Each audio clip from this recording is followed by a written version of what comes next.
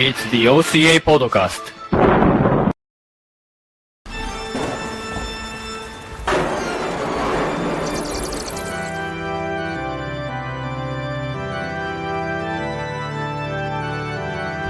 I'm about to make a name for myself here.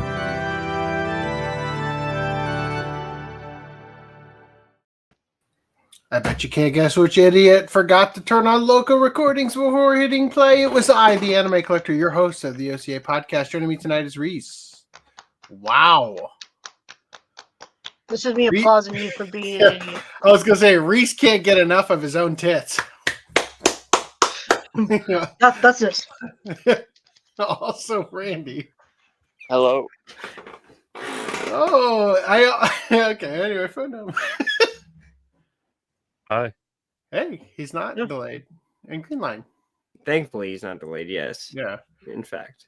Reze. Forgot we were dressing up. Oh, shit. No, that's next week. We're going to do that in November. All right. Get started, everyone. Okay. Yeah. If you guys want to be the part of the Cool Kids Club, you can support us because life sucks without your support. I injured my back just before last podcast, and I've been a wreck all week, and it's not been fun. So please, your words of encouragement. Hello, Lady Phoenix. Hello, Seb. Thank you for the goat glasses. Your words of encouragement, as well as your loving donations that you can do at ocapodcast.com/support are truly appreciative. Any second now. Remember that thing I said I was going to do where I was going to restart my computer before the show and then I didn't do that? We're going to pay for that all night. We only need... But we could stall without you for, 2 minutes. We could just start the fuck over and not forget to turn on local recordings. Let's just do that. No. All right. So we've also got ways to donate to us directly via PayPal, or you guys can head over to the OCA Podcast Patreon, the Anime Collector Patreon, or the Subscribe Star, the Ko-fi, or you can head over to all of our lovely affiliates. But setting all that aside and jumping right into the show, because that's what you're here for, not to be preached at about how much you need to give more. Although I do have a great Sarah McLachlan-inspired video made with AI for that sometime in the future. I would like to remind you, if you have not yet seen it, that Mr. Greenline has released a video about Teen Titans Seasons 5 and why it sucks ass. So I invite you to go check that out. But not right now. After you're done here, yes. After the 5 hours of OCA podcast. If this is a 5-hour show, we're doing something wrong. All right. Yeah, this is going to be one of those shows where we just kind of do it to do it. Like the ugly chick, but it's midnight.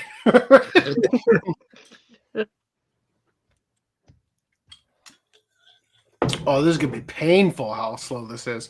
All right, let's start off with this. Let me close Discord because holy shit, those spooky sounds are annoying as fuck.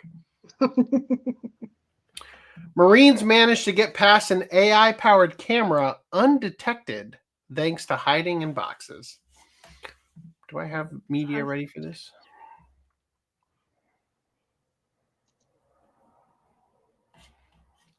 Do I have a video? I do. Yes. Okay, go. Go away. Go away, Vulture. In what sounds like a scene from a comedy movie, a squad of Marines successfully outsmarted an advanced artificial intelligence system by employing tactics that would make any child playing hide-and-seek proud. The remarkable demonstration revealed both the impressive capabilities and surprising limitations of modern AI technology. The experiment took place as part of DARPA's Squad X program a while back. It aimed to develop advanced surveillance systems capable of identifying human threats in complex urban environments. The AI had undergone extensive training, spending 6 days learning to recognize Marines as they move through various scenarios. You know what training data you didn't give it? Metal Gear Solid footage, right? What DARPA was working on was developing the ability to identify people in complex urban environments, explained Paul Scher, author of the book 4 Battlegrounds, Power in the Age of Artificial Intelligence, which documents the fascinating encounter. And since people and sense people approaching the squad. The system seemed sophisticated enough, as Phil Root, Deputy Director of the Defense Services Office at DARPA, noted the complexity of human detection. A tank looks like a tank, even when it's moving. This is the reason for inventing the Transformers, right? So now it doesn't look like a tank anymore, right? Then you can sneak into the enemy territory undetected. So like the AI sends you an email. It's like, it's probably nothing, but there's a Decepticon in the base. Right? They got it disguised as a crate of bananas. When are the Decepticons going to put cardboard boxes over their head? There you go. A tank looks like a tank even when it's moving. A human, when walking, looks different than a human standing. A human with a weapon looks different. After days of training, the moment of truth arrived. Root set up the ultimate challenge. If any Marines could get all the way in and touch this robot without being detected, they would win. I wanted to see, game on, what would happen. The results were both humbling and hilarious for the AI developers. 8 Marines. Not a single one got detected. The Marines' tactics were as creative as they were effective. 2 determined service members somersaulted across 300 meters of terrain to approach the sensor undetected. They didn't provide it any gameplay footage, apparently. Perhaps most memorably, another pair simply threw a cardboard box over themselves and walked right up to the system. You could hear them giggling the whole time. Capturing the most playful nature of their successful deception. Another Marine demonstrated remarkable ingenuity by stripping a fir tree and holding it in front of themselves as camouflage while approaching the sensor. The improvised disguise worked perfectly. The experiment exposed what experts call distributional shift, a phenomenon where AI systems trained on specific data sets struggle when confronted with scenarios outside their training parameters. This is like the equivalent of giving it like a paradox riddle, right? The AI had learned to identify people walking normally, but it had never encountered a somersaulting human or individuals disguised as moving trees. An algorithm is brittle, and the takeaway from this is that there will always be these edge cases. The real problem for the military is that it operates in an inherently adversarial environment, and people will always have the ability to evolve. While AI systems can process vast amounts of data at incredible speeds and excel at specific tasks, they lack the broader understanding that allows humans to think creatively and adapt to unexpected situations. Humans tend to have a much richer understanding of the world. Cher noted, highlighting why the Marines could so easily outmaneuver a system designed to detect them. Twitch has lost access to your Twitch account. That's unusual and annoying. If you're on Twitch, can you hear us? You're not streaming on Twitch. It shows a checkbox next to it on my thing, but let me log back in. I got a little pop-up saying streamer has lost access. Yeah, I have that as well. Yeah. Your account is suspended. I just got banned off Twitch. Why? What is The Naked Titan. The Naked Titan. That's not even on Twitch. Okay. Well, It's just the title. How did they expect you to swing that bat? Let me check my email. We're off to such a great start. Is it because of the use of AI? Seb did give us $40. Thank you. 40 secs. 40 secs. I don't think that's dollars, but What? Your Twitch account has been temporarily suspended. Twitch is committed to keeping our community my safe for fault. everyone. It's all my fault. Hateful slurs or symbols. Using hateful slurs, hate symbols, or hate group emblems without context or in a harmful manner. What? Examples of violent conduct include, but are not limited to, insulting another person with a hateful slur on stream. Is it because I called out the Decepticons? Posting an ASCII representation of a hate symbol in chat, uploading profile content that contains hateful slurs, hate symbols, or hate group emblems. Was it the? What the fuck? Hold up. Did you give your vampire self a mustache in the intro? Does that count? My suspension length, 7 days. You're more banned than hold on. Hassan. Access to our services will be automatically restored when a temporary suspension is served, but the violation will remain on your account until the expiration date below. The date below is October 26th at 10:43 p.m. Is that 7 days? October 26th no. is like a few That's hours. 7 hours, right? Yeah. Like a year? They know Oh, exactly no, it how is. long the podcast It is a year. Wait. It says October 26th, 2026. Oh, How is So that that's- 7 days? That's when it'll fall off. oh. That's when So, you're your like, strike will expire. yeah, you'll get your. So you're gonna get banned for 7 days, and then You have to. they'll hold it appeal it. against you for a year. Appeal it. It's because Somebody- of some- Adolf yeah. Hitler. The cool TT says somebody had to report it. You gotta appeal.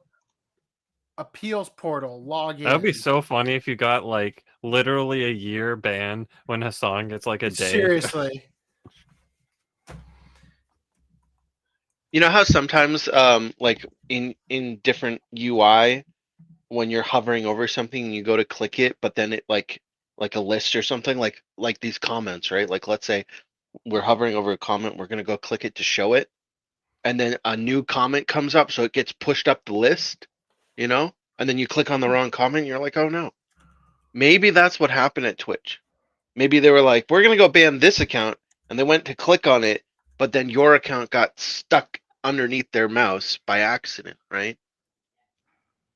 Let's see. I think this was a false positive. What do I put for the appeal?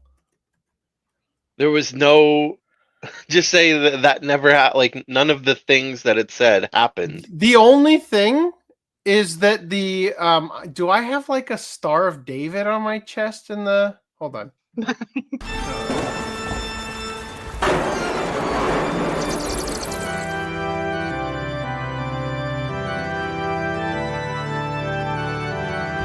I'm about to make a name for myself here. Oh, that's right. I put a G Gamer for grammar Nazi. That's the damn joke. Like, What about in the AI clip? It probably was you the put in Hitula before? part. What about the AI clip you had before? I don't it? think so. I mean, if you're a complete moron. Rare YouTube W for not banning us. Yeah, there was nothing. Sub says JT close. reported you, LOL. Yeah, seriously. Nice, There was JT. nothing close to a hateful slur or symbol. The cool T says there's no violative content in chat or on stream. Okay. Go suck a dick. No, keep that back up there. There was no violative content in chat nor on stream.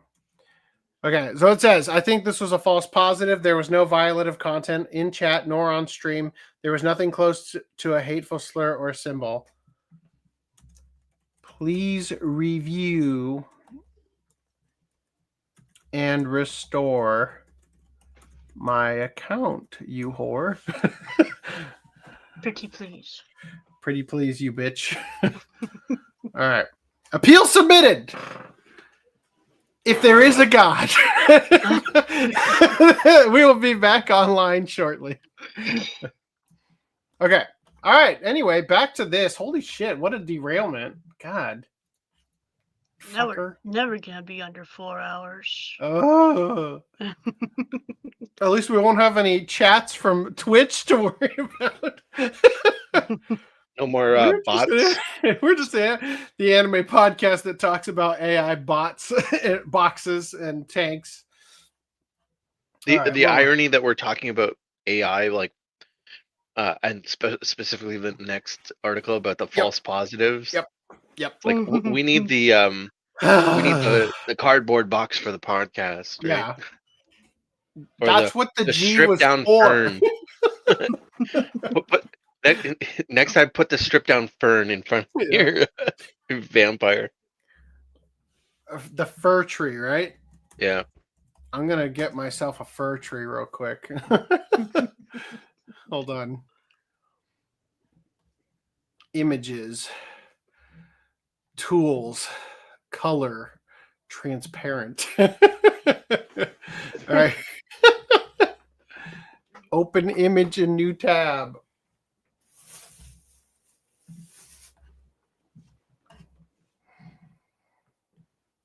Any second now. Yes. Save image. Not as a WebP. As a PNG, please. There you go. We will get through this, ladies and gentlemen. Do not be alarmed. Twitch will not be able to hold us down.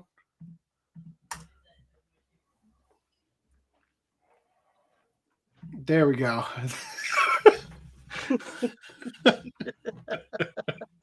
Where was I? The real problem for the military is that it operates in an inherently adversarial environment and people will always have the ability to evolve. While AI systems can process vast amounts of data at incredible speeds and excel at specific tasks, they lack the broader understanding that allows humans to think creatively and adapt to unexpected situations. Humans tend to have a much richer understanding of the world, Cher noted, highlighting why Marines could so easily outmaneuver a system designed to detect them. It seems like impressive AI performance is controlled in controlled conditions doesn't necessarily translate to competence in real-world scenarios. Wow, no, you've left us vulnerable. Stop. I think it's gotten its use. I lost my spot again.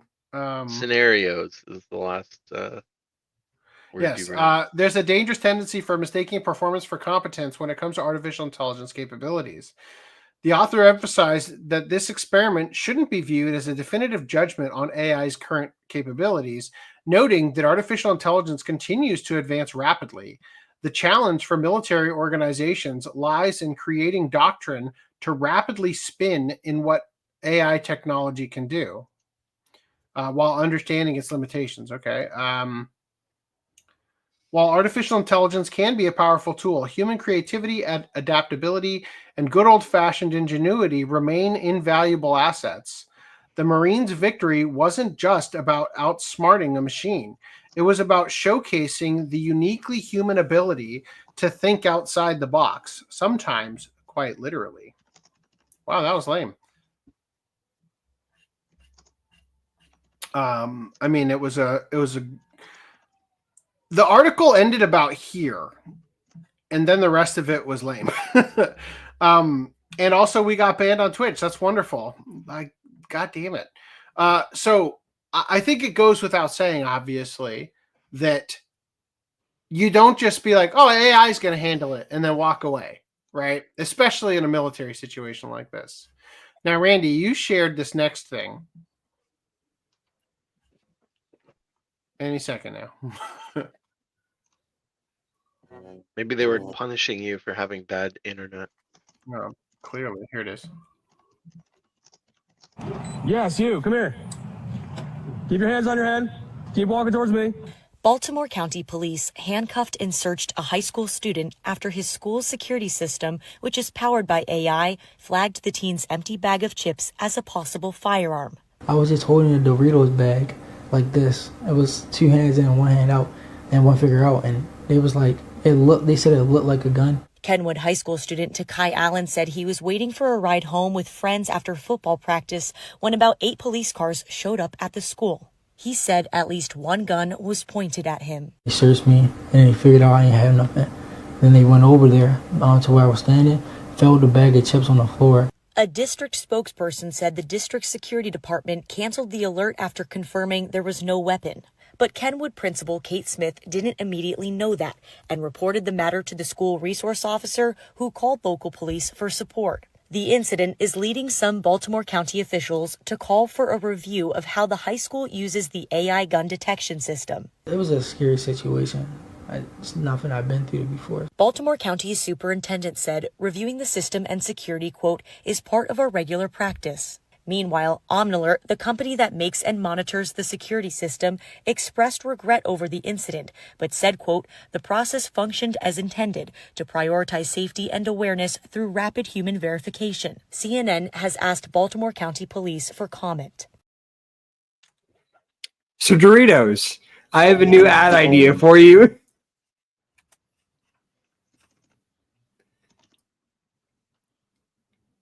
You're muted. God damn it. How'd that happen? So good you'll get shot by the police? The Doritos? Yeah. Guys, Randy. I got a gun.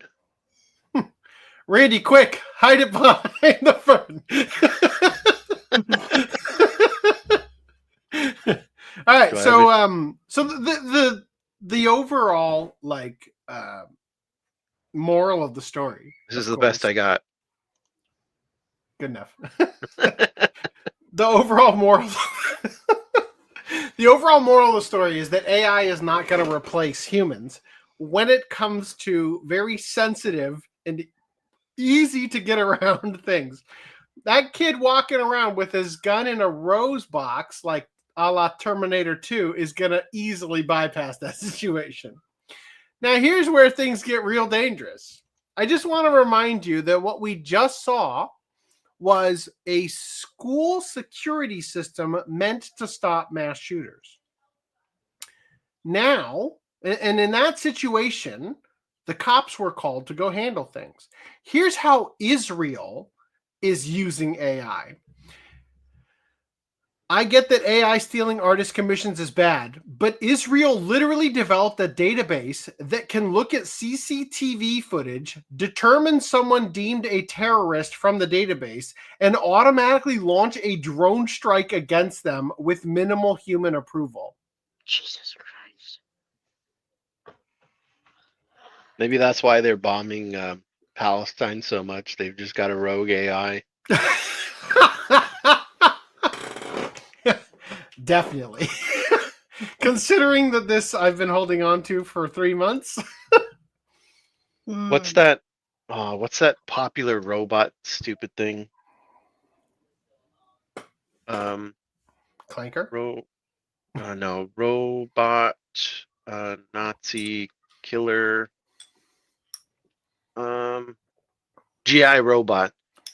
There's this whole meme of this character, I think it was DC,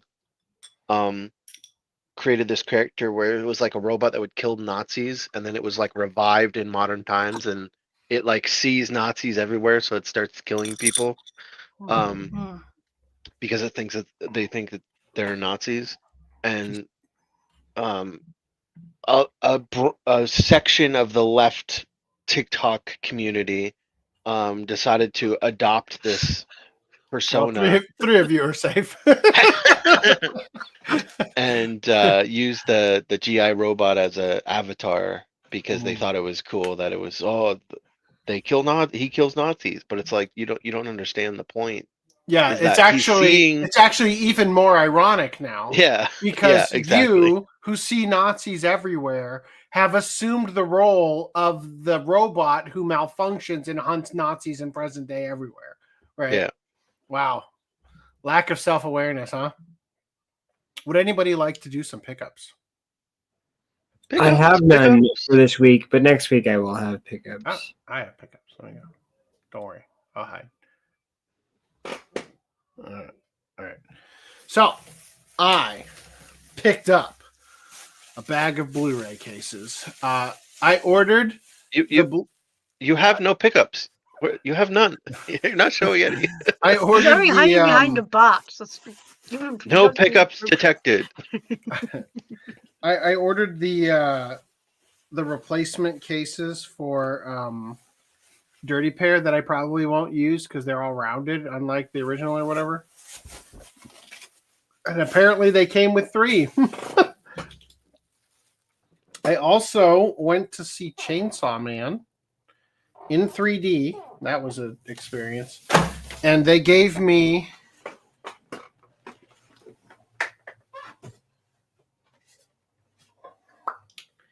this nice row of postcards. It was so funny because when I went to see it, my friend I went to see it with could not remember any of the characters' names. He's like, "What's the main character's name again? What's the red-haired girl?" Then they gave us this, and he's like, "Oh, perfect." Like, I don't need to ask you. What's on the back side of it? It's just like a texture. Oh. Oh man, they It should have been the movie poster. It should have been just the movie poster. So you're like, You're meant take it apart. pop it into. I don't know. I don't think it should have been the Pochina popcorn bucket, but no. We'll talk about that tonight. So, as you guys know, I ordered the hardcover for this and the soft cover from Kingston University Library arrived. I attempted to return this, and they said, "Keep it, and here's your money back." And then we don't want that filth. We were just glad someone took it off our hands. And then I ordered the hardcover.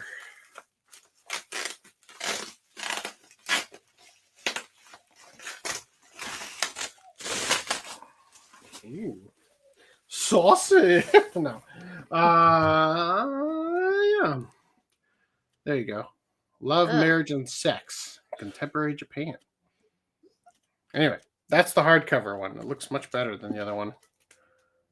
It feels like, there's like, nice. It's got like a plastic protection. Yeah, that's what I was gonna say, like, why does it another library copy? Like, why does it feel so nice?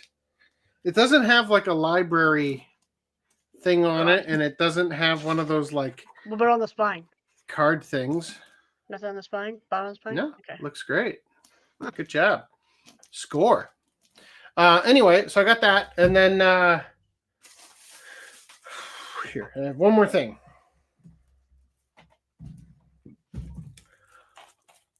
Tormented Souls 2.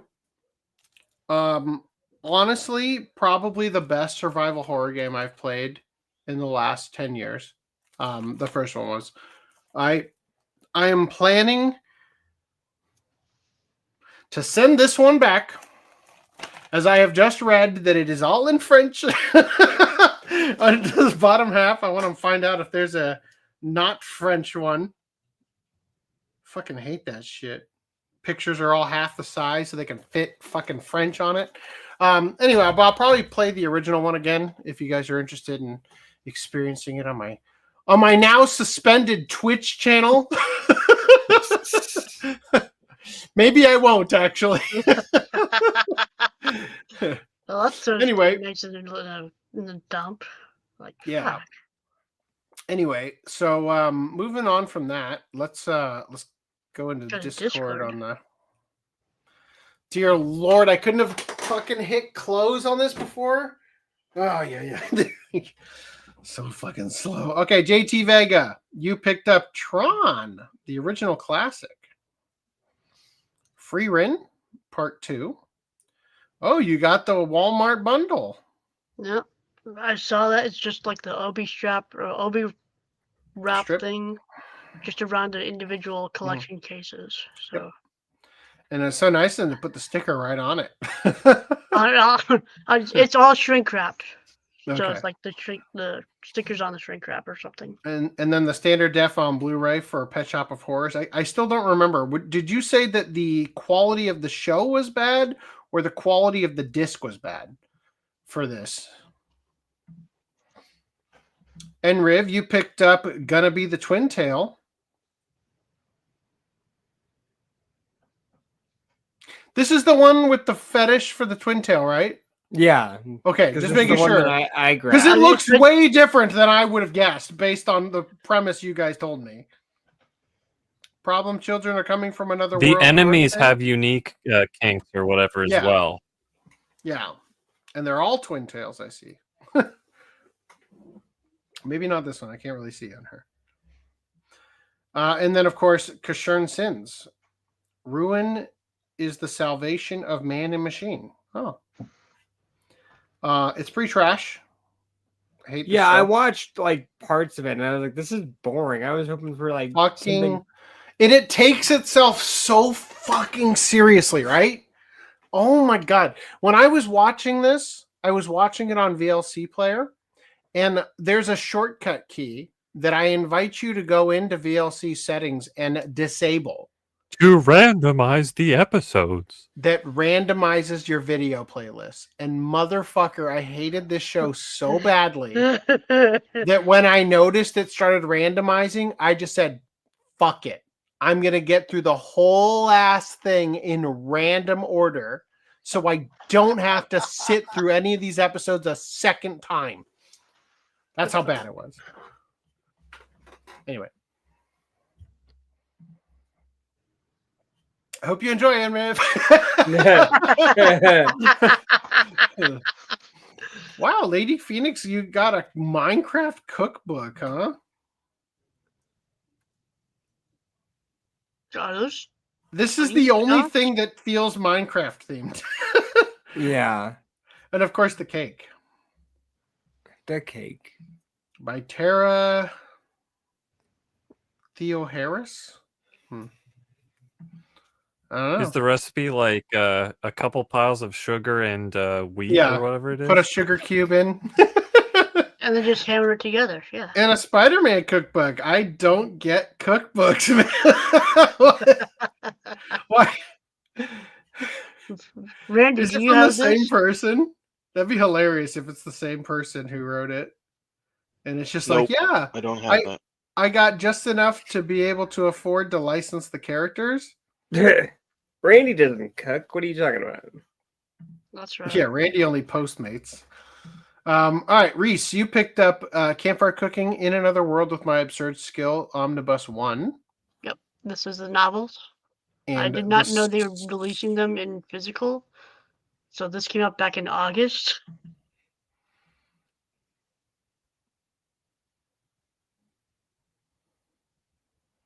The armor is weird, I know. Oh, it's not just the arm. I'm trying to look at this like red bean bun. Yeah. And I'm like, that slime is like, I'm next. I'm red bean bun size. Rimuru, no. Series a good slime. I like it. And then Saga's Son of the Evil Volume 14. Yes, sorry, yes. It's the Saga of Tanya the 14 Evil, actually. Right. Yes, you knew. Which is probably actually canon in that book. Oh, you picked up Cabin in the Woods, 4K, Ultra HD edition. What a quinky dink. What a quinky dink, yeah. Ladies and gentlemen, if this show ends before like 4.5 hours, we might just watch this tonight if you're keen. It's good. It's a good thing he has a physical copy in 4K to watch it at 720p in StreamYard. That's right. I mean, you could. I've considered actually doing that, where I play it through the PlayStation 5, and I use the capture card to post it to StreamYard for you guys. Which is still going to be compressed down to 720 or whatever. Also, I stole my 3D glasses. Can you read anything with those on right now? No, not easily. Attack on Titan. Is it because I know what it looks like or because I can read it? You'll never know. All right. I was going to say, you should do the rest of the podcast like oh, fuck you, bitch. If you could read with them. We'll see, young man. Maybe if I... So, you know how they're like polarizing? What if I put 2 on? Will that fix it? Makes it worse. You mean make it completely black? Yes. No, they're polarized. You got to put them on a 90-degree angle. 180-degree angle. No, that won't work. It's got to be 90. That's 45. Can I break this one in half? Does it actually work? That fixes it. Oh, actually, if I just close one eye, I can read. All right. Yeah. Take them off before you get a headache. I'll take them off when I get a headache. Thanks. You were already complaining earlier about your headache or whatever, Yeah. right? Did I get a headache because of the glasses or because the Tylenol wore off? All right. For Kickstarter news, I can't tell you how fast this podcast is going to slide by. Let's catch up on the chat first, though.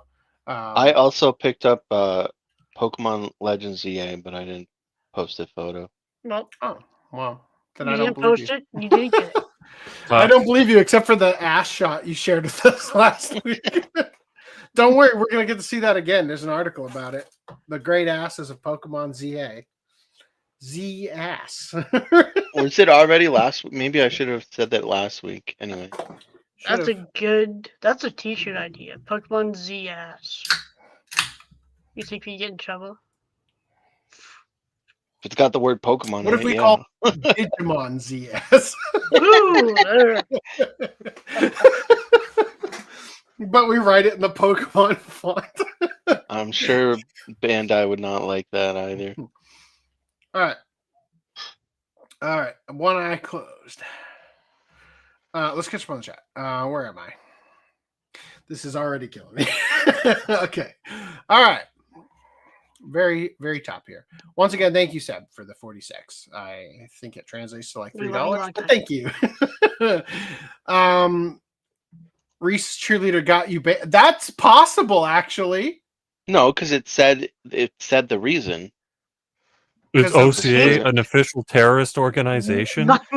My OCA cheerleading outfit is now a hate sign. Wait. I take that back. I take it back. Twitch likes terrorist organizations. Yeah. I have to bend over and suck off the terrorists for it to be okay. No word yet from Twitch, by the way. Did they specifically link the current stream? Like What? It wasn't like a past stream that you got in trouble for, was it? I think the streams get yeeted after like what? Like you can't watch past streams, can you? Yeah, the VODs stay around for a couple weeks at least. All right, let me check. U-tab. Enabled. Yep, still says it's down. Channel temporarily unavailable due to a violation of Twitch's community guidelines or server service. Oh, reason hateful slurs or symbols. View details. No, that was in the. It doesn't tell me which one. Clips associated with this violation have been removed. Yeah, this is an infamous Twitch problem where they don't tell you the specifics. Where the violation occurred, live stream. Wow. God, so helpful, Twitch. Is there literally any other type of thing on Twitch other than live streams? Can I upload shorts and reels? Like, of course not. So useful. Let's see how my appeal does. No, all of these are terrible. History. Okay. Appeal status is pending. Action. No. Useless. All right. You have 2 years from when you received an enforcement to submit an appeal. Well, that's good. It's a good thing. Good thing I can appeal 2 years when they're like, I don't even know what this guy is. Okay, anyway. I got banned before Hassan. Yeah. Congratulations. This isn't Twitch. Someone had to report it. Yeah.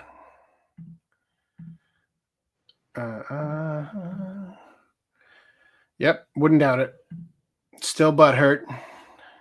Maybe it was Luigi. And now that you're not here, ha ha ha ha ha ha ha. That was the wrong one. Come on. You want me to use the ball gag one? Yeah. AC is in for a nasty surprise when your account returns. What is it? What does that mean? Elaborate. Hassan was shocking his dog because it wouldn't sit still for 5+ hour streams. Also, he promotes terrorism. AC must have done something worse to be banned. LOL. Yeah, I'm not a leftist. That's what did it. Maybe you showed a manji? No. Did it mistake this for a clan hood? I don't understand. I'm the victim here. Okay. We're just an anime podcast, bro. Yes, we should audit AC's room for hate symbols. Be my fucking guest, he said, knowing full well that the Nazis and the occult is in his bookcase right here. Well, guilty as charged. All right. The AC podcast is truly an oppressed class. Yes, it is. The ban is unjust. I agree. I don't know why I was expecting a fir tree and not a fur tree. Yeah, I don't know. He had the death note in his Doritos bag. Yes. He took a chip and ate it, and then everyone died. They had a camera racially profile the student. Seems that way. There's another clip of an officer pulling a gun on someone pumping gas. He thought the gas nozzle was a gun. Oh, so I have to watch it back, but maybe at one point the stream looked for a brief second like this.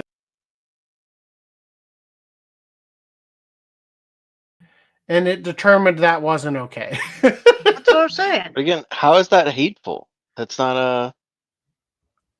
That would clash with what they told you the reason was. Yeah, it sure would. I'm going to sue. I know Twitch is having a banger year. Oh, dear Lord. Louis Rossman has been on a crusade against these flock AI cameras popping up in various cities. Yep. Denver mayor broke the law trying to sneak in AI cameras after they were voted down. GI robot from Creature. So annoying. Yeah, that's what it was from. People thinking that AI is like so great, and then like just being so stubbornly obtuse to the idea that it could be wrong, and just like bulldozing forward with it anyway. Mm-hmm. Like, even though so many people are sitting there saying like, this is going to result in bad things happening if you trust this AI. Do not do this. No, we're doing it anyway. God damn it. I like how we're all in the thought bubble. There you go. AI drones, governments around the world. Write that down. I'm gonna be leaving in an hour or so. Go in an hour or so to go see Chainsaw Man in IMAX. Why didn't you see it in 3D? Why didn't you see it not on Here, Sunday? you can borrow my glasses. He probably thought we were gonna do the show on Saturday. Why would he think that? Probably a Canadian copy. I don't get that. The French. Oh yeah, exactly. Don't want it. Gonna have to go to a local store and buy it. Should Tormented Souls be labeled Silent Hill 2? It would be more appropriate, to be honest. It's a little bit closer, I would say, to Resident Evil in the how it's set up, but with the protagonist that belongs in Silent Hill, I would say. I got a replacement case for Black Clover Season 1 last month because I only recently took it off my shelf and noticed it was busted. Got the box set back in 2021. I recently developed a twin tail fetish, and it was $20 on Amazon, so I caved. Well, congratulations on your fetish. Whether I'm offended or agree with you about Kashurn remains to be seen, LOL. We are at the crossroads. The Spider-Man cookbook should just be the recipes handed down from Aunt May. Steve's Chicken Cookbook. I recently dressed up as Steve for Halloween. Oh, nice. R.I.P. at work. Oh, shit. Is that why you're going? No, that was Enriv who said he's going to leave. I don't get this one. Seb, the Minecraft cookbook coincidentally has a recipe called Chicken Jockey Sandwich. It's funny how a cookbook is literally just meta references to stuff, but nothing in the actual thing is irrelevant. They got them. Maybe it was the Ogloy soundboard, but we didn't use any. I didn't use any. It starts with H. Oh, the Hail H Man. The only thing I can think of is that you said Adolf Hittar or whatever you named your Hitula, yeah. Hitula. but it said Adolf, so maybe it picked up Adolf on is an acceptable name for people to have even in this day and age. Okay, so you remember us covering the whole like thing with the shiny Miraidon and Koraidon codes for Pokemon Scarlet and Violet? Yep. That were like super annoyingly hard to get because for some dumb reason. There was a restock, and I ended up getting one of the codes from a restock. Now, someone had hooked me up with 2 codes already, so I had one of each Pokemon. I wasn't too worried about it. I had this extra code. I was like, okay, I'll use it to get a extra copy of one of these Pokemon. And it said on it October 24th, I think it was, at 7:59 p.m. it will expire. And I like to leave things to the last minute. So, of course, it was like October 24th at 5 o'clock. And I'm like, okay, I'm going to go do it. Now, it was Pacific time. And so then you have to play like half an hour of the game to start a new copy because it's 1 per save file anyway. So I needed to play the game for half an hour at the beginning of the game to get to the point where I could use the code. I finally get to use the code. It says expired. What the fuck? I look at the code. It said 7:59 a.m. So I missed it and it was expired, and I was upset. What's wrong with you? Yeah, I know. It's really annoying. Now, why First did of I all, say why this? the fuck would they do 7:59 a.m.? Yeah, I don't know. What the fuck? Maybe that's like 12.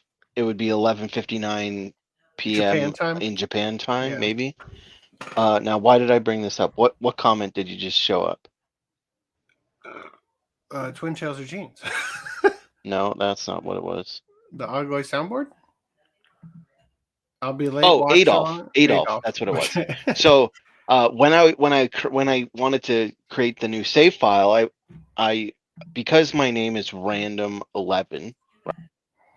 Oh, pardon. Sorry.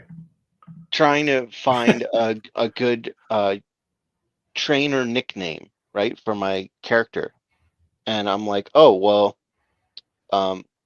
like obviously there's Randy, but like at one point before Randy existed, I chose Ren as a name that I would use occasionally, right? REN. And so for this game, I was like, okay, I'll name my character Ren. And it said Renfield? I wasn't, yeah, just REN. Adolf Hitler meet Renfield. And it told me no. It told me Ren was an illegal name. Like it was invalid to use in Pokemon Scarlet and Violet. Apparently, it means something bad in Chinese. Wow. Protect us. Did you write it in Chinese by chance? No. Then get fucked, Nintendo. Yeah. All right. So since Twitch is not here, Bill Hitler. Did that even play? It didn't. It did. Yeah. Okay. It played. God damn it! That was so unsatisfying. All right. Randall. I do not approve. Okay, Seb. So it didn't actually tell me. I assume it's the stream because it had just started. Why else would it just like boom hit me? You know. I guess I could go. I mean, I don't know how I would even know, but I could look at my Twitch account and see if how do I even fucking Twitch? It's fine. There's nothing you can do about it. No, now. I'm just annoyed at the fact that I actually can't get to twitch.tv from appeals.twitch.com. It says your account is currently suspended. I couldn't even get there. I'm sorry. Sorry about that, guys. Like I can't even look. All right, anyway. All right, here we are. We're caught up on chats. Let's move into our articles here. So, Berserk.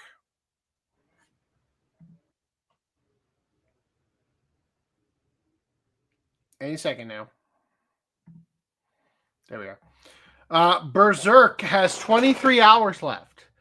God damn it. We have to cover this again next week. Get it or don't. I'm not wasting time on it. Goodbye. For fuck's sake!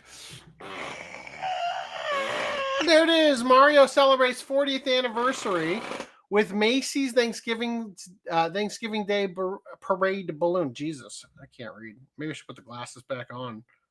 That looks like Mario, but he should have his like Super Mario World cape. Like it looks empty without the cape. Agreed. He's flying. It looks like he's coming out of a cannon. Or give him the wing hat, you know? Yeah. Yeah. The wing hat would make sense because the cape would probably not blow around effectively. You know what I mean? Whereas the wing hat at least would be like, you know, whatever physically built into it. I don't know. Well, I mean, the cape was attached to his feet, right? He forms that little, like... I guess it is. The little, like, parachute type thing with the cape when he's flying. But only when he's flying. How the fuck does he do that so fast? Maybe he's got little socks, like, to hoop his cape feet into. You're making me upset about the logic. All right, another news. Broken? Okay, great. Tokyo's Haneda Airport is adding a giant Godzilla statue. That's pretty cool, right?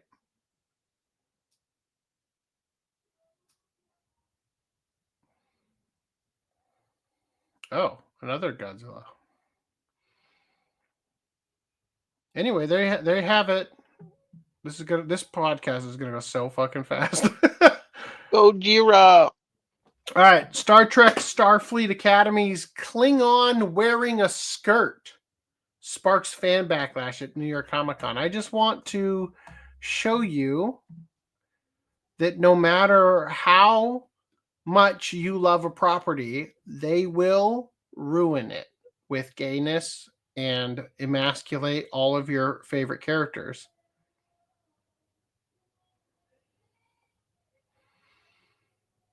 Big yikes. Absolutely zero chance a Klingon male would be caught dead wearing a skirt because this and the obese Jem Hadar woman and the 100% probability that this show is going to just be a teen drama nonsense, I couldn't be less enthused about this show. Yeah. Not that I really give a shit about Star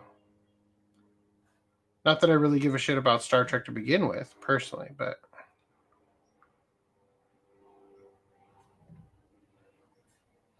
the Klingon shouldn't look malnutrition. Looks like he's on Ozempic.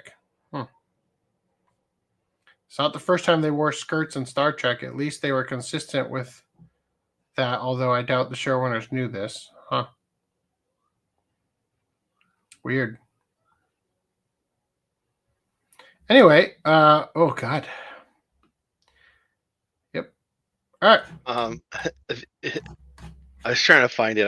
I can't find a good quality version quick enough. But there's a scene in the Boondocks where the younger brother is wearing like a tube top essentially, and like a skirt that has it's shorts, but it has this like flap that makes it look like a skirt. Mm-hmm. And his grandfather's like, "What are you wearing?" And he's like, "This is a gangster, like a Thugalicious like shirt or whatever." And he's like, "This is Thugalicious shirts and Thugalicious shorts, and it's got a man flap." And he's like, "This is a Thugalicious purse." No, he's like, "You're wearing a purse," and he's like, "No, this is a Thugalicious man bag." Anyway, seriously, this is such a great comment here. Star Trek to the fans. This isn't made for you. Who is it for? I think that nobody that they're pandering to is going to come into this excited. Yeah, they're going to like if you haven't already experienced Star Trek, you're not jumping into the continuation of it, right? That's just not happening. Star Trek is such a of all things. Star Trek, Doctor Who, you know, like these series just don't just find yourself jumping into it, especially Star Trek. It's weird as fuck, and it's gonna have like You'd have to come in at exactly the right episode of any of the series for you to be like, I'm digging this. You know what I mean? I mean, maybe Next Generation, you could probably jump in anywhere, but I just can't fathom jumping into this and actually being like, oh, is that a man in a skirt? That's my fetish, right? That's what it seems like to me, at least. Yeah, I think that a lot of these franchises that have lasted for like 50 years plus, to the point where the like creators have long past died, you know. I think that people need to now come to the realization that these are zombies, you know, and they're wearing the skin of the thing you liked. Yeah.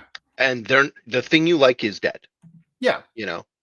And you know, in the past, when the thing was being made by someone who liked the original thing, you could experience a resurgence or a reboot, right?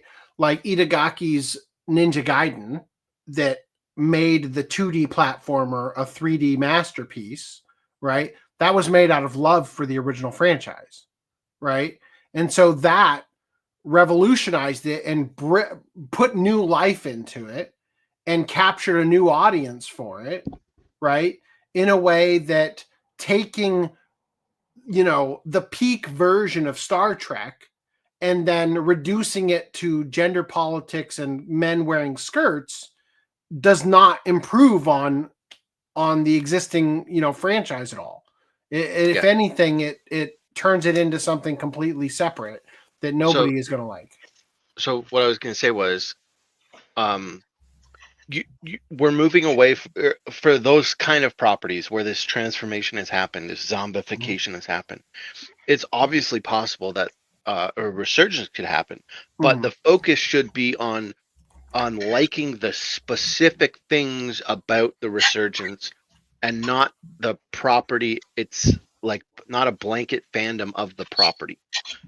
Reese, can you mute yourself while you're... Bro. I don't know what you're doing, but I got it.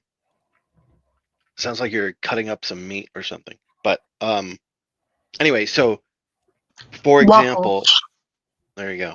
I have two examples. One is 007, right? Like a lot of people were fans of the first 007. There's a definite lull. You know, there's a few movies there where it sucked.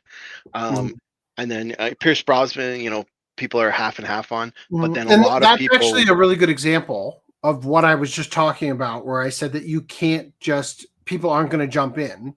With 007, they will. Because you reboot it each time you bring in a new actor, and there were multiple new access points. Even if you never saw 007, you went to a friend's house and played GoldenEye on N64 and grew to love the franchise, even if you hadn't yet seen the movies. Yeah. So the thing that you are a fan of is not everything that comes out for that property. It's just this one specific thing. And the other example is I was going to bring up is comics. There's there's so many examples of a comic being really good at the beginning, or even some of them are not even good at the beginning. Like X-Men apparently didn't do very well at the beginning, or it had a quick dive, and then it came back in the 90s, or late 80s. But anyway, and Green Lantern, like there's this whole like a resurgence of Hal Jordan, because they killed off Hal Jordan at some point. Hal Jordan being the original or the... Technically, no. Alan Scott was the original, but he had this like he was a different...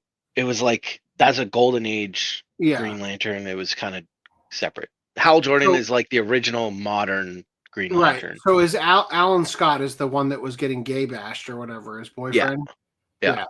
Okay. He was like the wife beater gay person, like turned gay person. They're bringing back the non-gay one to just make him gay, because I mean no. This happened years ago already. Yeah, so I'm just saying Mirage. I'm just saying Mirage shared an article that I wasn't planning to bring up, but maybe we will now, that the new Green Lantern is trans. Oh, yeah. maybe. So I'm just thinking it's funny that like you literally started the franchise with a gay superhero. Well, he wasn't gay at the time. Alan Scott's one wasn't? No. Was that a he was so Alan Scott was the Green Lantern way back in the Golden Age, and then recently, like in the last 15 years, they've made him retroactively gay. Oh my God. To explain also, I think they used it to kind of explain why he was a wife beater, because he was also a wife beater back then. And by wife beater, they mean that in the 1950s he slapped a woman. Is that what they mean? My God. From what I remember, anyway. I'm not like a expert on it, but anyway. But what I was going to say was when in the 90s, they I think it was the 90s, maybe early 2000s, they had a run of Green Lantern. No, it must have been earlier. Anyway, at some point they killed off Green Lantern. They like did something, they killed him off. Then they brought him back in like 2010-ish for a run. I forget what it was called, but it was Ethan Van Sciver. He was the artist on the book. He wasn't the writer, he was the artist. And eventually that led into this whole thing called the Blackest Night, and they introduced all these different colors of lanterns, because there was initially only the green and yellow, and then they introduced like red, orange, violet, all the different colors, and then eventually the black and white power rings, and that was called the Blackest Night event, and that was an amazing storyline. Did they make white Power Rings merch? Yeah, they made white rings merch. I don't think they called them white Power Rings, but yes. So I really enjoyed that run of it, but I wouldn't say I'm a Green Lantern fan, right? I'm not picking up the latest books because it's trash, especially if they're making the latest one trans or whatever. I was expecting all of that to be trash. I don't even really like the original stuff because it was, especially the Alan Scott stuff, that seems stupid. But that one section of Green Lantern story, I really enjoyed. So, as a fandom, I would say I like that one thing, and that's it. Sure. And so with Star Trek, if you're a fan of the original, you can say, okay, I like the original. If you are a fan of Skirt Man, then you can be a fan of Skirt Man, and maybe that makes you not a fan of the original. I don't know, but clearly it's like these are not the original creators anymore. The franchise has moved on. We're on like the 5th generation of like executives now, so it's not even the same executives. At least with 007, they've kind of kept the decision making in the family, at least. So you could until Bezos bought it and yeeted Barbara Broccoli. Yeah, actually, so that just happened, but we haven't had a movie since then. I don't think anyway. True. So we might see that now happen with 007, but up until now, you could at least argue that the family was always involved. But if there was a movie you didn't like, you could narrow it down to like, I like that director or like that actor. Anyway, my point is, no, that's good. That's actually an amazing point, because you're right. When it comes to James Bond, you can be a fan of James Bond, but I only like the Daniel Craig ones, or I only like the Pierce Brosnan, or I only like Sean Connery, or like you can actually narrow it down to that regard. You're absolutely right. Be able to accept that your fandom, the thing you liked, is probably dead, and maybe there might be a sliver of something that comes back that you'll like, but you don't have to accept everything, and you can just move on. If it's not doing. Goodbye Partner is not part of Lupin. Right? Sure, why not? You can move on to something else and come back to it if they ever get something that you kind of hear is good again. Like even the Marvel stuff. I stopped watching the Marvel movies because they were trash, and it's like they after Endgame, there was a very steep decline in quality of movies. And now I'm very selective about the movie I go see. I would say that it predated Endgame, but that's just me. I am trying to preload all of the articles so we don't have as many issues tonight. And also, I got an update. I got an update on my Twitch appeal. I'm trying to open it, but it's going slow as fuck. Real quick, I wanted to let you know, if interested, that the SWAT Cats comic Kickstarter starts on October 28th. Yep. There you go. Well, you can share it next week. Speaking of SWAT Cats, there was a Heritage Auctions thing recently where they were auctioning off background art for SWAT Cats. Everyone, ladies and gentlemen, a member of our team has reviewed your appeal and determined that your account was suspended or blocked due to a mistake on our part. We have now reversed the suspension on your account, so you are once again free to use Twitch.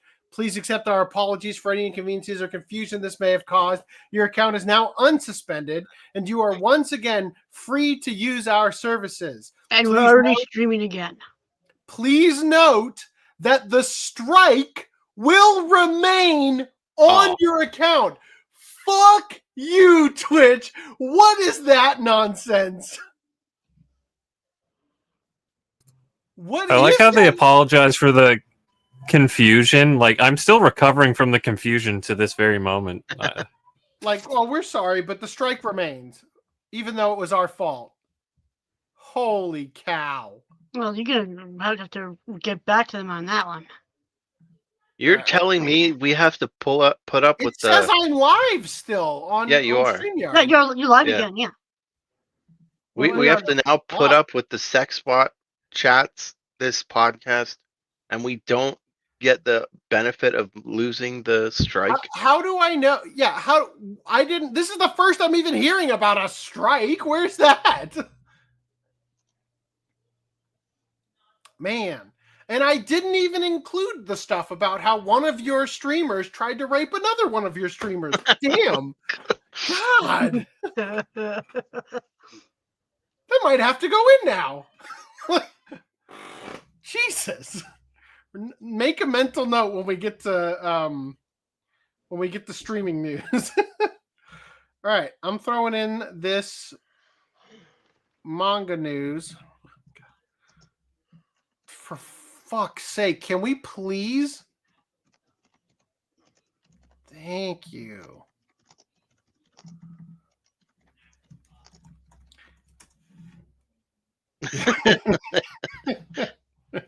I didn't realize we were already streaming again when I said that. All right, let me check real quick. Oh, I disappeared. That's weird. Oh, there I am. Okay. Hooray for being live again. Thanks, Reese. Okay. Yeah, I'm not logged in. That's why. Okay. Oh my God. You are the worst at staying logged in, Twitch. Old man says, I dropped out of the fandom when I found out the new Trek was dark, violent, and dystopian, starring a Mary Sue girl boss. That definitely wasn't Star Trek written by a fan. And some people point out last sentence? Mary Sue, the term literally comes from what he's talking about. As some people pointed out, even bad Star Trek fan fiction loved the franchise. These new writers did not. Oh, there you go. Not sarcasm. Well, I mean, that too. I don't know if Star Trek was a victim of this, but Marvel specifically, like, Marvel avoids giving people who are fans of the franchises writing roles on their comics and probably the movies too. And I can understand the thought process. They want something fresh, something new, something that's not expected. Maybe they don't just want like fan service, like I think you're just regurgitating the propaganda as to why the X-Men 97 showrunner is no longer working on it. Well, I get the argument, but then on top of that, you don't want to give the property to someone who literally hates the franchise. Maybe someone who's never looked at it, okay, fine. But someone who actively hates everything about the original, maybe don't give it to that person, Yeah. unfortunately, all too often that does appear to be what they do. Okay. And especially the people that hate the fans. That's the other big thing, right? Because it's one thing to hate the franchise and it's like, okay, I'm going to do something new. It's another thing to be like, I'm going to antagonize literally everyone who likes this franchise and alienate them all from our movie so our movie doesn't do shit when it hits the box office. Also, I think it's kind of funny. I noticed while you're talking that I'm in fact wearing my grammar Nazi G's. Just like in the intro. All right. Are you guys ready to move on now that I've got all the tabs open? Yep. Yep. We're not seeing Twitch comments on the StreamYard site, though. Yeah, I'm gonna turn on the show comments thing and see if that changed anything. Say something. Yeah, it says it's lost. Up on you. I'm literally streaming, but StreamYard's like, no, I've lost it. I've lost access. It's there. That's the YouTube one, dumbass. Oh. Why would you put it? Why would you post it in YouTube? Authorize. Get in there, StreamYard. All right. Can you hear me? Oh, there we go. That was me. All fixed. All right, so Shohei Manabe's Kujo no Taizai manga is getting a live-action series in spring 2026. It is apparently coming to Netflix, which tells me it is a Netflix live-action.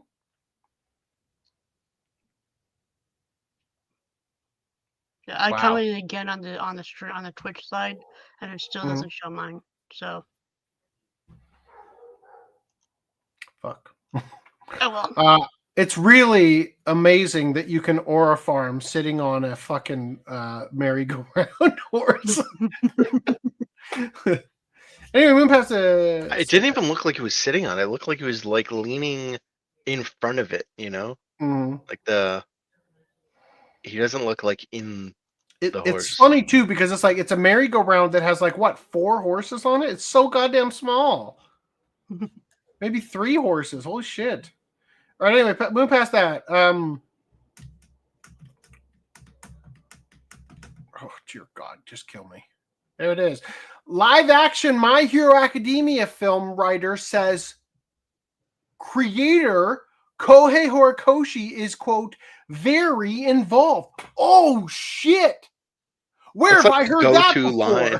Right. Damn, I got my hopes up now, said nobody. We're going to read the Bounty in the Comics version. All right. After ostensibly learning from both Cowboy Bebop and One Piece that collaborating with a given work's original creator is far more conducive to an adaptation's success than letting random studio writers and execs, quote, do their own thing.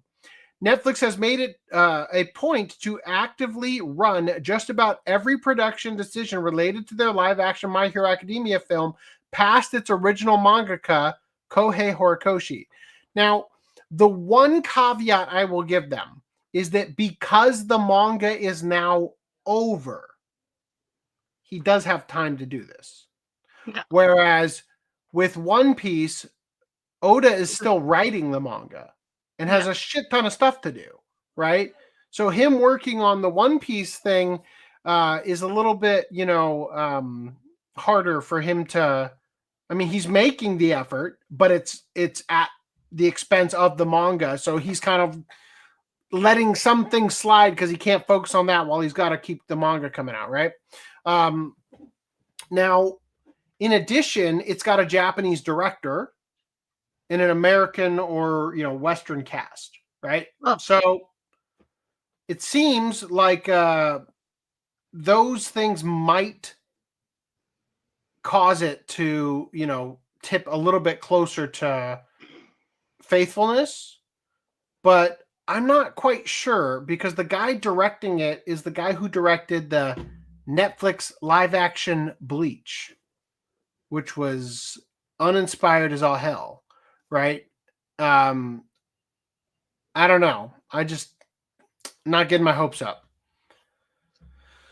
Let's see. The insight into Deku's upcoming silver screen adventure. Silver screen?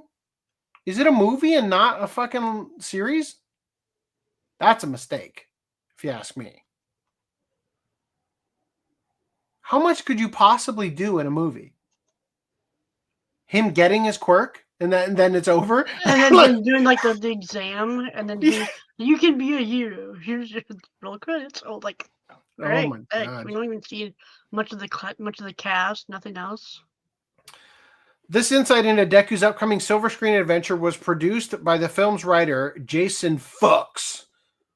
Met with the observation that Netflix's track record of live action adaptations has been shaky at best, with rare gems like One Piece, Yu Yu Hakusho, and Alice in Borderlands, outnumbered by disasters like Cowboy Bebop, Death Note, and Bet, and the Full Metal Alchemist trilogy. Was that shit? I didn't even watch it. I saw the first movie, and it was just... I was shocked to read it was a trilogy, because I didn't even know. We covered them. I forgot that there were 3. I thought maybe 2. I don't know. We covered with the first one was done years ago, and then the other 2 were done like back to back. Like more recently. I forgot about it. Fox admitted that he was rather confident that My Hero Academia would fall into the former category rather than the latter, particularly as, quote, we have creators who are present. Horikoshi is very involved. Trans All Might confirmed. No. That's Star and Stripe, okay? He's America's top hero. Yeah, I can tell. There's no treatment, there's no outline, there's no scenes, there's no nothing that Kohei doesn't give notes on, react to with thumbs up, thumbs down. That makes me feel really confident that we're going to deliver something that fans like myself feel great about. Thumbs down, no middle fingers to anything. Yeah. Come on.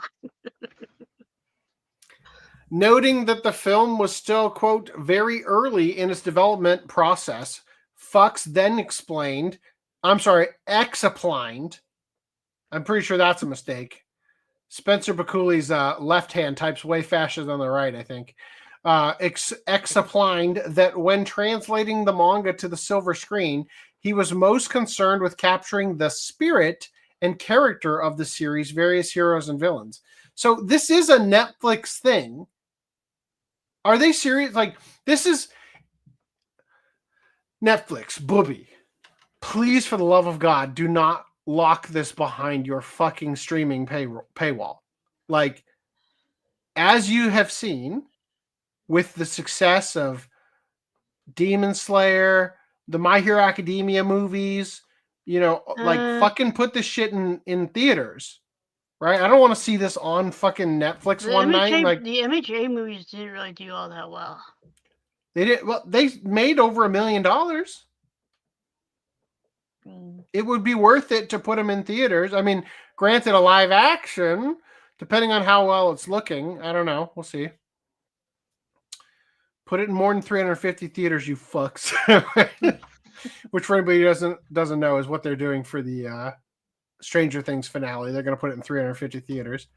You want to do something that feels authentic to the material. You want to do something that fans feel respects the canon and the original, but also find an access point for people who have never read the manga, who's never seen the first films. What about the fucking show, dumbass? I've only seen the movie, so...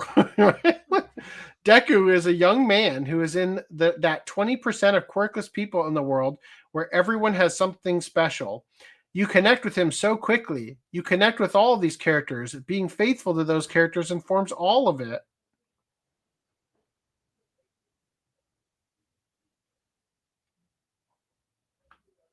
She getting gacked? Like, she's ahegawing. She's ahegacting, right? Like,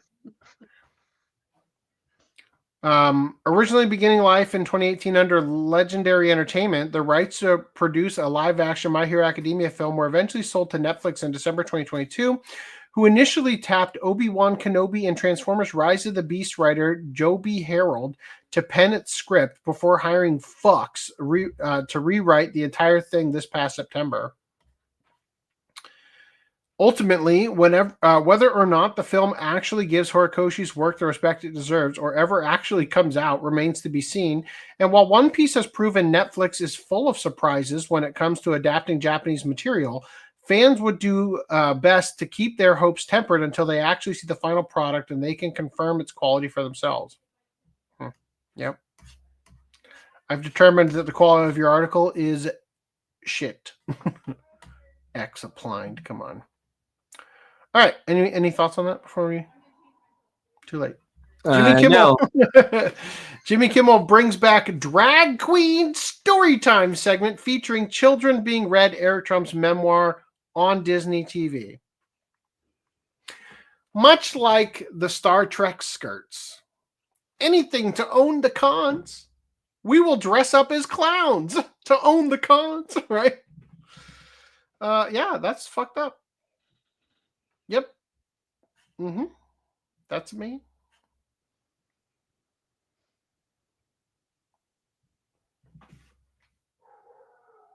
There's a lot of Asians here. Most of those kids are like, "What is this?" Like that's their expression. Like the kid in the bow tie at the back there. He's like, The bow? You mean the girl? Yeah, not the bow tie. Sorry, bow. I'm like, they all like the only one who seems to legitimately be enjoying himself is this one and this one maybe. And this one, he's even kind of just like looks uncomfortable, comforting himself with his hand. This is like, the fuck is this? You know. Anyway, yeah, I don't. It's more just a keeping the finger on the pulse. Look at they're all like, can I leave? Anyway, moon past that. What do we got here? Crunchyroll launches on Delta Airlines in November with Solo Leveling, Fruits Basket, and more. So this we've sort of already covered this a little bit. Mm-hmm. Is that Steve Jobs? Steve Jobs on your flight? Are these planes to heaven or hell? Maybe he was. Crunchyroll. Nuki Tashi on the plane, right? Like, can I get some of that? That's an ocean reel. Come on. Yeah. I'm sure they aren't going to put interspecies reviewers, right? They don't even have it. But had this happened back then, that would have been the funniest timeline. Yeah. The far right one looks like he's a polite child that will listen to any authority speaking. The plane is crashing, but you're so immersed in Soul Leveling action scenes that you momentarily confuse it for 40X. There you go.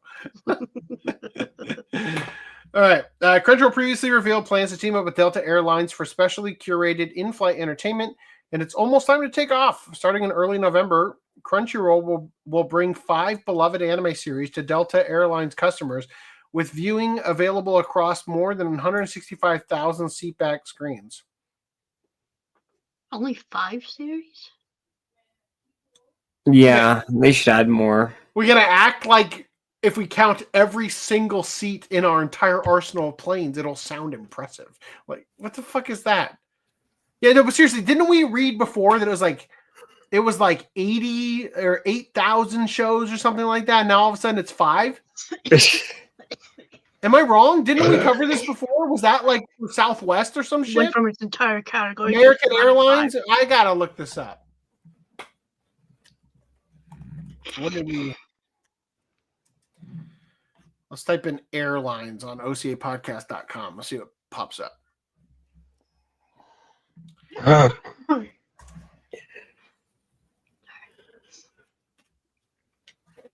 I didn't even notice we lost internet aids.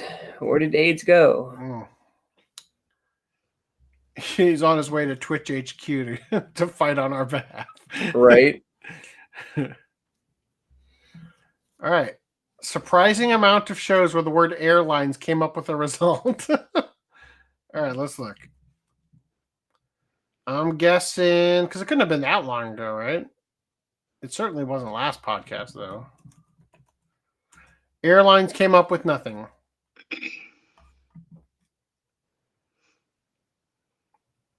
I should have put it in quotes.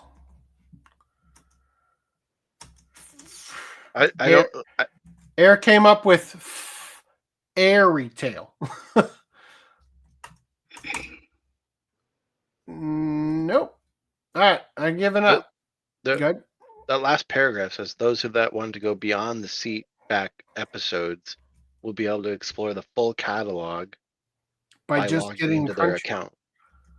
Oh, okay. So if you have an account, you can log in on fucking the airplane. It looks like it. That's absurd. Does it auto log you out? Pretty soon, every fucking of their 165,000 seat back things are going to be logged into some random ass person's account. I'm going to delete their watch list. Oh, fuck you. Why is it recommending me nothing but yaoi? Right. All right. Yeah, among the options that will be available next month are select episodes from hit anime like Black Clover. My Roommate is a Cat. God, that hit anime. Such a hit. Horimiya, Fruits Basket, and Solo Leveling. Damn. Sign up for an exclusive 24-hour free trial to Crunchyroll's expansive library. Wow. All right, that was an article that went nowhere. Great. We're batting 1,000 today. It might be an AI image. I don't know. Wouldn't put it past them. That plane is shaped like a weird motherfucker if it isn't. Let's see. Oh, let me go back. I didn't see your other statement here. My first thought was the shuttle full of celebrities heading into the sun from The Simpsons. Yeah, they do kind of look a little strange, especially this part right here. This specific part is like not arcing the same way as the rest of them. Anyway.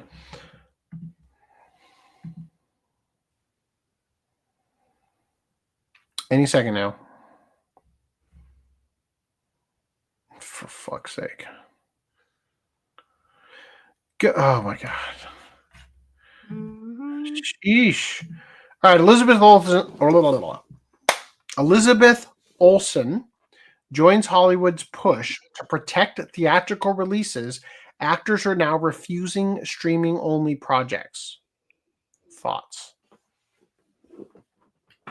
We will read this, but that's I don't know, because on one hand I kind of agree with her. It's like I like going to theaters. Like I think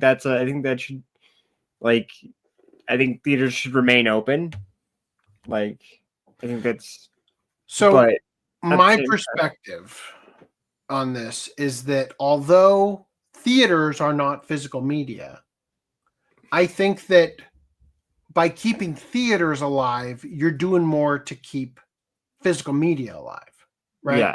Because if it's meant to be streaming only, then it's streaming only, as in the only place to watch it is by streaming. Whereas if it's not streaming only, then it's going to go to theaters and then possibly to home video at some point. And I think that is a endeavor I will back, right? So Elizabeth Olsen has come out against direct-to-streaming studio films. We probably won't be seeing Elizabeth Olsen in any Netflix exclusive movies, as the actress recently told InStyle magazine that if a movie isn't getting a theatrical release, she'll pass on it. Honestly, that might be partially because of how the pay structure works when it comes to the success of a film. If a movie is made independently and only sells to a streamer, then fine. But I don't want to make something where that's the end all.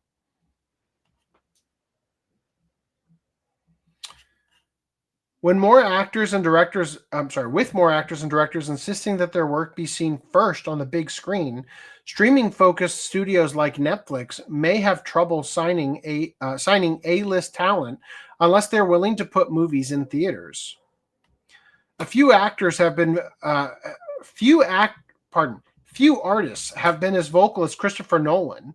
On December 3rd, 2020, Nolan broke ties with Warner Brothers over their decision to release all of their 2021 movies simultaneously in theaters and HBO Max. Some of our industry's biggest filmmakers and most important movie stars went to bed the night before thinking they were working for the greatest movie studio and woke up to find out that they were working for the worst streaming service. That's pretty good. Nolan took his next project, Oppenheimer, to Universal Studios, which promised him a 100-day theatrical window. Wow. Is that a lot? That's 3 months. Yeah. Yeah. In my mind right now, I'm literally going 100 days after the release of Mortal Kombat 2, right? Like, will Dan be in town, right? I mean, freaking, like, Nobody came out, like, 3rd week of August. It was out on disc 1st week of October. Yeah. Yeah, I mean, ever since COVID, it's like you're lucky if you got 6 weeks. Right? It's usually 4 weeks. Yeah. No, seriously, like, movies show up in theaters. Like, when I go to see an anime movie in theaters, I will see trailers for movies that are out now that I have never heard of. Even big name movies like Tron Ares, I didn't even know existed until I saw the trailer for it in Demon Slayer, I think is when I saw that. And it's like, how horribly are you misusing your marketing budget? I mean, maybe it's because I use the Brave browser. Maybe it's because I pay for YouTube Premium. Maybe it's because of those things. But how have I not seen it? That it exists? That I've had zero hype about it whatsoever. You know, because when I'm on my phone, I don't have ad block. Only on YouTube, you know? So when I'm on my phone, I should see Tron Ares ads as I'm scrolling through Twitter or Reddit or Facebook or anything. And I don't fucking see it. Where are they putting their fucking marketing? Are they putting it on the sides of a bus that I'm not looking at while I'm driving to work? Well, it's all on TV, which nobody has. Exactly. Exactly. Yes. So, man, I don't know. Which is why all these streaming services are backing off on their no ads whatsoever and starting to include ads again. Even though you're paying for it. Hilarious, right? They have to. Because otherwise you won't even know what's being made, right? And that's the problem. Gen Fukunaga said this. When it goes up on Netflix, it just goes up there with limited, minimal fanfare. Without the hype train, without the advertising budget, without building the suspense for the thing. Randy, you're muted. Are you trying to talk to us or are you just munching on something? Munching. Oh, carry on. You need to bring that bag of chips up. Like you need to, when you mute, you need to bring like a thing of food, a plate or something up here, just so that we know, right? Yeah. And like when you go away, just because you're sleeping, you just have a nightcap automatically pop up. Yeah. Yeah, when you start snoring, I think we know. Tron was garbage according to the reviews. Yeah, if I'm being honest, not a single one of the Tron films is any good. The second one has Olivia Wilde.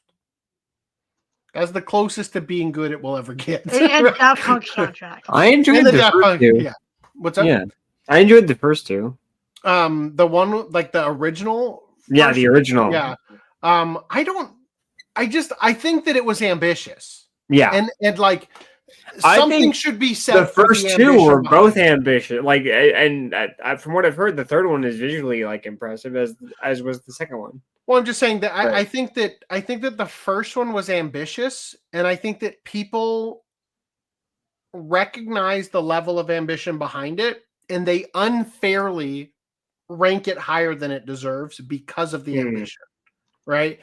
I think that the second one, truly, honestly, is incredibly forgettable.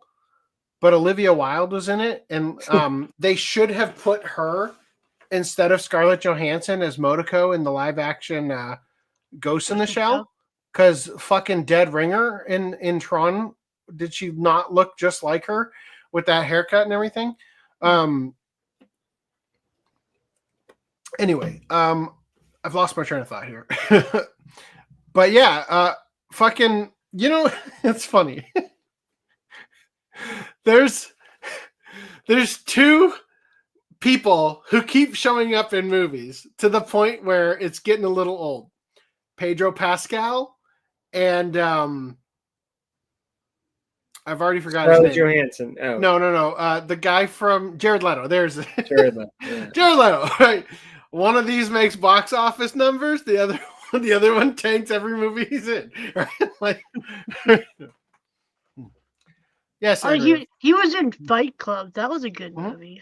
Yeah, but you know what? He wasn't in Fight Club. A leading man. Yeah, no. Even the Mona Lisa's falling apart, right? Yeah, I don't remember the plot much, but I'd rewatch it for the visual because it looks so damn good. I'd rewatch it for this one. The cartoon Tron Uprising was pretty great, though. Really, whenever I look back on it, the more I remember. I didn't even know it existed. Advertise better, Tron. Right. Anyway, all right. So, in 2022, Steven Spielberg told the New York Times that he felt many filmmakers had been thrown under the bus by the streaming platforms when their movies weren't given a theatrical release. Pedro Pascal is the safe alternative to straight white male lead. Sure seems that way. He was great in Game of Thrones, and progressively every new movie he's been in after that has made me respect him less and less. Let's see. They were paid off, and the films were suddenly regulated to, in this case, HBO Max, and then everything started to change. The director then went on to express his belief that seeing a movie in the cinema with a bunch of strangers can be a magical experience. I could not agree more. The experience of seeing a film in theaters, especially a packed theater, can be the thing that makes the movie. Unless the people sitting next to you haven't had a shower in 4 days. Well, yeah. I mean, granted, there are instances where the theater experience ruins the film. I have seen many films, especially for the channel, the first impressions. Fucking seeing Broly in IMAX was the biggest mistake. Enriv, if you're going to cut out to go see Chainsaw Man, I hope to God you have a good seat. Because when I went to see Broly, motherfucker, that was the worst way to see the film. Right, it was horrible to see anime in IMAX. Right, it was not built for it. It didn't look like it was built for it. I could see the pixels at times. It was terrible. So, but the experience of seeing a movie in theaters amplifies it in some way at times. I'm trying to think of one in particular. The My Hero Academia movie, the first one. Seeing it in theaters with other people was great. There was one part I'll never forget at one part in the movie when Deku does something and some girl in the back goes, "That's my boy!" Right? It was one of the funniest things that ever happened. When I saw, I want to say Step Brothers. This is like way before they had like where you bought a seat, a specific seat. You would buy a ticket and go find a seat, right? There was 0 seats. 0. There was not a single open seat because somebody had bought a ticket and then, opened the door to the back and let their friends in or something. There was no place to sit. I watched it. I can't remember who I saw it with. It might have been Dan. I think it was Dan. And there was nowhere to sit. So we literally sat on the stairs and watched the film. Right. And I'll never forget that. I expect to be uncomfortable and stuff, but we had such a great time, that it really made the whole experience. Right. And it's like an unforgettable moment now because, It was just so crazy, but we enjoyed the movie. One time I saw Mummy Returns with my brother and my dad in a theater where the AC unit busted, and we were drenched in sweat by the time we left the movie. But the movie was so great that the experience only just made it more immersive, right? We're in the fucking desert, sweating up a storm, right? So yeah, I have a very fond memories of going to theaters and seeing films throughout my life, you know. And I'm truly, when I first moved back here, Lupin the Third, the first was on the horizon, and I was not gonna miss that, right? I needed to see that in theaters, and I went to a theater that had it listed on their website, but did not have a way to buy the tickets. And I walked in and I asked the girl about seeing the movie. Like, I need to buy tickets. I'm not sure when it comes out. I saw it on your website. And she said, do you know like the general time it's coming out? Is it next week? And I said, oh no, probably for a couple months. And she said, oh, we're going to be out of business next week. I was like, what? Like, yeah, we're going out of business next week. And it's like, it was, you know, during COVID and whatnot. And I'm like, oh shit, this is that franchise of theater. What was it? Was it not Regal? Was it Regal? United Artists, maybe? Whatever one went out of business during COVID, you know? And it's like, fuck, man, life has just really not been the same since COVID when it came to entertainment. Not only because entertainment has been shit lately, but also because the way that you enjoy it has also taken a nosedive. So I've seen quite a few movies in the last couple of weeks here. I saw Demon Slayer, I saw 100 Meters, and I saw Chainsaw Man. I'm gonna go learn how to skateboard. You have a helmet? Yeah, but I'm not gonna wear a helmet. Yeah, you are. Nope. Yes, you are. I don't know where it is. Find it. Bye. Put a stuffed animal on your head at least. No. Ay, ay, ay. Put the Hollow Knight on. Do it. So I saw those 3 movies, and I went to Long Beach Town Center to go see 100 Meters, and I shit you not, it was a fucking ghost town.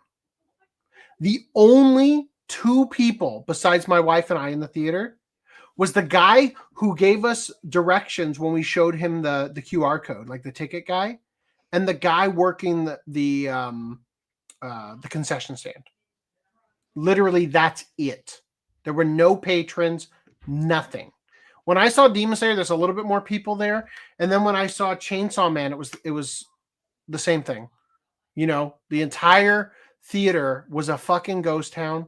There was maybe 4 other people in the auditorium watching the movie with us, and that was it, right? And it's just like I don't know what it'll take for us to get back there. I hold stock in AMC just out of like, I want this to do better. It won't, but I honestly, I should probably set up a recurring purchase, but I don't know, man. I just it's a tragedy that such an important part of entertainment has almost evaporated just because of COVID, you know, and all the stuff surrounding that. I mean, obviously streaming played a part in that too. COVID just amplified the effects of it, right?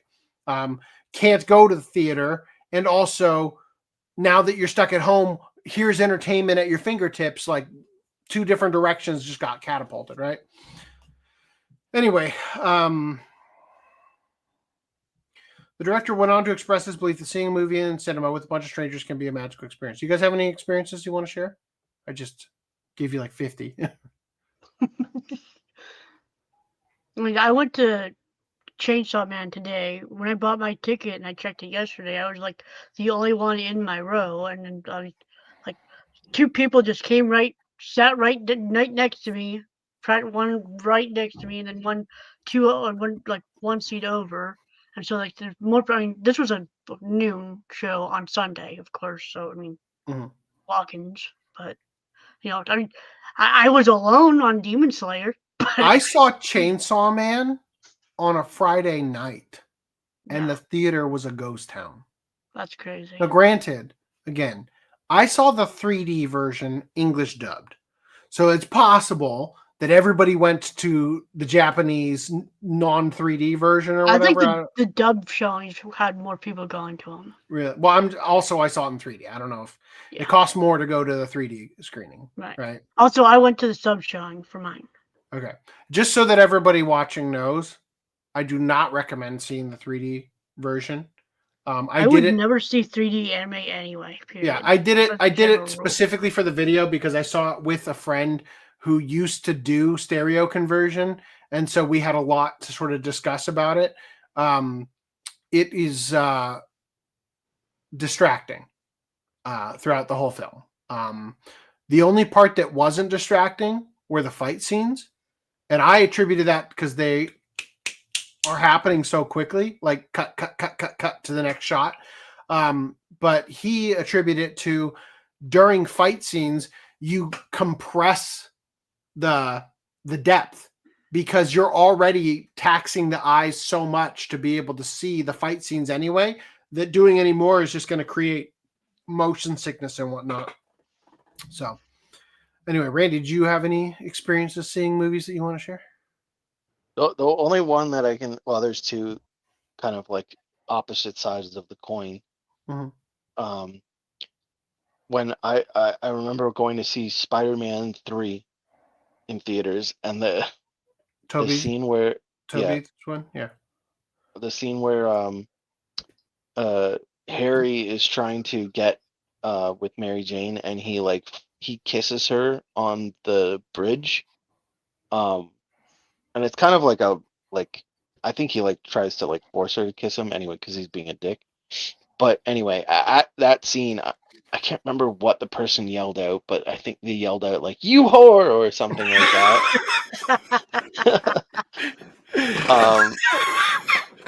I thought you were gonna say the scene where Toby does the thrusting hump dance. Yeah, no. Polly Maguire. People were just laughing at that one. Yeah. But yeah, but it was quiet, and he's like, "Kiss me" or whatever, and then she kisses him, and then somebody yells out "You whore." Randomly just yells out "You whore." Or, seriously, is it not true though? It's like when you watch a TikTok or something, and the video itself is mediocre, but the comments make it the funniest thing you've ever seen in your life. You know, yeah, but it's the audience participation that truly brings things to the next level. The problem with audience participation is it's a crapshoot, right? It can be, yeah. And if some people think they're real fucking funny. Yeah, if you get the person who thinks they're too funny, mm-hmm. and they keep going on, it's like, dude, shut the fuck up. Yeah. Right. I was gonna say the other example of it not going so well is when I went to go see, I think it was the last Star Wars movie, the Episode 9. Mistake. And there, and there was some people behind me. They weren't audience participation in a good way. It was just they kept fucking talking. Mm-hmm. The whole fucking movie. I was like, "What are you doing?" That's why you say turn around, and say, "Shut the fuck up." We're the people did tell them to shut up. They kept talking. It was like, look, if it weren't for theaters, we wouldn't have amazing experiences where people get the shit kicked out of them for pissing on a kid during Demon Slayer.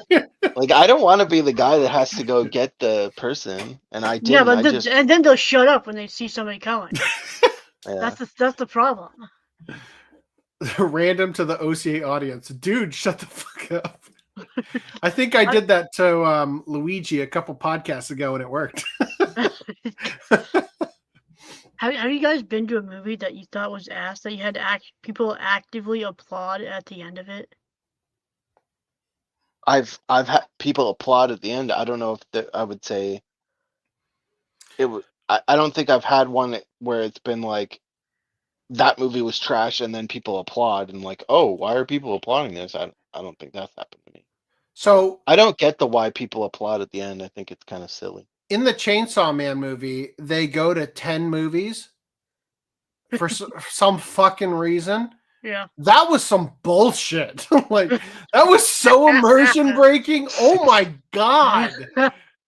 Was it actually 10? Oh, fuck. I'm like, how does the math on this even make any sense? I I don't think no. They do this part. I didn't talk about this in the first impression. I'm so mad at myself. They did go to 10 movies. Dude, they do this part. No, they only show a few of them, but they talk as though they've gone to 10 different films. She just said that 1 in 10.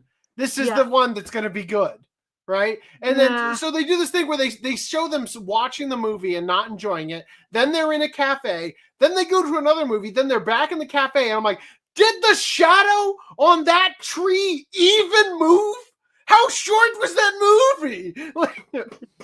Anyway. I'm back to where I went and saw Aragon and back for the movie. Have anybody? That was a mistake. I didn't see it, but I know the book series that you're talking about. I read the books. I read the first 3 books, I think.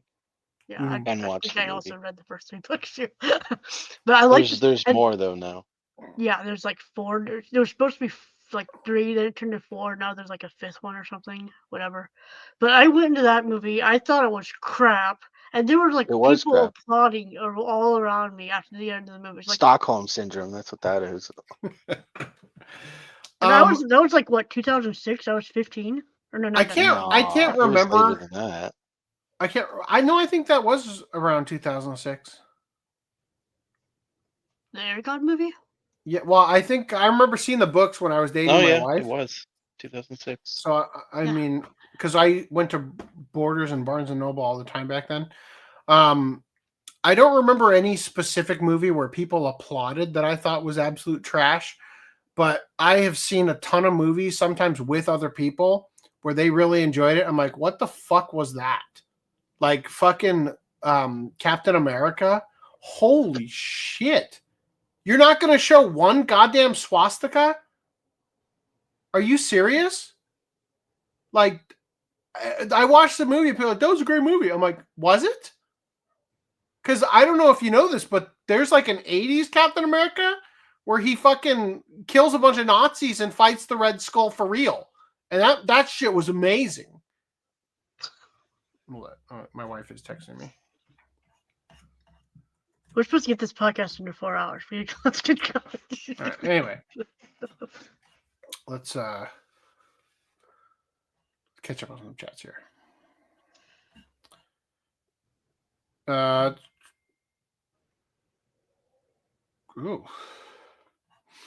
Tron Uprising is kind of like Batman Beyond, but with Tron.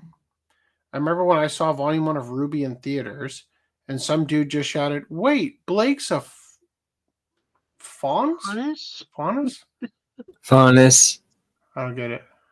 It's Whatever. She's part of. It's part of the. Is that an in-lore thing? Species, yeah, it's an in-lore thing.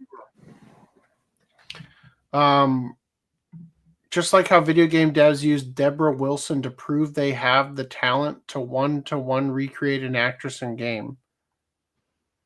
Is Deborah Wilson that black lady?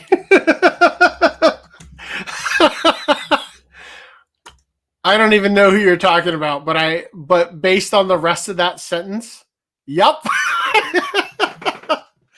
Yikes, yeah. My IMAX showing is going to be dubbed, and there are a handful of seats purchased. Good. Well, I hope you got one in a good row. Mike from Red Letter Media has said he loves the theater experience, but it can easily be ruined by loud, obnoxious moviegoers. Definitely. Most of the best seats were already taken, LOL, but I got a decent one. Well, hey, as long as you're not all the way on the side or in the front, you should be fine, right? The further back you are for IMAX, usually the better. Worst part of my Demon Slayer screening was kids running around. My friend was more annoyed about it than I was, but he was valid. Oh, it was valid for him to be annoyed. I got it. Yeah. Also had to deal with annoying kids during my first Slam Dunk screening. My kids were the annoying ones. I had kids in my Watchmen screening when I went and saw Watchmen, and when the comedian tries to do his thing with what's her name, So I got mom dragging her 2 kids out. You said this was gonna be like X-Men. It's like, you just see what's rated R. You dumb fuck. Yeah. Everyone politely golf clapped at one of my Demon Slayer screenings. A young girl audibly whispered, "He's insane," after Doma's monologue ended. Fairly tame. If only Domo were sane. Yeah. I went to a Tom Selleck movie where his dad had dementia and wanted to kill himself. It was a comedy. That movie was so bad it still pisses me off years later. Damn. All right. Watch Party 1. Yeah, let's watch it. It's a sentiment on streaming only films that Elizabeth Olsen likely shares. Quote, I think it's important for people to gather as a community to see other humans be together in a space. I think it's really powerful for people to come together for something that they're excited about. I mean, honestly, yeah, I couldn't agree more, right? The sense among some of her fellow actors that those powerful moments extend beyond the individual experience. Glenn Powell told The Hollywood Reporter last year that when he and Sydney Sweeney were working on their romantic comedy Anyone But You, they had offers from every streamer, which would have given them bigger paydays and a bigger budget. We said, if we can make this on a streamer, if we make this on a streamer, it won't have any cultural impact. Yeah, so this is... I've talked about this a couple times on the podcast that I mourn for the current generation of people who have been alive exclusively during an age where the internet exists. I'm the last generation to be born before the internet's existence and to be able to exist in both worlds, right? And the reason that this is such a big deal, and I've talked about this a lot, is that when I was growing up, you could talk to kids in your class who you have never spoken to before about SpongeBob SquarePants, about any number of kids shows, and they would know what you're talking about. We all watched Pokemon. We all watched Static Shock. We all watched it, right? You could talk to people and have a shared cultural experience that would bond and bring you together. But today, my kids don't watch any of the stuff that's on streaming.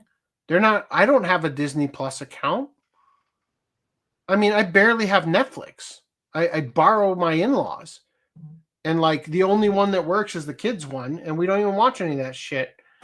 And so because of this, there's like this disconnect among people, and it's even worse than that because it creates this hyper, like the problem that the internet already created in a way of allowing people with niche, like out there fetishes and interests to congregate and create echo chambers among themselves, that they never have to step out of their comfort zone to become a member in society because they're able to actively pursue relationships exclusively with people who are 100% just like them, creates a negative effect in society.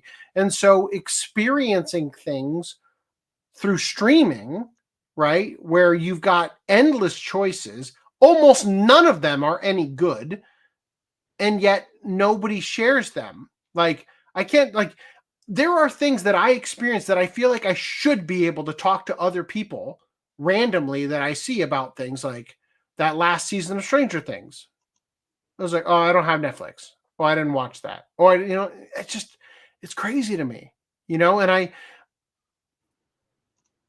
I just feel that long term, this is going to be very detrimental to human society and our ability to relate to each other. I think we already have distanced ourselves enough from our fellow man that we have shit going on like Charlie Kirk getting murdered, right? That we already have this realm of weirdos in fursuits and crazy shit going on that people can't exist on the same plane as everybody else, and I just see this as a tremendous tragedy long term, that we have lost shared human connection, shared human experience. I mean, what does it say that the most shared human experience we have is watching Charlie Kirk get murdered or watching the girl get stabbed on the fucking train or whatever?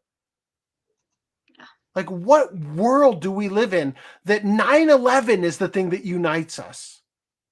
What the fuck? Right? Anyway,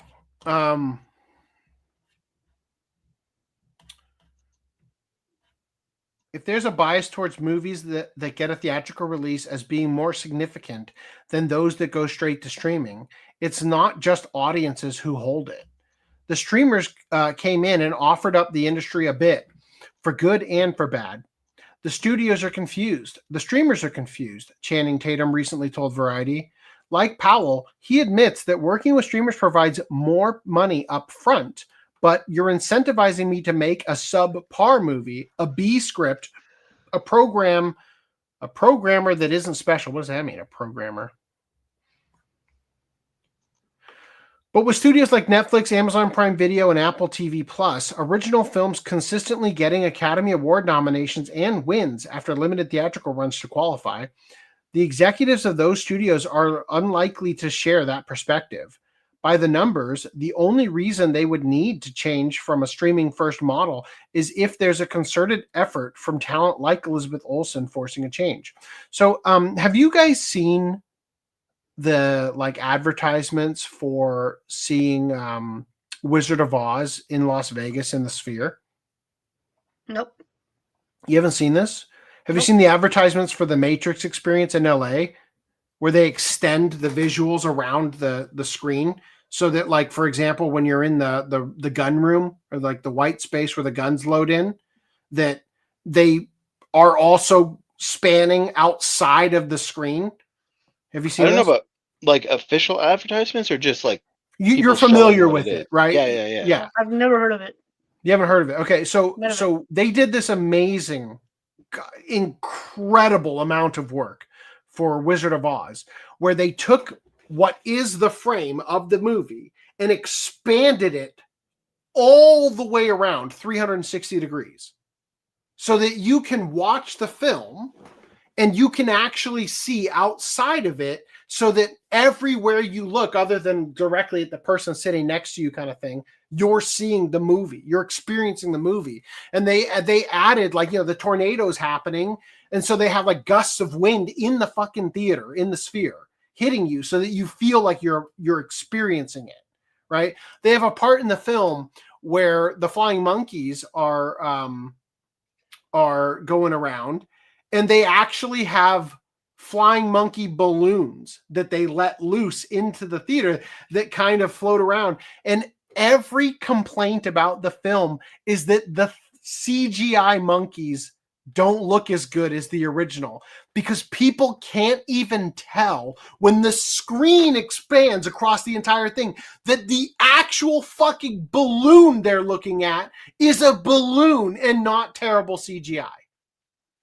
Right? So they've created this new way of experiencing cinema, right? Which is a dramatic change. And when it comes to Wizard of Oz, right, the process of converting a film into a 360 experience like that is incredibly labor intensive. But you could theoretically build rigs that would allow you to film movies going forward that are designed to be experienced in that format, right? I don't know how comfortable I am with that idea, because when it comes to physical media or streaming or anything like that, you'll never be able to experience that again unless you're existing in sort of like a Mysterio fishbowl VR headset or something, you know what I mean? Or just watching it in VR, I guess, would also do that. But I don't know. I really hope that we can create a future where that shared universal experience is still there, right? That you still get to have that, because even if theaters die, I really just hope that we get something else that isn't just watching it by yourself on your phone. You know what I mean? Like, that's what a sad experience that is. Anyway,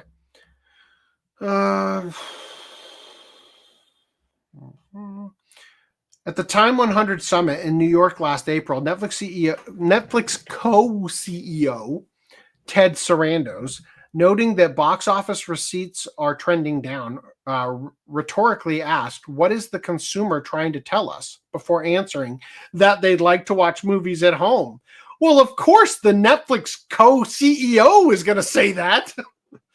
With a reported 301.6 million. I'm sorry, Netflix co-CEO, who is putting Stranger Things finale into 350 theaters? Do you really believe this? Or is this you just trying to suck off your own company?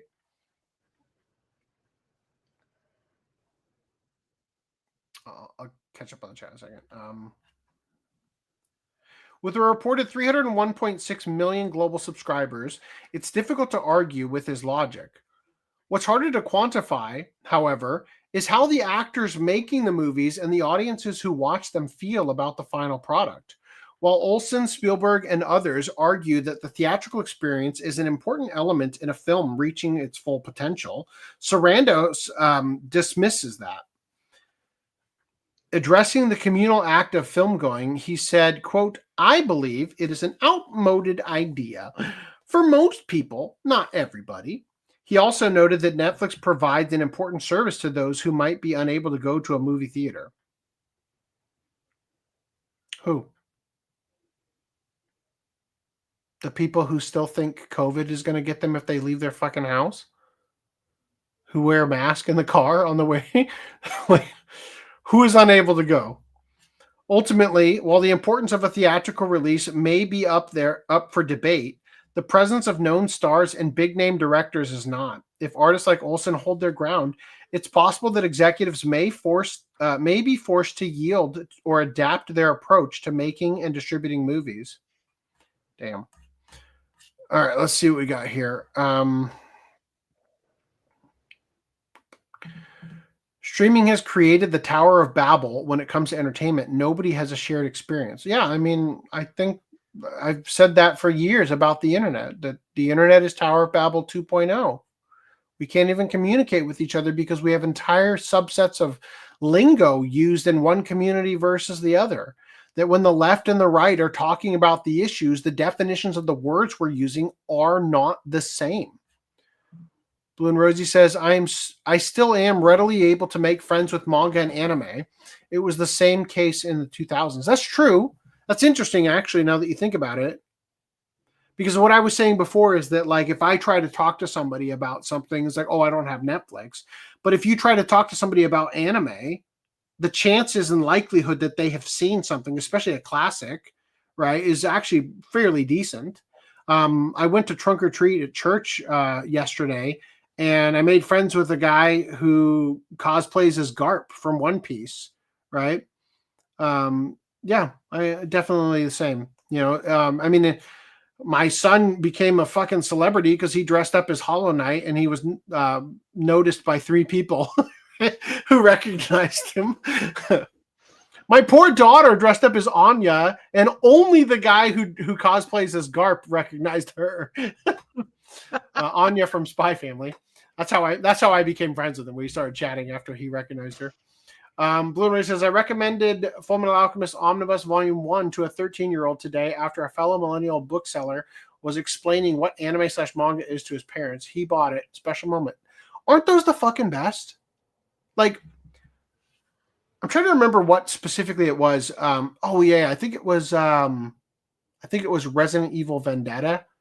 I had a moment at Anime Expo where we were heading to see Resident Evil Vendetta, and like a group of friends who I think were going to Anime Expo for the first time asked us, like, like, do we have any, like, what are you guys doing? What do you suggest we do? Like, our first time here. We told them we were going to be at this premiere for Resident Evil Vendetta, and then we saw them there and we sat near them, you know? And like, for me, like, little bits like that human connection, fuck, man. Like, it's, I guess the easiest way to say it is, like, does anybody really want to watch a comedy by yourself? Is it fun to laugh alone? The second, really. My wife and I will be watching like Facebook Reels or TikToks or some shit, and we're in completely separate parts of the house. And as soon as you see one that's hysterical, you run downstairs and go find the other person to show them.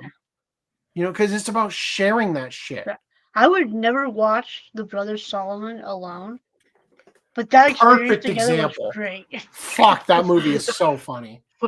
Oh my god, that's that good. Yeah, that's exactly it. I invite everybody to join us for Cabin in the Woods. They should port the Wizard of Oz and Matrix experience to VR. They should.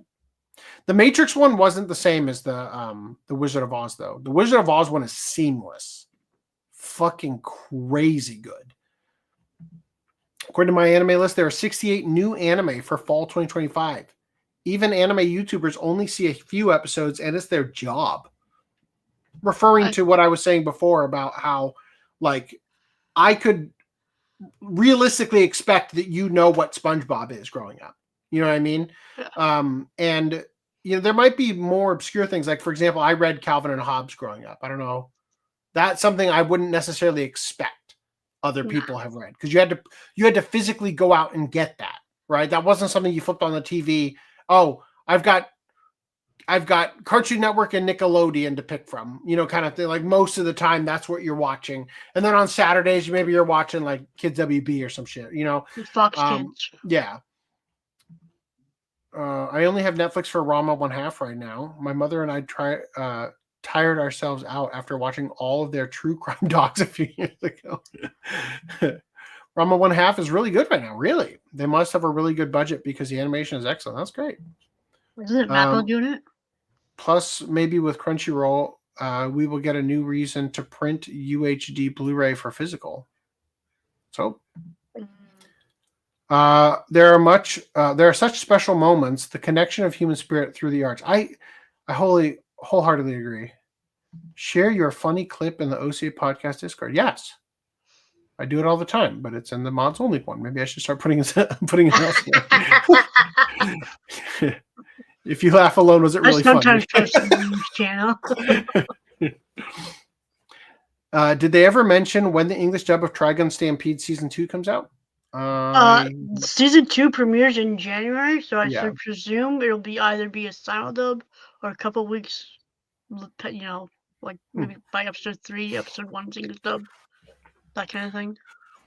Blue and Rosie says, yes, the Rama 1/2 reboot is a Mappa production, and it's highly nostalgic. They can execute shonen comedy well. Honestly, Japanese comedy is on a whole nother level.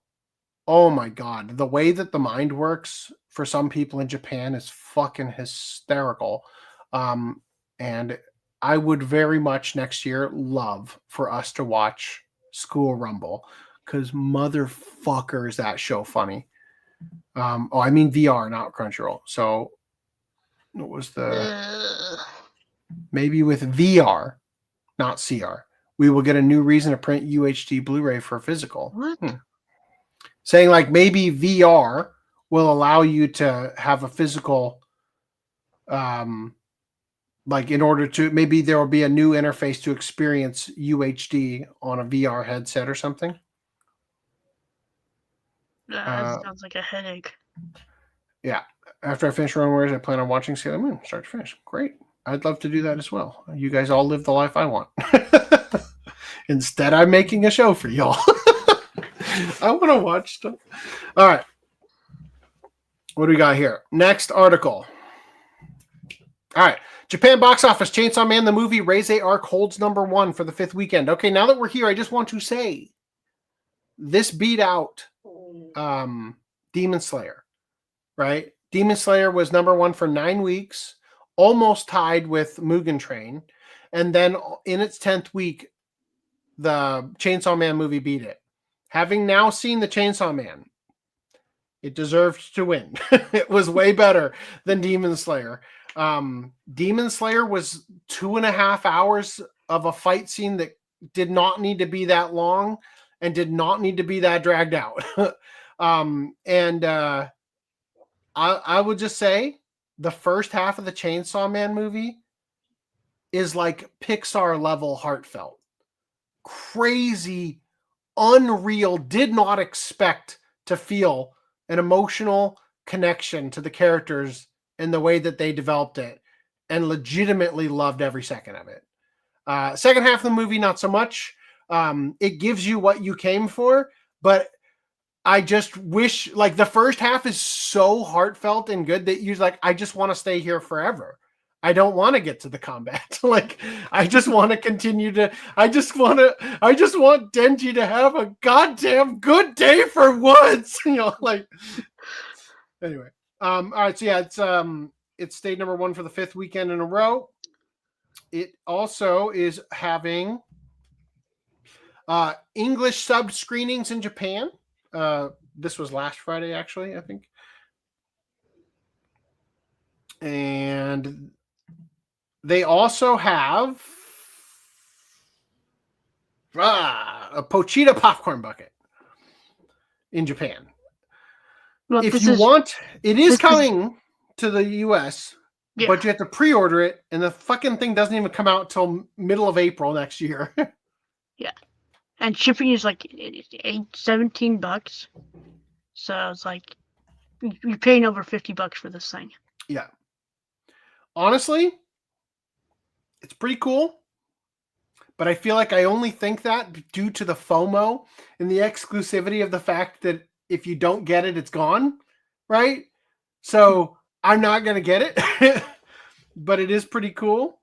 And also, I just do not want to exist in a world where I open the door to this random bullshit that would sit at the top of your bookshelf and just go across. Like, for each movie, I have to get the next one. I don't know. I don't like this trend. It's tempting, but it's $50 wasted if you ask me. It also looks like a pain in the ass to try to eat out of it. Like, if I were to get it, I mean, assuming that the door is Just like eat out of his head. Just eat it like you're eating brains. Well, what I would do would be like just put like fun-sized candy bars in it, and have that be like my secret stash. Secret stash. The only acceptable use for the Pochita Chainsaw Man popcorn bucket that is in line with the desires of the main character of the series is that when you bring a girl over and she says, "Wait, do you have a condom?" "Yeah, babe." Pop up the back of Pochita and retrieve your condom.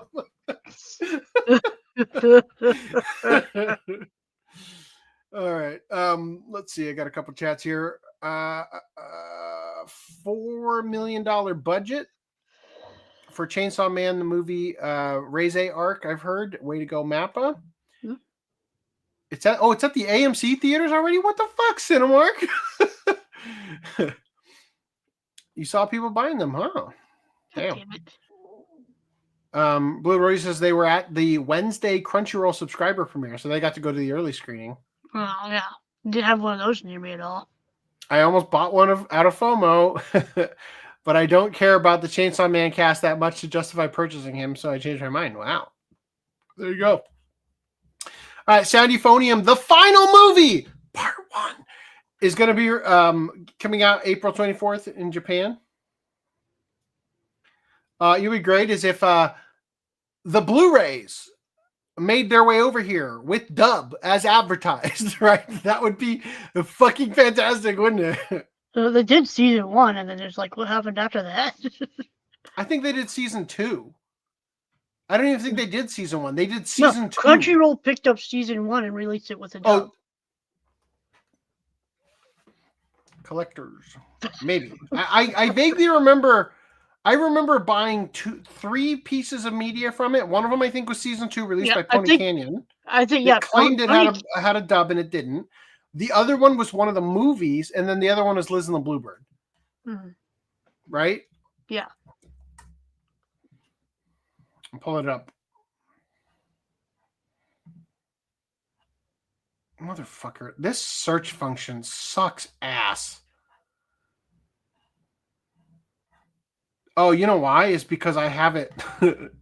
It's my fault. I have the sort under E for euphonium. Skill issue. Because when I think of it, I think of euphonium, not sound. You know? Euphonium should pick it up too. Okay, no. I was right. Oh, God, this is so bullshit. Okay. There is, in my collection, Liz and the Bluebird, Sound Euphonium the movie, Our Promise, A Brand New Day. That's the one I was thinking of that was released by, Lord knows, it doesn't show on the cover of the disc. Shout. Probably Shout, yeah. And then Sound Euphonium 2, Part 1. Sound Euphonium 2, Part 2. I don't think they did Season 1. But yep, Crunchyroll put out Season 1 on Blu-ray with the dub recently. We've covered it. Well, I best get my ass to buying it.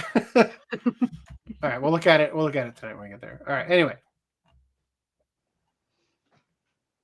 for the love of God, can my scroll wheel work? There's a lot of stealth weebifiable merch here on these sample images. Anyway, moon past that. Out of theater news and into streaming. Is that where we're at? No, we're into anime news. We're way past streaming news. Shit. Fuck. You're supposed to remind me so we could cover Twitch's horrible year of scandals. All right. The Apothecary Diaries anime announces season 3 release dates and an original film. Yep.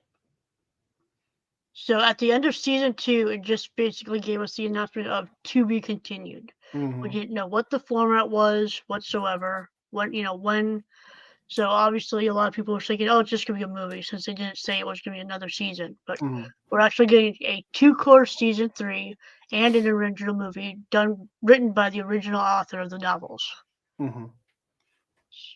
And so that's gonna be like part 1 of season 3, October next year. The movie's in December, and then part 2 will be April 2027.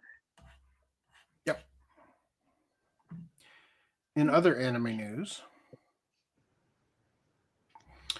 Undead Unluck Winter Arc anime premiere date and additional cast revealed. It's coming out in Japan on December 25th. So, about time. I mean, they announced this like last year and said winter 2025, which made people think like, January this year. Yeah. Not, technically the fall season of stuff. Christmas. I feel like the scale motif doesn't work the numerous ways they've tried to incorporate it. This one makes sense. This one ain't making sense. Right? Doesn't really Oh, okay. It's in front. It's in front. I thought it was like this whole headpiece, but it's just like the front piece with the fulcrum in the middle or whatever. All right, cool. You get a pass, Demon Naga Gargoyle Scale Man. Next, the Case Book of Arne. What? Arne. I reminded of the Denji riding beam. It's in Chainsaw Man. Yes. So good. God, yeah. That's not how you're supposed to do it. Oh, it's my way. No, I don't want to spoil it, but fuck, is that funny? So fucking good. Oh my God, that was so good in the dub too. Yeah. Japanese comedy is the best. All right, the Casebook of Arne anime premieres on January 6th. So this is the one about the vampire Arne. It's so fucking weird. Arne Neuntot is a vampire detective who manipulates supernatural powers.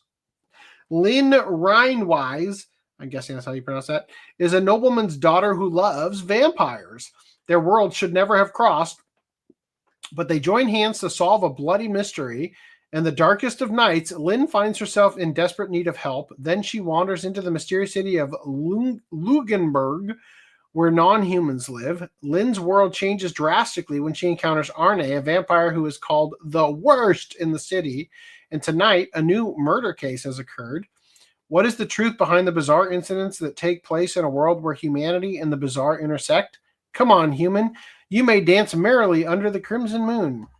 So I hope that the story reveals that the vampire killed the guy in the bloody mystery. That'd be fucking funny. You get strung along for 11 episodes, and then in the finale, it's like, it was me. And now I shall bite you. All right, tune into the Midnight Heart anime is also premiering on January 6th.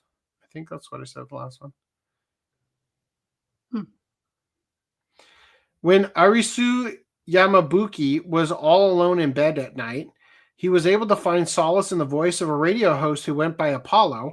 However, one day, she simply stopped broadcasting without any explanation. Years then passed, and Arisu is now a second-year high schooler. He makes it his mission to search for Apollo, as there is something he wants to tell her.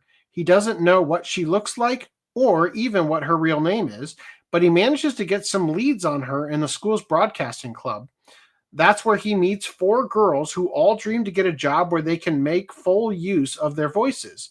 Just who is Apollo, and how will those 4 dreams pan out? Jesus Christ, how are you so good at making, like, you catch me with the visuals and you lose me with the explanation?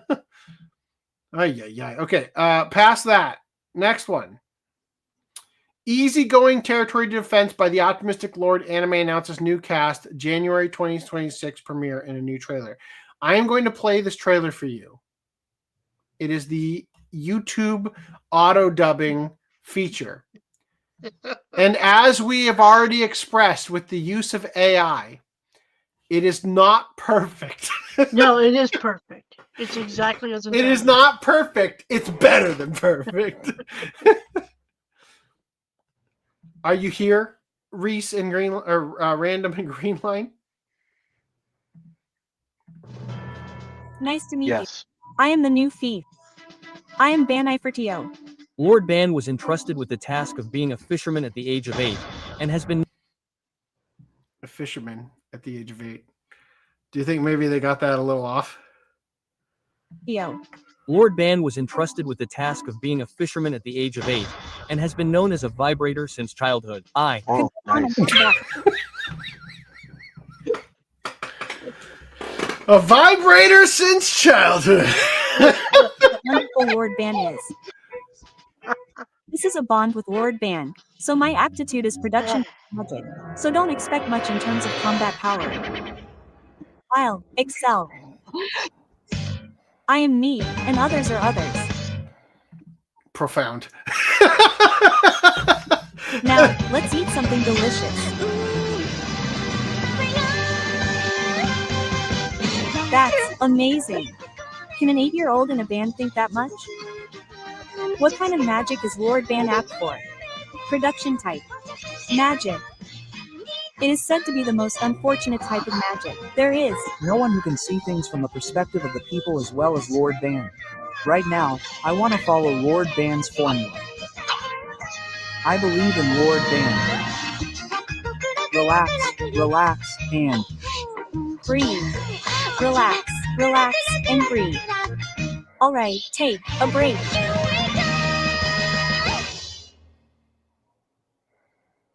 Wow. Was it actually saying anything in Japanese? Well, what do you mean? Or I guess it was.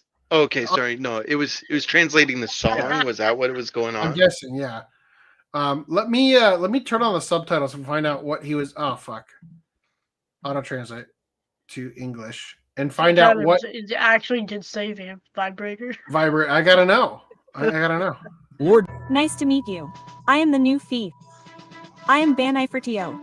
Lord Ban was entrusted with the task of being was appointed as a fisherman at the age of 8 and has been known as a shingen since childhood. Fisherman at the age of 8, and has been known as a vibrator since childhood. Trusted with the task of being a fisherman. Hold on. Audio track Japanese. はじめまして、新たな漁師となります。バンネイ・フェルティオです。バン様は8歳にして漁師を任された才人であり、幼少期より神道として知られております。He's saying Shindo, not Shingen. First of all, I have to look up what the Japanese word for vibrator is, but I'm guessing it ain't that. Vibrator. Oh my god. There you go. Okay. No, that's better. Okay. So that's that. It's weird, right? That one was YouTube's fault. Okay. The strongest job is apparently not a hero or a sage, but an appraiser. Provisional.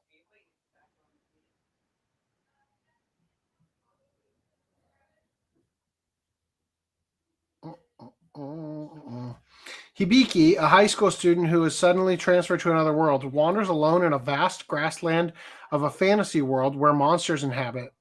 All he has are non-combat skills such as appraisal. From a hopeless situation, he is saved by encounters, and his all-powerful abilities blossom.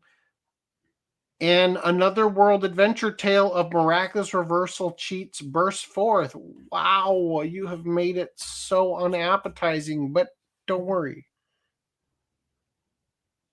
Fuck it, god damn it. Don't worry. The elf titties be there. That's it. Appropriate use of thumbnail, Japanese studio. At least you got that part right. Okay. Moving on. All right. The Kirio Fan Club anime reveals a main cast and staff. 2026 broadcast. Who cares about that? All right, we're going to watch this trailer. It's terrible, but we're going to watch it. Because you need to know what you're about to hear the synopsis of. If I can only find it. This one. ねえ、あいみちゃん。私とあいみちゃん、どっちの方がキリオくんのことを好きか勝負しようよ。I invite everybody to talk over it because they're just going to copyright us. じゃあ、キリオくんと〇〇したいエンドレス耐久レースで勝負だ。So if you can hear any words, obviously Kirio keeps coming up. キリオくんとドライブ行きたい。キリオくんとアイ Kirio? I like the 10-second back shot. Just constantly back 一生終 shot. わらないオセロしたい。キリオくんとこの世の全てを餃子に包みたい。キリオくんと美術館で大声出したい。キリオくんと池の水全部抜きたい。キリオくんと It's already got more animation than One Punch Man Season 3, though. Yep. So they're very into this guy, Kirio, right? Who seems pretty average to everybody else, right? And he doesn't seem, there's nothing special about this guy. Right? So the only thing I can he's super surmise, special. the only thing I can surmise is these two girls have an uncurable fetish that only Kirio can suffice to satiate. For Aimi and Nami, the answer is to cry tears of joy for being able to pinpoint at a distance the object of their affection, Kirio, from a single toot. What did I find? Did you have fun? I did. Oh, okay. I'm gonna make dinner. Oh, good. Sure. Thank you. Yeah, from a single toot. Fart fetish, right? Can you think of literally any other way to interpret that? I'll read it again. For Aimi and Nami, the answer is to cry tears of joy for being able to pinpoint at a distance the object of their affections, Kirio, from a single toot. These are the kinds of deep philosophical questions the two friends / rivals in romance pose to each other to prove their love for this boy who hardly seems to know they exist. So literally, they're so obsessed with him that they hear a random fart and be like, that was Kirio! Right? I mean, maybe they're talking about like the recorder. I don't know. That won't stop them from conducting nightly rituals to entice him into their dreams, though, or listing out what exactly they like about him down to the very last organ. But when push comes to shove, they will they choose their hilarious friendship over a shot at love? Dear God. Get ready for a rip-roaring rom-com about the friendship behind What is Fair in Love and War, a must-read for fans of Nichijou and City. Really? Really? Do you get to just say that? Do you just get to say, like, do you like Titanic and Avatar and Avengers, the highest grossing films ever, it's a must watch for you. You know, like, it just seems like such a crazy way to pass this off as anything more than what it was. Anyway. Let's catch up on chat. What do we got here? Main character has no eyes. Hentai? Yeah, fart hentai, apparently. Yeah. Oh, the AI was the auto tub. I was nervous for a moment. AI is capable of visuals like this? Holy shit. The entertainment is in the girls fighting over some unknown random dude. They're both arguing over this guy they both have obsessive crush over. So they're a pair of stock. Yep, it's there. Funny clip successfully shared. Oh, thank you. All right. Kyoto Animation Sparks of Tomorrow anime formally revealed in first trailer 2026 release. This is from Kyoto Animation. I threw this in last second. Came out today, the article. It says here, a tale of adventures for boys and girls who dreamed of the age of electricity in a world shrouded in smoke. Okay.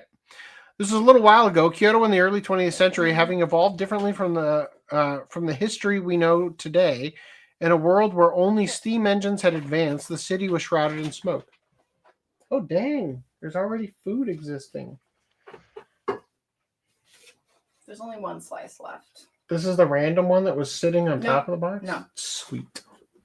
You see, the love of my life has brought me Yellowbird habanero hot sauce. Pumpkin bar with milk. Can I also get a dill ranch? Yeah. Yes. Do you have enough space? Yes. No. Okay, do more. For the milk? God. Sorry. I'll give you ranch. Thank you. Do you want to put that on there and then I'll take that back? Yep. Or you could bring the ranch and then you can take both back. No, that's true. I like the sauce. All right. Did I finish reading? I don't think I did. A boy who lost his brother with whom he had dreamed of the age of electricity and now lives in deep suspicion. There. I don't know. I think from now on, if the visuals don't catch you, we should just not cover it at all because the synopsis ain't gonna do it. Yes. Shout out to Lighthouse Dill Ranch. Dill flavored ranch. I'm gonna pour it right on my lap. Ooh. With precision. I didn't miss not a single drop landed anywhere but on the pizza. All right, Data Live creators, King's Proposal light novel series is getting an anime adaptation. I don't know anything about this. I didn't even watch Data Live. I wanted to. I'm not even going to read that. Any thoughts? Great. Has a name. Yep. Looks pretty uninspired, but all right, moving past that.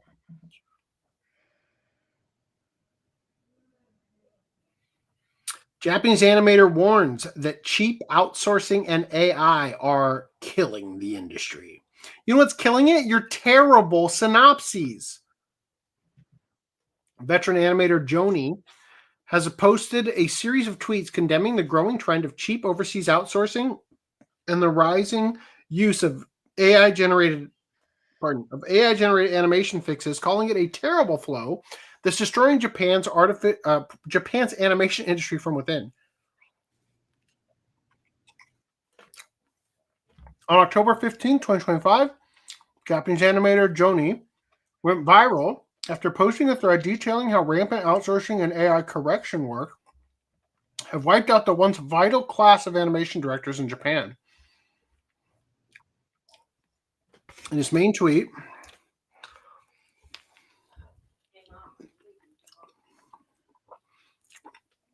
Joni described how he was approached by a client to fix AI-generated animation. Are you serious? What an insufferable task if we're thinking about that for real. Because it's like, when you animate, you get it on different layers. If an AI animator could be trained on the different layers individually and would produce different layers, that would make things way better, right? Because then you could look at it and go, well, the background movement looks great, but the character looks like ass. Let's just redo that part. Or the character looks great, but the background looks like ass. Let's just redo that part. Quote, I got a request from an individual client to do animation adjustments on anime made with AI. They showed me some disgusting animation and wanted me to fix flickering, sliding, and collapsing parts. Payment was per frame. The industry's rotting. I told them not to contact me again. It really feels like a bad flow is coming to the forefront. He elaborated that this trend began with outsourcing simple animation tasks overseas, but now it has spread throughout the production pipeline. Quote, it started with cheap overseas animation, and now many companies outsource everything overseas. To put it bluntly, they'd ask people abroad to draw quickly and cheaply, then have the Japanese animation directors fix it. Since the budget per episode doesn't change, it's cheaper overall, but the result is that many good, fast directors quit for being asked to work cheaply. I want nothing to do with the idea that if professionals fix AI-made anime, you can make commercial anime at low costs. I don't deny the use of AI and human labor together, but it's wrong to outsource to humans at low prices. I want to eradicate the practice of finishing supervision or corrections cheaply. The anime industry has already destroyed its directors with this habit. I don't know if directors understand the cost structure, but sending low-quality work to professionals for low pay as a job is insane. It's the kind of request you'd expect from an idiot or a clueless foreigner. Oh my God. Brutal. Any thoughts? Nope. I really imagine it is me to eat.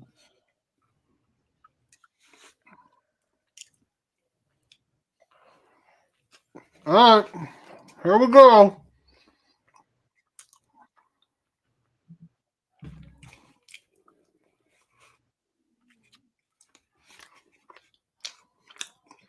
It's here, Randy. One Punch Man Season 3 director calls out rage baiters and bad fans before deleting social media account. Quote, such despicable behavior is unforgivable. Oh no, said the hentai director. Guess what? The anime fans say One Punch Man Season 3's art direction is fucking unforgivable.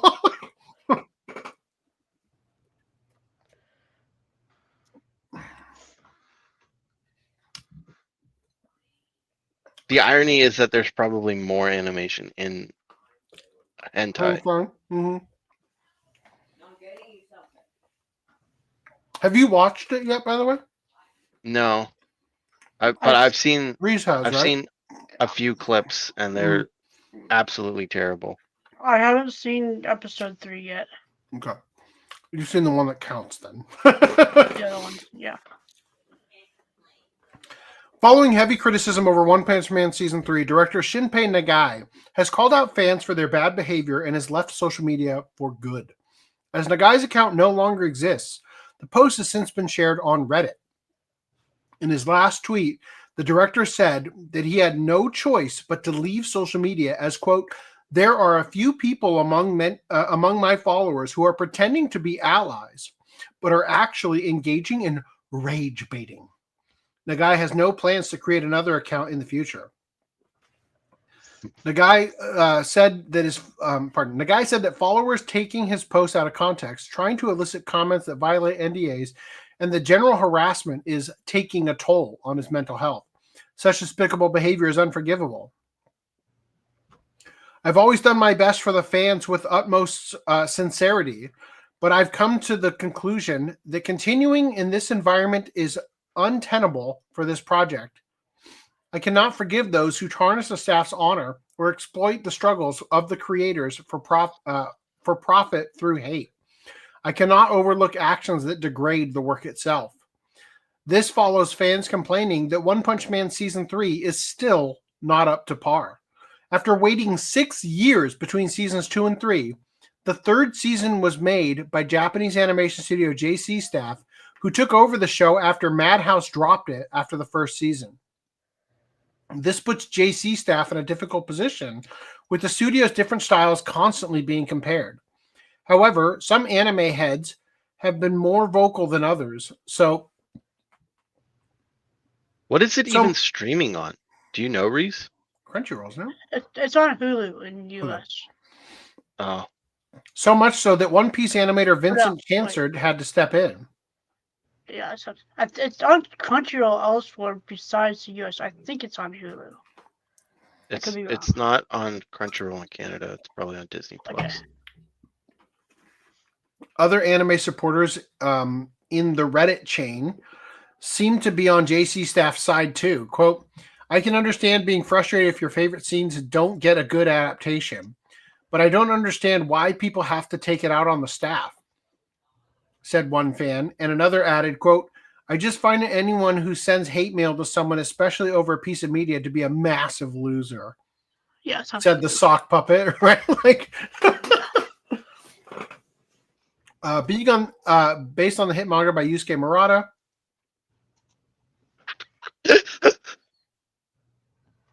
No, not quite. Based on the hit manga by One, later adapted by Yusuke Murata. Yeah. Webcomic by One. Yeah. Yeah. Season 3 sees the Monster Association arrive at the Hero Association, saying they want monsters and heroes to coexist, but this is all a ruse. Oh, thanks for spoiling.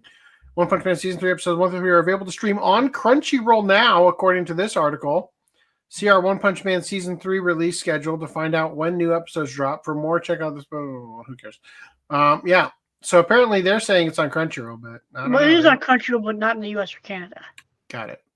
It's just everywhere else. All right. Yeah, it's on Disney Plus in Canada. I am on this website's US edition. Oh, maybe it's a UK site. I don't know. Anyway, if you have yet to see the tragedy that is episode 2, allow me to burst your bubble. This is an actual scene.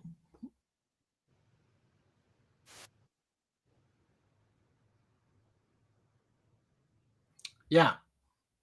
Garo's mastery of the fist of flowing water, crushing rock, allows him to glide across surfaces without even moving. They didn't even really make him bigger, so maybe a little tiny bit.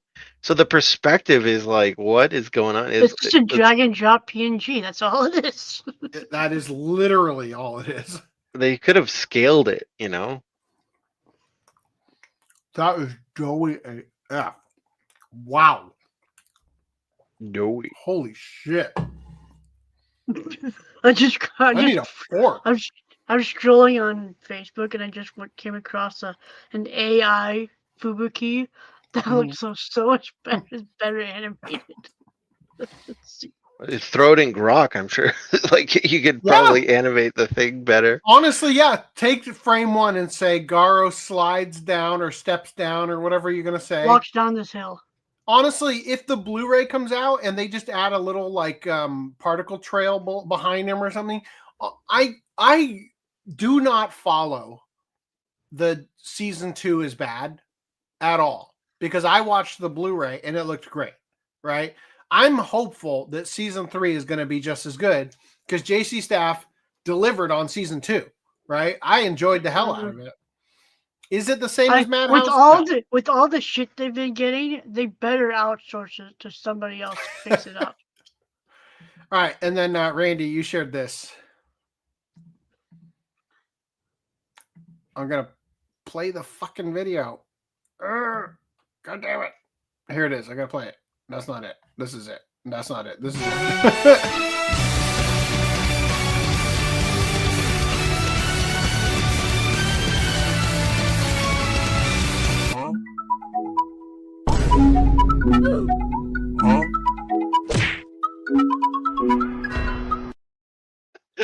Incredible scope. They got the perfect hill to do that gag was on. better animated than season 3. It looks so real. That was a good one. Yeah. Man, I'm so disappointed. I'm already disappointed because I don't to be fair, I haven't fully read it, but from basically Yeah. the webcomic came up and I read the webcomic up until one stopped publishing it. And he might have published a few more since then, but he took a long hiatus while he's working on Mob Psycho. And I really liked the webcomic. And then the manga, which Murata was doing, he kind of like went into like filler territory because the webcomic wasn't getting made anymore. So he's just like, I'm just gonna do my own thing, I guess. I don't know. This is my guess. And he kind of he made some things that I didn't. He made some choices that I didn't like, and extended some bits of the like the whole battle with well, the lead up to the battle with Gara and all that kind of stuff. And I to my like I never read to the point where he actually fought him like in the final battle in the manga because All it he was does just is just taking like one punch him without realizing who he is. It's no actual fight. well yeah that at one point that happens but that's not like the And battle. that's in season 2, It's right? happened Yeah, multiple times. Even Where he in knocks him down or whatever with the door. that thing in that live action bit where he just punches him from without even looking at him and sends Gara flying. That happens in that episode too. That's Yeah, but that's exactly not what happens. that's not the final That's not what he's battle. talking about, I guess. Anyway, I know, doesn't but it's matter. still like every encounter is like just him just punching him once and that's it. Yeah. But they took so long, and because it's monthly, which I get, like he's busy and he's working on other things, but I think being monthly also hurt him. And then also they were doing weird things where like they would release a chapter for 1 month and then they would release corrections the next month instead of another chapter, so it was even like harder to follow. And so I just kind of fell off of it. And then I heard like this whole thing, which I won't get into spoilers about, but like at one point in the manga, he made like a villain that he had to like retcon the villain because he like wrote himself into a corner. I don't really know all the details, but and I haven't looked into it. On like God's hope that maybe season 3 was going to be okay. And I just get to it when they cover it in the anime. But anyway, so least to say, I was not like super excited about continuing with the anime, just story wise, because I think the webcomic was better, and I know the anime's adapting the manga, and I think he kind of veered off in Weirdland on the manga. But anyway, and then it's like they just shat the bed with the anime anyway, and give like they turned what if by itself season 1 One Punch Man is maybe like I don't know top 5, maybe top 10, but like contender for top 5 anime of all time if you isolate it to just season 1. And then season 2 is like it's okay. And I don't know, I don't agree with AC that like the Blu-ray saves it. Maybe it saves a couple scenes, but like it's still not like the best. And then on top of having to deal with the source material going AWOL, now we have to deal with the shitty animation. Like it'd be one thing if we were getting like god tier animation with the AWOL, plot. Maybe the anime could have like roped it in, corrected some things, fixed some stuff up, and gave us something good. But there's no hope that's happening now. It's so sad. I skimmed through episode 3 just to see if there was anything that could redeem it, like because maybe like people always give out excuses like, oh well, they were in a time crunch and maybe for that episode it's bad. And to be fair, that did happen with Dragon Ball Super, right? Like the first few episodes were like super shit and then it got better, but that was like a long running thing, whereas One Punch Man season 3 is going to be a set season, not an ongoing like long running anime. So there's less of an excuse to say like, oh well, there was time crunch on that one or first couple episodes. I don't know, but so far season 3 is like mostly just talking and not much action, and even the talking scenes seem to just be like PNG pan shot, Yeah, across the just PNG. mouth flaps and nothing else. Yeah. You mean Dragon Ball Very- Super did not get better. Very sad. Yes, it did. No. That's crazy that you don't think it got better than the first few episodes of this Dragon Ball Super. Like, I'm not saying it got God He's tier talking or about anything. he's talking about the animation, not the story. I'm talking about the animation, which I will now showcase. The derp ass Goku in the first few episodes versus God Instinct, whatever the fuck it's called. At Ultra the end. Instinct? Yeah, Ultra Instinct. No. That was animated way better. Relatively speaking. Okay. But the franchise as a whole. Well, I'm not arguing that. Absolutely murdered. Yes. What the fuck? My favorite part about how awful this is that they decided retroactively to give Trunks blue hair out of nowhere. And in universe, I could see an explanation for it because Bulma has purple hair in the manga and then grows up into having blue hair. But then in the fucking show, when the fucking time machine shows up, she says, "Does the guy in there have blue hair?" Fucking hate it. Well, there's reasons for that, whether you agree with them or not. And I think that the character design looked way better in Dragon Ball Z, obviously. But that is not what I was talking about. I understand what you're talking about. I recall the shit, and I don't think it got better dramatically. I thought that the animation was very poorly executed throughout the entirety of the series. If we're comparing it to what it was from originally, it got better than the first episode, yeah, but better wasn't very good. Anyway, are we ready? I don't expect One Punch Man season 3 to get better unless they fire the guy and get new animators, which apparently I didn't hear this. I didn't know this until recently, but apparently One specifically asked one of the people that worked on season 1 to come back for season 2 after season 2 wasn't doing so well initially. And work on some animation for season 2. He tried to get somebody from Madhouse to go work at most of the people that worked on season 1 weren't Madhouse employees. Yeah, they were freelancers. They pulled up a super group of animators for season 1. So just so that we're clear, so everybody understands this, the studio, go see any anime. You're going to go see Chainsaw Man, go watch it in theaters. Notice how many studios are listed in the credits because they cannot do every shot. They had JC staff in it too. I saw that. I was like, oh my God, come on. Yeah. So so it's kind of a misnomer to say, oh, this studio. Really what they're doing is they're handling the outsourcing. And some studios are better at that than others, right? They negotiate better, they get better rates, they're able to allocate resources in a good way outside of where they're using it and stuff. I'll be back in a bit. Yeah. Oh, you're gonna miss Trans Green Lantern. All right. So Old Man says One Punch Man season 3 episodes looked like it was made by AI. Most of it was a series of JPEGs sliding across the screen.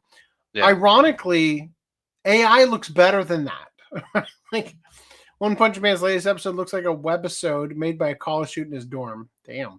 Did California also ban wood stoves for pizza? They might have. I don't know. Green Lantern. You mean Green Ma'am turn? Great. Let's cover it.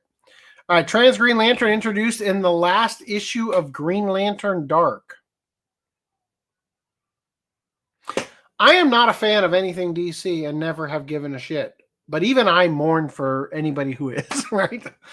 A trans Green Lantern is introduced in the final issue of Green Lantern Dark number 7, written by Tate Bromdahl. Gotta look it up. Finding out. Is it female to male? Or male to female? I think it's male to female, but it's Or hard is to it tell. just non-binary? The just like I It's know really it's not, hard to tell with the hair. oh, yeah, probably non-binary. Just Lord knows. But I was gonna say, like the idea that you could take the ring, because the ring is like it can manifest whatever you want. So in theory, like if you're a girl, you could manifest a dick with their ring, right? And then just like walk around like, oh, I got a big dick. Or if you're a guy, technically you could manifest boobs, Well, if you're a guy and you're not using it for big dick, I don't know what's wrong with you. Man, you could probably do that too. Well, like construct like a dick enhancer. I don't know. Could you even feel anything then? Well, it would be like These are the important questions. Flashlight, right? When you make a giant fist out of your lantern, when you hit something with it, do you feel it? I don't know. Yeah. So this guy looks not like I would have expected. What is this?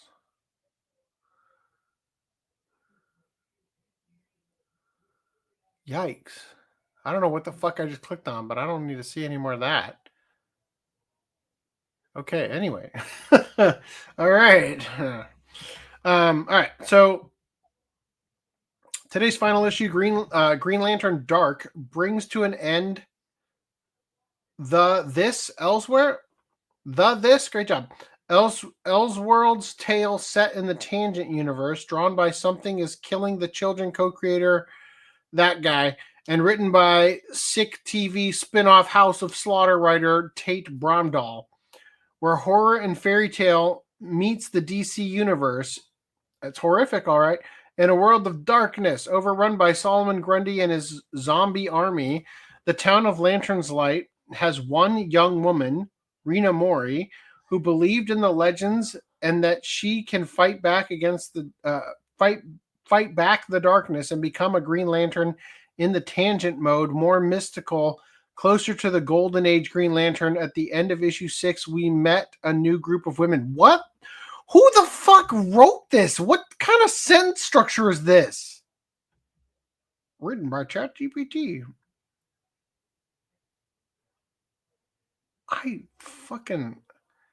And in its final issue 7, published by DC Comics yesterday, they were revealed as the Parliament of the Green, 3 of the Lanterns who came before her.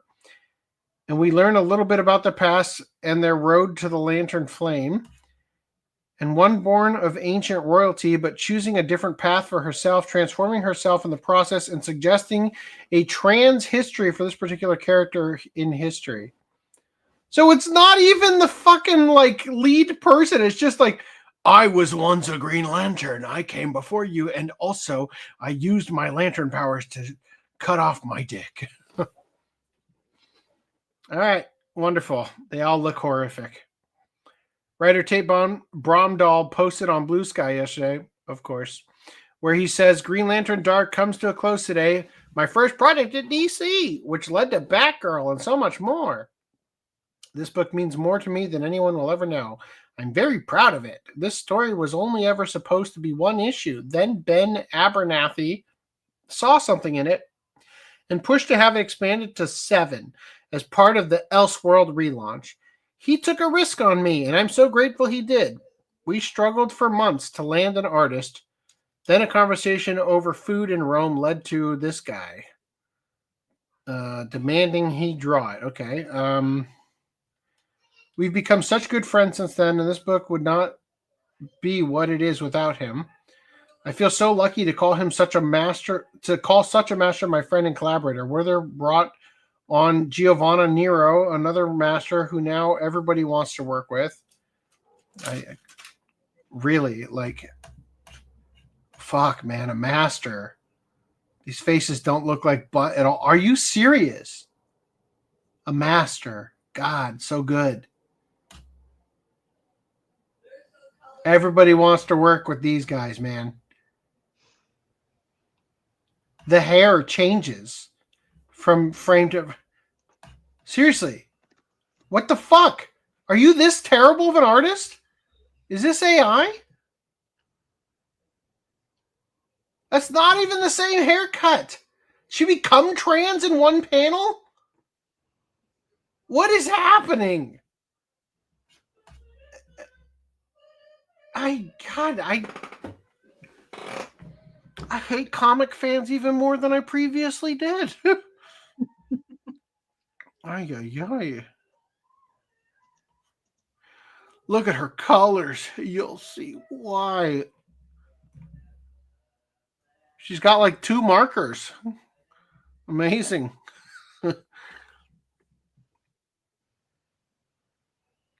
Tom Napolitano has become the man I trust with my words, and the artistry he brings to the voices in this book are unparalleled. Wow. Suck him off harder. Wow. Okay. So the whole thing is about this page, I guess. Before that, I was the firstborn son of the great prince whose father was one of the greatest kings to ever live. You'd think my future was bright. Wow. Thanks, Mirage. Whoa. All right, let's move past that. Jesus.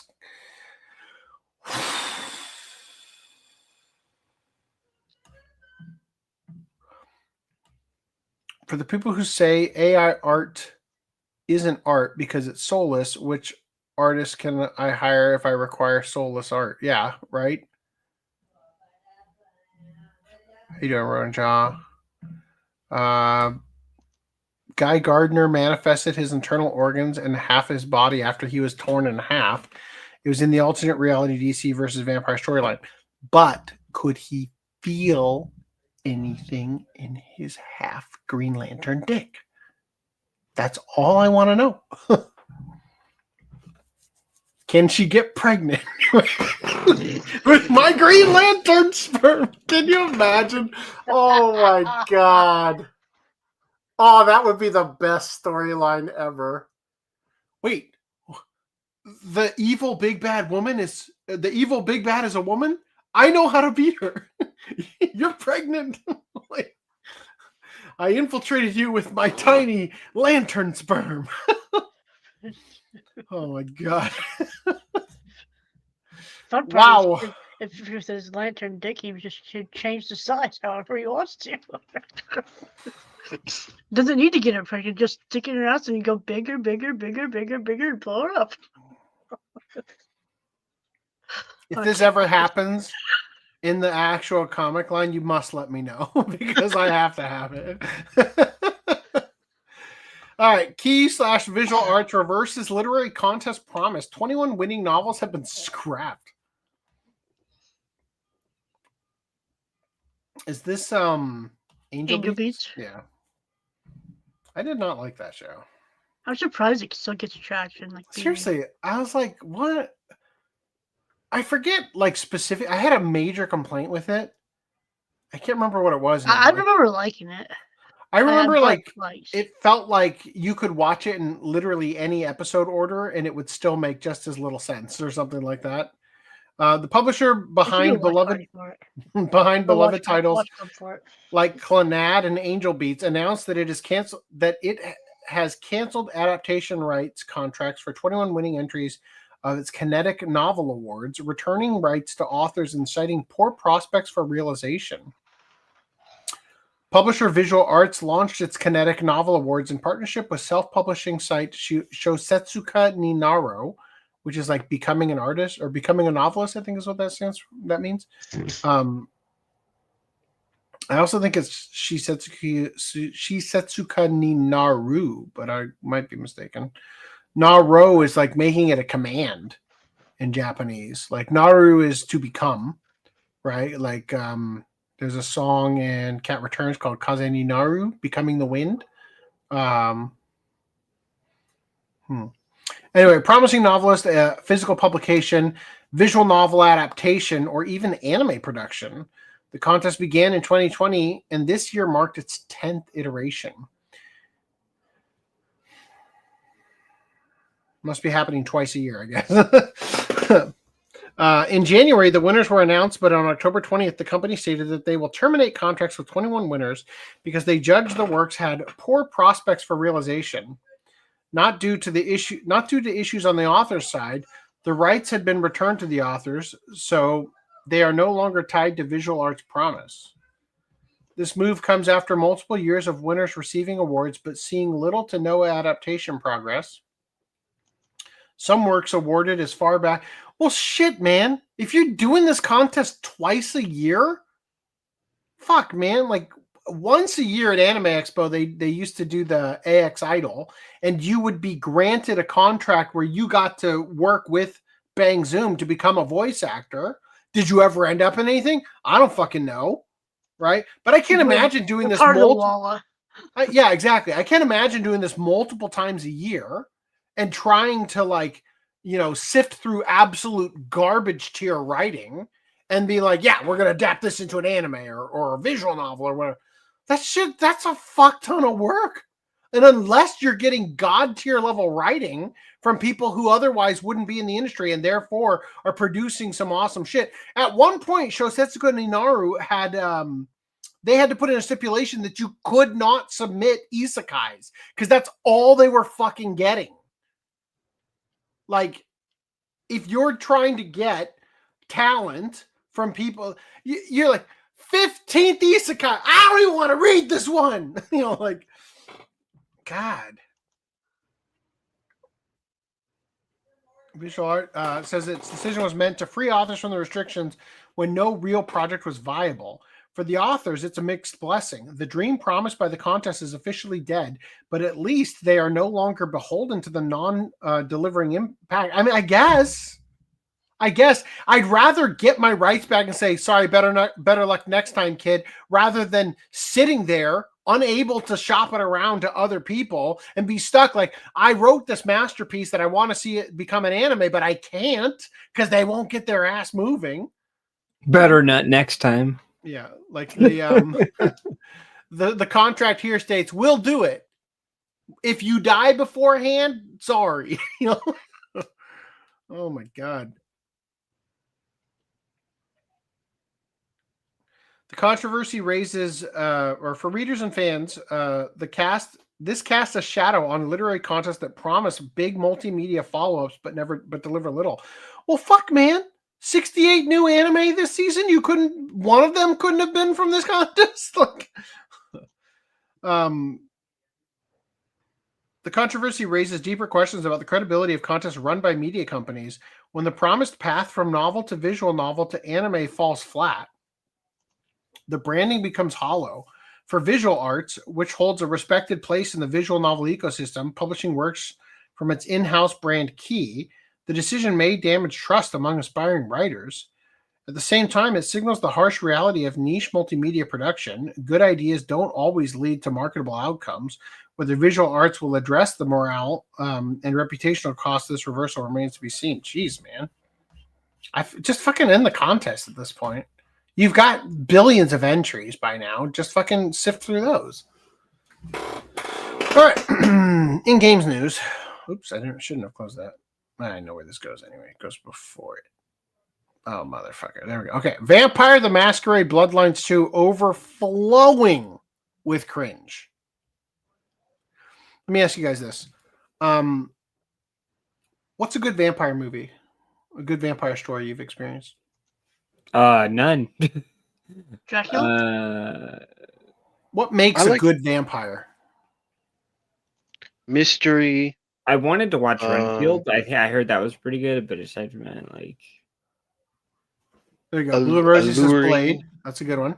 Okay, Blade. Right? But like, so a vampire has like almost like a Luciferian appeal to them. Usually, they're beautiful to a degree. Like there's sort of a feminine. We technically did watch a vampire series. I mean, we watched Hellsing. No, yeah, okay. I forgot we did Hellsing. I was thinking of part 1 of JoJo's. So Nosferatu wasn't beautiful, sexy. No, of course not. Neither was Bram Stoker's Dracula. But the point is, I also don't like Nosferatu. It's a very boring movie. Yeah, so I'm just saying that typically you want your vampires to feel powerful, and there's like a sex appeal, an underlying, like the idea of vampirism is that it is innately sexual, right? So do you want your vampires yeah, sort of vampire versus werewolf, right? It. So you want your vampires to be a little like Twilight, dangerous, twinkly, sexy, right? sparkly. Now, what you don't want is for your vampires to sound effeminate. You don't want them to seem gay. Yourself a sit down with the boss. Just keep playing the game like you did and you'll be fine. But whatever you decide to do, just remember, the only real question in life is whether the fucking you're getting is worth the fucking you're getting. Talk soon, honey bun. Nicely done. I think she likes you. Not sure that's true of Tali. We can but help. That was a she? That was weird. That was even worse than I thought it was going to be, to be honest. Holy shit. Vampire the Masquerade Bloodline 2 has met expectations in the worst way. That is terrible. In the worst way possible. As many on social media have been laughing at the game due to its cringeworthy dialogue and unfitting voices, serving as the epitome of what is wrong with the Western gaming industry. Social media users have been sharing various clips of the game online, such as this one, which showcases a character with not only an unfitting voice, but also uttering some rather cringeworthy dialogue. The cutscenes are rather awkward as well, with many guessing that the game was released in an unfinished state. Oh, dear God. I only watched the first 10 seconds of that original. I haven't even seen these. Unsatisfied. The gardener is gone. Your moonflowers are gone. And soon, you too will be gone. I will never leave you. For you, What the fuck is... fire are mine. Mine. My love.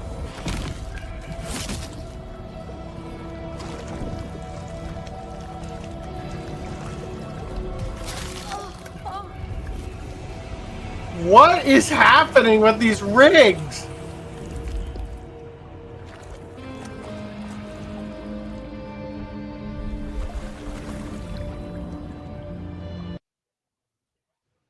Did he suck her? Don't boob? worry, we'll fix it in post. Right, The post. I'm not prepared for this. Holy shit. So that, to me, looked like they had keyframes, and they only had about 4 of them throughout the whole thing. And then they had like an AI interpolation happening to get them from one part to the next. I'll play that again. I'll play that again, just the beginning part, where you can see like the weird like pose to the next pose, like snapping to it. Like the interpolation is happening only in like a 3-frame jump. Unsatisfied. The gardener is gone. Your moonflowers are gone. And soon, There. you too will be gone. There. On her. Watch her get up. Never. That's a pose. That's a pose. Leaping towards him like... Holy shit. Many believe the game's Like, sense of hardly humor- any was actually captured by the actors, I feel like. Like, because the actors would have captured, like, actual, like, fucking movements that Oh felt my natural. god. That definitely wasn't mocapped. There's no I in team, but there's an I in penis. That's what I tell all the girls, you know?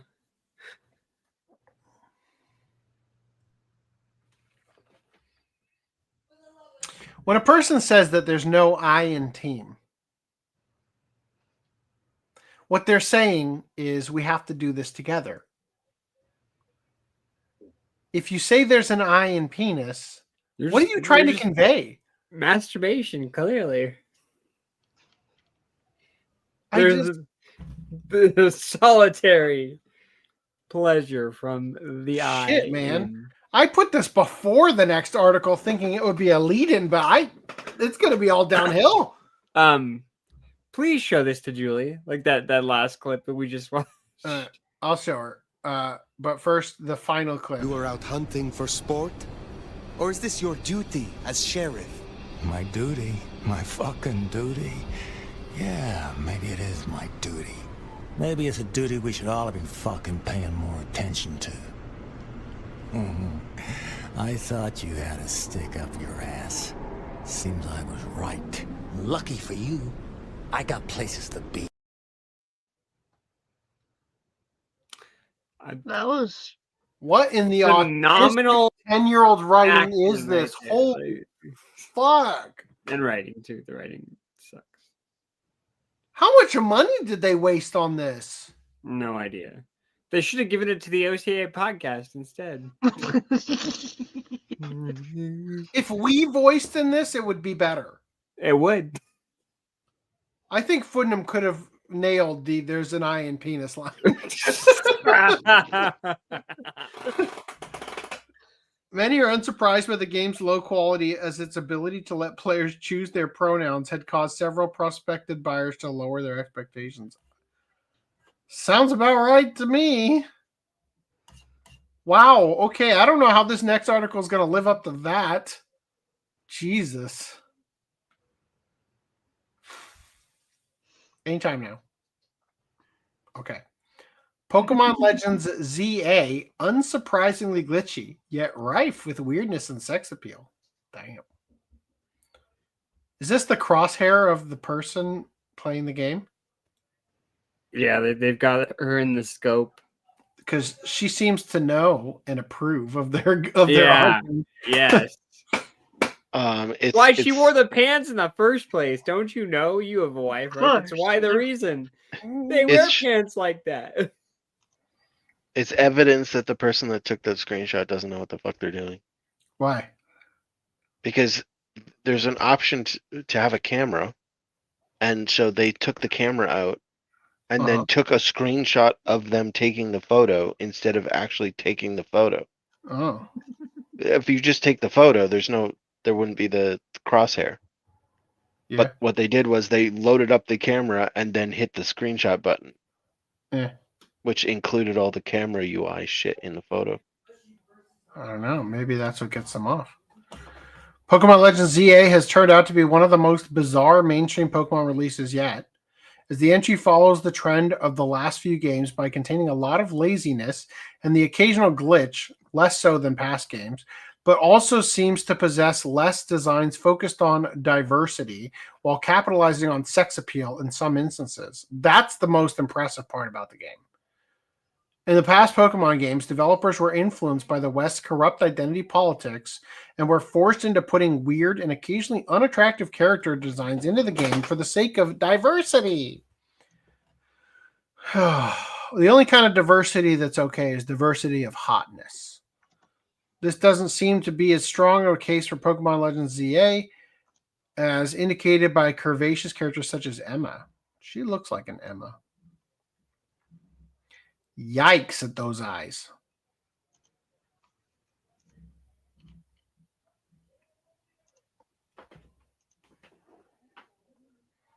Is this character in blackface? No idea. I haven't played the game. Randy is the character in blackface. I would not know. I have yet to. We may never know, because I have yet to got to any point where they reveal. To get past the woman with the butt, haven't you? I just can't bring myself to leave Emma's side. This is enough. Or Emma's This is back. enough for me. I have yet to get to the point where she reveals that she's actually white underneath there. Oh, so I don't think it's blackface. you think know? you think she's going to reveal that, or is she committed? Oh wait, I found her. To think all you had to do was just scroll over further. No, that's fake. Just another time. That's fake. Are you sure? Blackface. The absurd darkness of her skin is no doubt a result. Hold on, what I said? There is one particularly out of place dark-skinned character.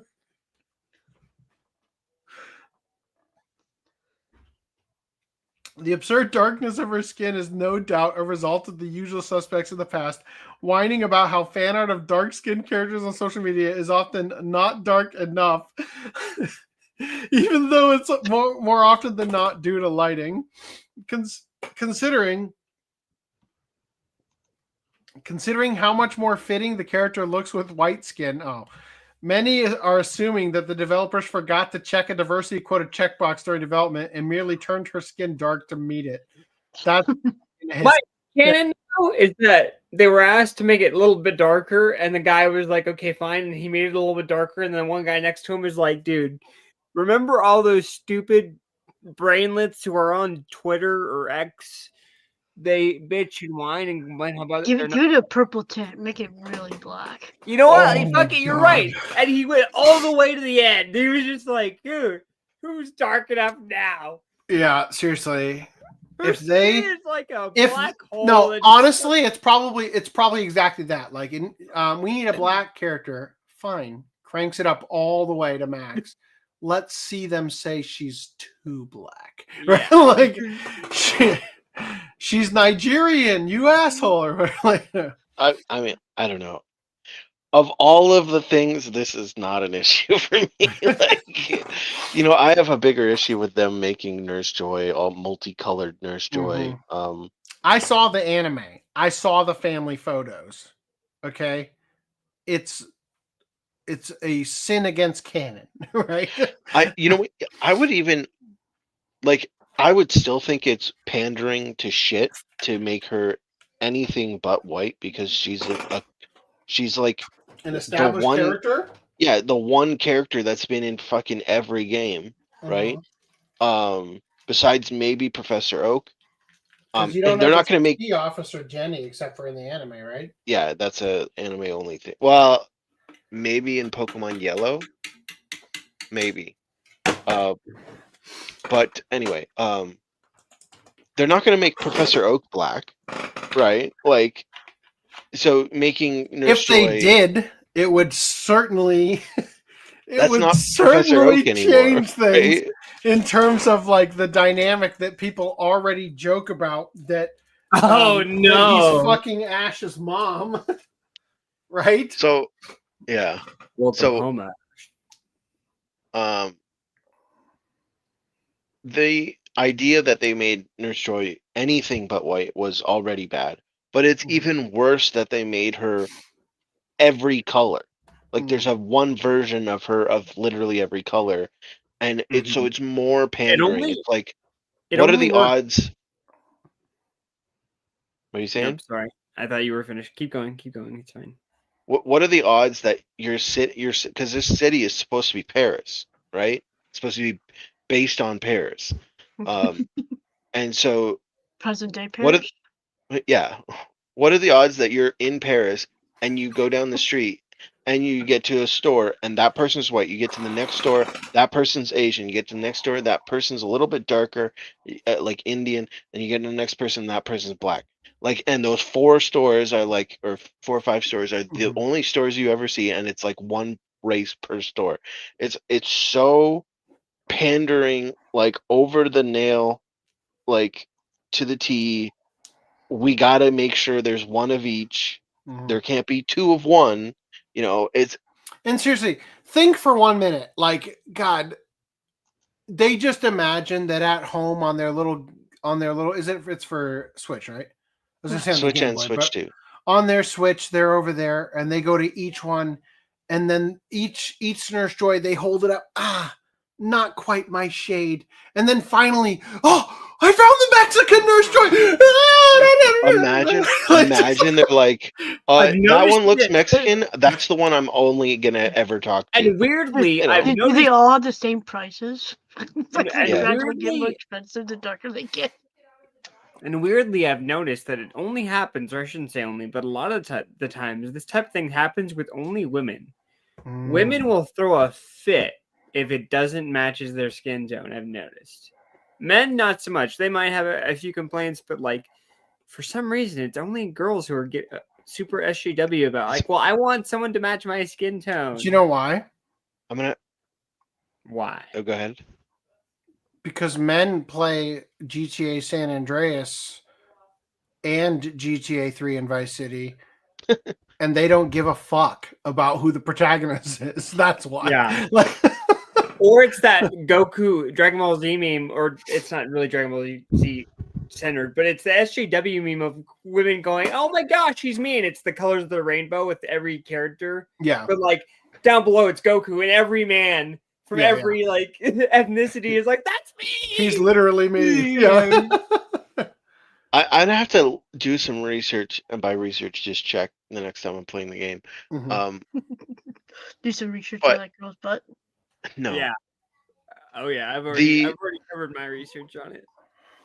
The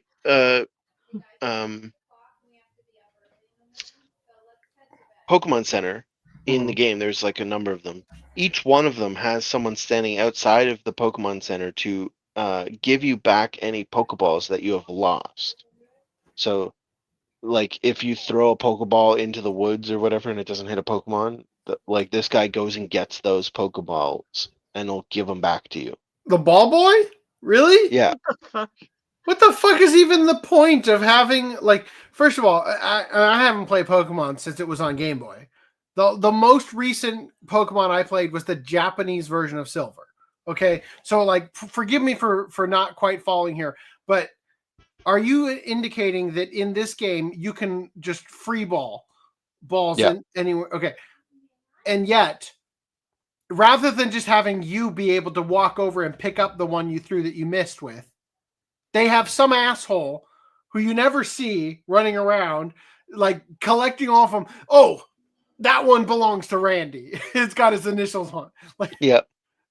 And he gives them back to you outside the front of the free? Pokemon centers. Yep, for free. So, what kind of a mechanic is this? Yeah. So what Greenline said, I didn't even think about it before, but it's kind of funny, and I'm gonna have to double check, but I'm pretty sure they're all white, and they all look the exact same. So it's like it's ironic that only the nurse, the white people return your stuff. the Nurse Joy, they changed. But the guy up front, I'm pretty sure he's white and like the same character model every time. Oh my god. I have to double check that though. I've never paid attention. Anyway. But needless to say, I don't have an issue with this character. Like it's whatever. All right. She seems like a very nice person. African lady. Does she? Wait, is there voice acting?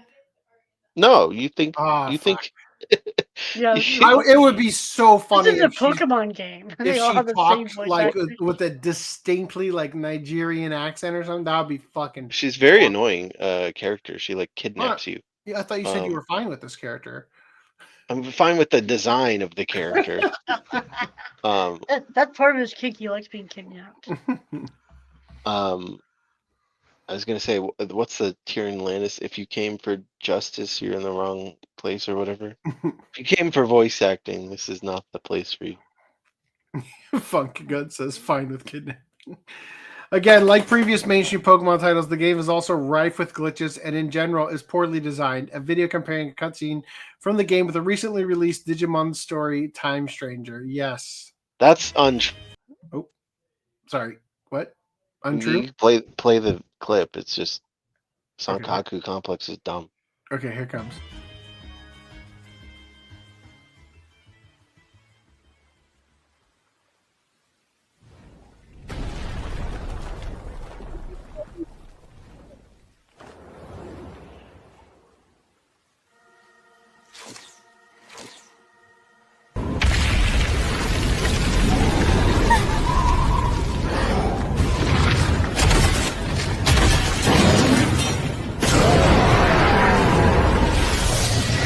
Oh look, see, they're not delayed.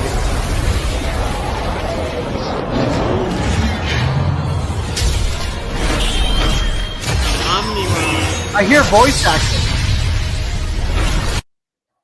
Yeah. I heard some voice acting. Did you notice how their reactions also weren't delayed? Like they screamed at them and they were like, ah! And they didn't I just 5 can't. seconds after the fact. It literally looks like they don't have a transition animation Yeah. between flying and landing. So this is ZA, yeah. This is a So they just wait here. Then they break the 180 rule. Then they do that, and then they cut away to your reaction, so that then they can switch to the animation of him with the wings in because they couldn't figure out how to rig it like that. So with that scene, the reason I said they're stupid is because that's not ZA. Oh, really? What is that? No, that's Scarlet and Violet. Okay, yeah, I thought so. It was like, It says like previous. Okay, yeah. I guess you're right. Okay. Also, like previous main game titles, there's rife with glitches and stuff. Yeah, there's not that many glitches. I haven't really heard of. There's one glitch that I've seen, and it's not even really a glitch. It's kind of like an oversight in their coding that lets you like duplicate overworld Pokemon because there's a mechanic that they don't want you to lose out on shiny Pokemon. Are there hell Pokemon? Hell Pokemon? You said you could duplicate overworld Pokemon. Is there like another type of Pokemon? Do you go to like another dimension? Well, as opposed to like Pokemon you've caught. Overworld is a term so of just meaning... You're duplicating the wild Pokemon before you catch them. Yeah. Okay. Yeah. So there's a mechanic that lets because they don't want you to spawn in a shiny Pokemon and not be able to catch it. They have this mechanic where they save the if a shiny Pokemon spawns in, they save it and they make sure it's always there. Mm-hmm. So even if you run away or reload stuff, all the other Pokemon will respawn and like change depending on the spawn rates, but that shiny will stay there when you come back to it.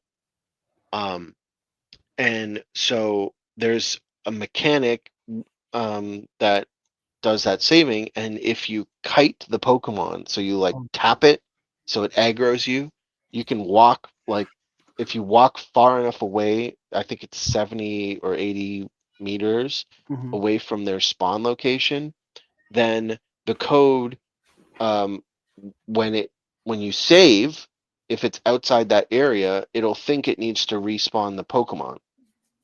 So it'll respawn the shiny because it's saved in your like list of saved shiny Pokemon, but it will still save the location of the one you kited away.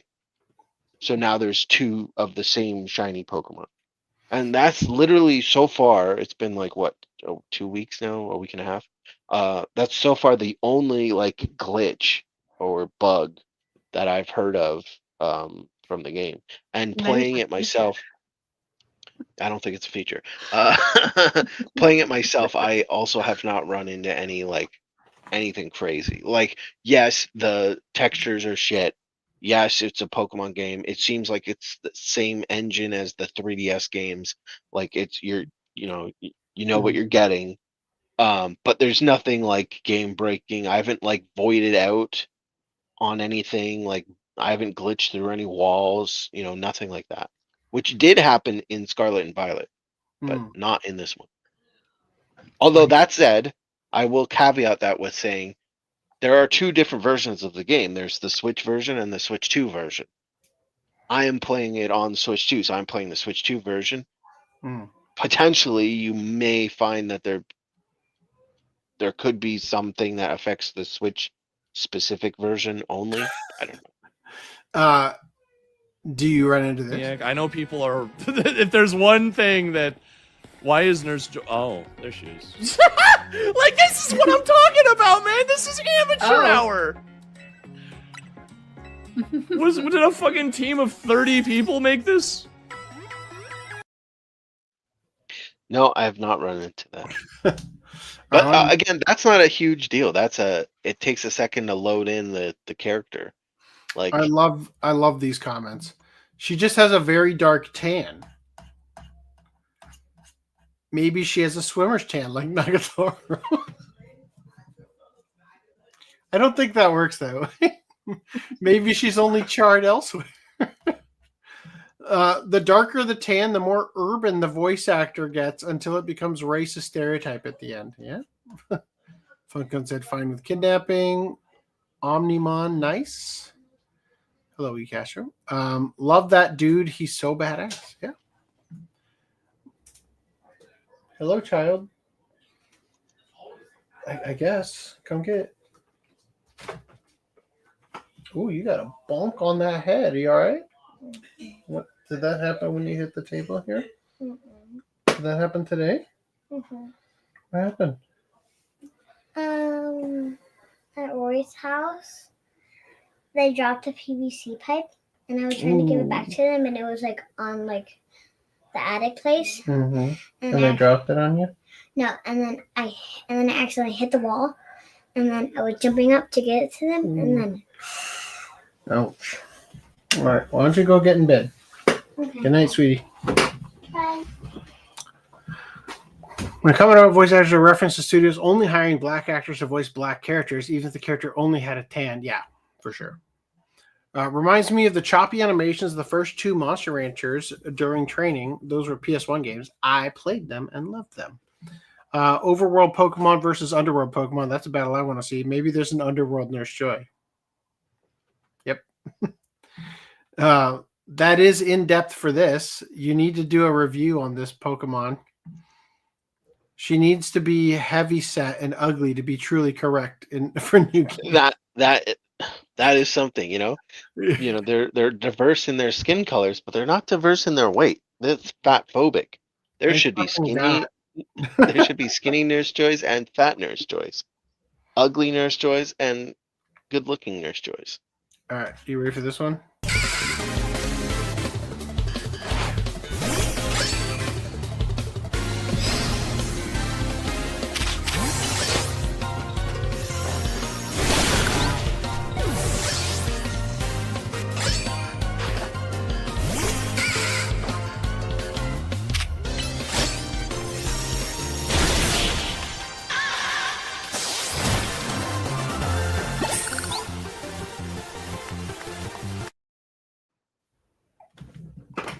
What was wrong with that? I mean, it looks great if it was made, 10 years ago, right? It was made. She went to the Venipede when the attack happened, and she just disappeared. Sometimes the player will just drop into the floor. I didn't even see that. What the fuck? There's like the very last attack. Go back to the very last attack. Before this part, right here. Who are we looking for? Go before that. We're looking at her, right? The artist trainer. She goes to the Venipede right before the attack, and then there's the explosion, and then she's just gone. I don't think that fucking matters, really. I know, but it's like why did she go to the Venipede? I don't know. Well, my child. So just to explain what happened, she had Venipede out. She swapped it out. There's a mechanic that, like, when you swap a Pokemon, you basically recall it, and then you have like a couple seconds to send out your next Pokemon. So she recalled her Venipede, sent out the next Pokemon. That was fine. That died. Then she sent out the Venipede again. Then she walked up to the Venipede because you can walk around. Like all of the battles are real time and you mobile. So positioning matters as well. So she walks up to the Venipede, which is okay, whatever. And then you took it out. And then when you take it out, it cut to a different scene where she's no longer loaded. I know. I don't know. It's like you just And then shows it blowing up. I don't know. It's maybe a little awkward, but I don't hold the game against it. Like, I thought whatever. it was funny though. Like you just exploded your Venipede and she's gone, but the Venipede is still there dead. Yeah. I wouldn't look at that as a bug myself. Well, it's a bug type Pokemon, but I need me to my own joke. I need a thumbnail. Hold on. Wait. Oh fuck. This is gonna be so brutal. No, how wait, what? Hands work. I'm trying to hide from the Twitch. No. Why is this so hard? It's mirrored. All right, we got it. Wow, that was terrible. Okay, anyway, back to that needed to be done right now. Yes, it did. Otherwise, I was going to forget. I'll make it work in post. Oh, we didn't watch this one yet. Oh, dear Lord, here it goes.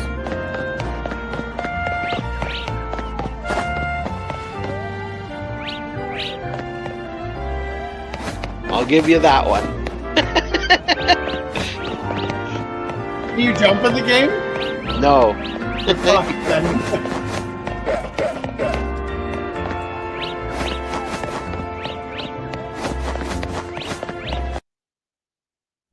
10 out of 10 game. I mean, what are you doing? it could happen to any game. Like, I don't want to be sitting here defending a mediocre game, but like, that happens to all sorts of games. But this is like the most popular, most profitable game series of all time, right? I mean, but literally that sort of thing, if it's happening constantly, it's an issue, right? Obviously. But having like a one-off where everything's recorded and it's like super rare, if it happens to you, like one time in a playthrough, I don't really hold it against the game. Like collision detection is hard, okay? Like it actually is hard to deal with. So after Funk Gun said she needs to be heavyset and ugly to be truly correct for new games, it says Nurse Joy for a modern audience would be a very ugly man in a dress. Where's my 67-year-old trainer at? The AC tree collector. Yeah, you need to be here from the beginning to understand why that was in there. I mean, I will say at least that one was a bug. Okay, we got one. This one's a feature. Yes, that one is a feature. This reminds me of that animation of the Star Me running. Like, that's what this is from. No. Isn't this like I've seen the anime. Star Me runs by spinning sideways like a cartwheel. Yeah. What is this shit? This looks like a person at a theme park dressed up as Star Me. I thought for like a Mega version, they would have given him more like arms, and made him bigger and like gold or something. They gave him legs. The Mega thing is so retarded. Like that. I haven't played Pokemon since Silver Japanese version. But when I saw my wife playing whatever Pokemon I bought for the Switch and that shit came on screen, I was like, I am never coming back to this franchise. That is the stupidest not what you would have thing ever. I want to say the last game you actually, I guess you probably don't count Pokemon Go as the last Pokemon game you played. No. I have to imagine you're talking about the Gigantamax. The Gigantamax, whatever. They're all fucking retarded. The Gigantamax thing is the stupidest thing ever, though. Where, my Pokemon's big now. Oh, yeah! And I get to experience it in this stupid battle against the other giant. It's fucking retarded. Well, so Mega, it can be anywhere. It could be in all battles. It's still temporary, though, but... It's still retarded. A lot of people are comparing it to we've got Patrick Star. Our fat, ugly guy. Oh my god. Oh, I have to bring it up now, actually. This would be the perfect time. Okay. I just want to smell Pokemon. Fuck it. You look like that guy, fucker. Give me a second. Let your Gardevoir out of your basement, you fat fuck. Do we need to bring in the TikTok of the of the taunt or whatever?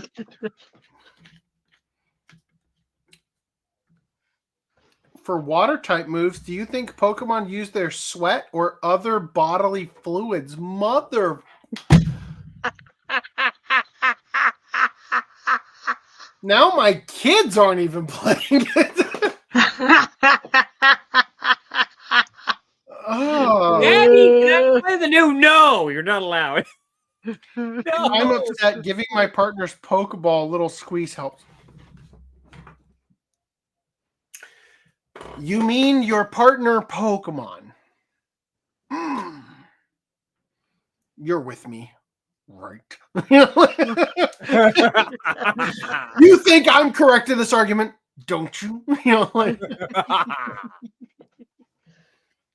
There have been elderly trainers in the past. Yes. One of the first Elite Four was a creepy granny with ghost Pokemon. Nope. Don't remember. I remember this. I played Let's Go. We need to watch the whatever Ghost Ghastly episode for Halloween the Pokemon episode. for Ghastly. I need There's that a to few, do if the manifesto was done. right? It's been 84. I'm going to take an years. extra month on it now. It's been 84 years. When did we even start Attack on Titan? Back in freaking February. January. We're almost a year in. Yes. Attack on Titan. Fuck, Yes, dude. I know. One episode. And a I month. have 3 goddamn big projects lined up in front of me before I can even get back to the goddamn manifesto. I've been cleaning up the droppings of wild Pokemon. Oh, come on, don't do that.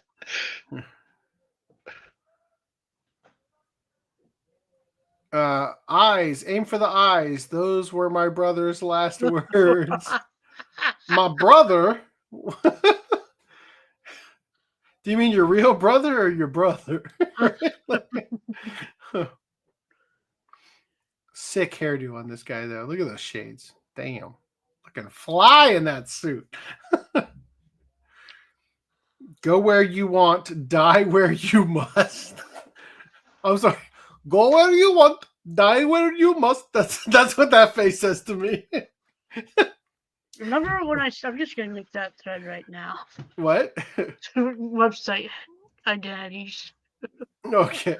The website identities. You're gonna change it to go where you want, die No, where no, you I'm want. adding the thread to the Discord in the mods channel. Okay. Just like potential. Just so we have them, yeah.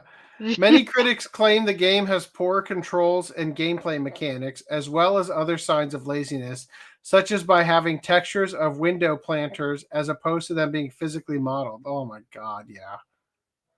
How do I add a thread? It's okay though, because they're equally as disgustingly lazy in the Switch and Switch 2 version of the game. Nice. The state of such a game from a beloved franchise, which is being handled by a AAA company, is a clear indication that the developers know fans will purchase it in droves, despite all the vital flaws it has, which would sink any other game from a lesser series. Randy, what do you have to say for yourself? Can I move on, or should I keep stalling? No, I got it. Okay. What was the line again? It was go where you want, die where you must. Okay, thank you.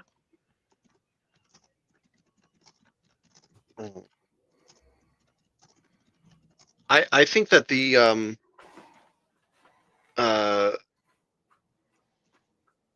this, like, again, I'll say it like this: the game is not like super A quality. This is a side game. I have a bigger issue with, although I mean the price is not a side price game, which is kind of, that's a criticism. Okay, it could have been cheaper, but this is like a what do you call it? A side game. It's not a mainline game, right? Mainline games are the games like Sword and Shield, Scarlet and Violet, right? So you're telling me it's not ZA and AZ? No. Oh. It's just ZA. There's not a Zadass and just as. So. Oh dear Lord. Spin-off. That's the fucking thing I was trying to think of. So there's another rung of like expected, what you're expecting of it. Okay. And I think for a spin-off that's supposed to be like a hang tight while we make the next generation of Pokemon, I think this is an adequate game. Could it have been better? Yes. But you also have to remember that it is a Switch game, right? It's a Switch game with added upgrades to Switch 2 for Switch 2 people. But at its core, it is a Switch game. So everything that they made has to also work on the original Switch. The next game that they make, hopefully, will be a mainline game, and it will be meant strictly for Switch 2. And there, if they start giving you the same shit, then you can, say, that you have a problem with it. You're a multi-billion company. What the fuck is going on here? Oh, it's so annoying. Fucking Christ, this thing. You're gonna have to bear with me with one of these screenshots. It's all right. I got time. Ew, we got to end the podcast in 6 minutes. No, we don't.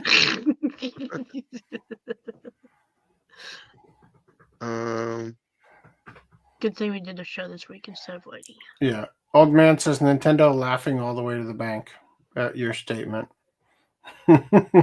Yeah. Like I said, I mean, I gave them money. I did buy the DLC. Any second now. What? I'm waiting for media to load. Oh. Here it is. So good. I get the criticism. I do think that the criticism for the price of the game is a valid criticism for what they gave us. But for the quality, ignoring the price, I think the criticisms seem to be a little bit on the what was the price? side. Was like another $70 full price thing? Yeah, full price normal Switch 2 game. And actually it's worse for Switch 2 because it's a full price Switch game that you then have to pay the $15 like upgrade fee for to get the Switch 2 version. And so the Switch 2 version is that price. That you don't save any money for buying the Switch 2 version. It's you're buying the full price Switch game plus the $15 upgrade thing. So is it like $60 Switch, 75 for the Switch 2? Or 70 and then 85? No, I think it's 70 and 85. And that's Canadian dollars? No, that's American. Canadian, it was like 100 and I think it was $99 or something Canadian. Right. You didn't mention DLC. What are you showing me here? See this guy right here? Jesus Christ, $30 for that DLC? Yep. I know who they made the game for. Oh my god, they gave you the pose. Oh no. They give you the pose of like bending over. Oh my god. I'm gonna throw it back on Gardevoir. Oh! Look at it's just spanking me! Spank! Been a bad boy, mommy.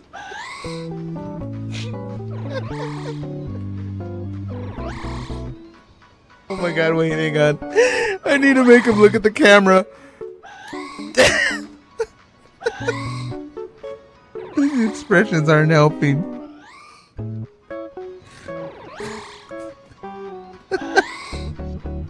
Woo! You ever want to be spanked by a Gardevoir? There you go. Pokemon ZA makes your dreams come true. So nut. Whoa!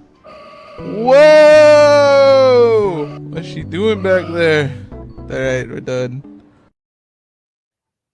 10 out of 10. Wow. Freaky guys. Yeah. I mean, the fact that they allowed it, that they didn't think of it to shut it down. Gel that guy's hair up. Okay. That's him. That's fucking him. Oh, I see. He's the guy who just wants to smell Pokemon.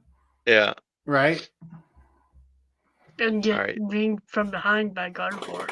Mm-hmm. Did I adequately delay enough? Yeah. So I got some images to show you here. Come on. Where are you? So in the game, there is this character that appears as a hologram. Very mild spoilers, I guess, for one of the. Essentially, they're gym leaders, but they're not gym leaders. So she appears as a hologram, and she's having a quiz show as her like thing that was the like how to progress or whatever. She's doing a quiz show anyway, and so a bunch of people are showing up to this quiz show, and of course in the audience there is the quintessential VTuber person. Okay, like look at the guy in the back there. with the hat, the fat ass, right? Oh god, disgusting. And there's another character that's like that anyway, and he's the guy that like he knows everything. It's like actually the other one that's not actually pictured there is wearing glasses too, and he's like I'm actually like, because it's questions about her, so it's like what was my favorite food or whatever, and he's like I'm actually in like episode 1 of her podcast. He said that she likes this or whatever. Anyway, so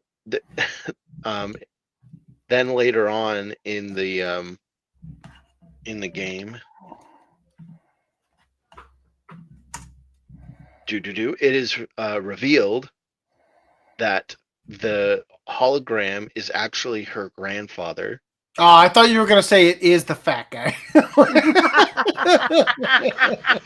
I was thinking that too. Oh, jeez.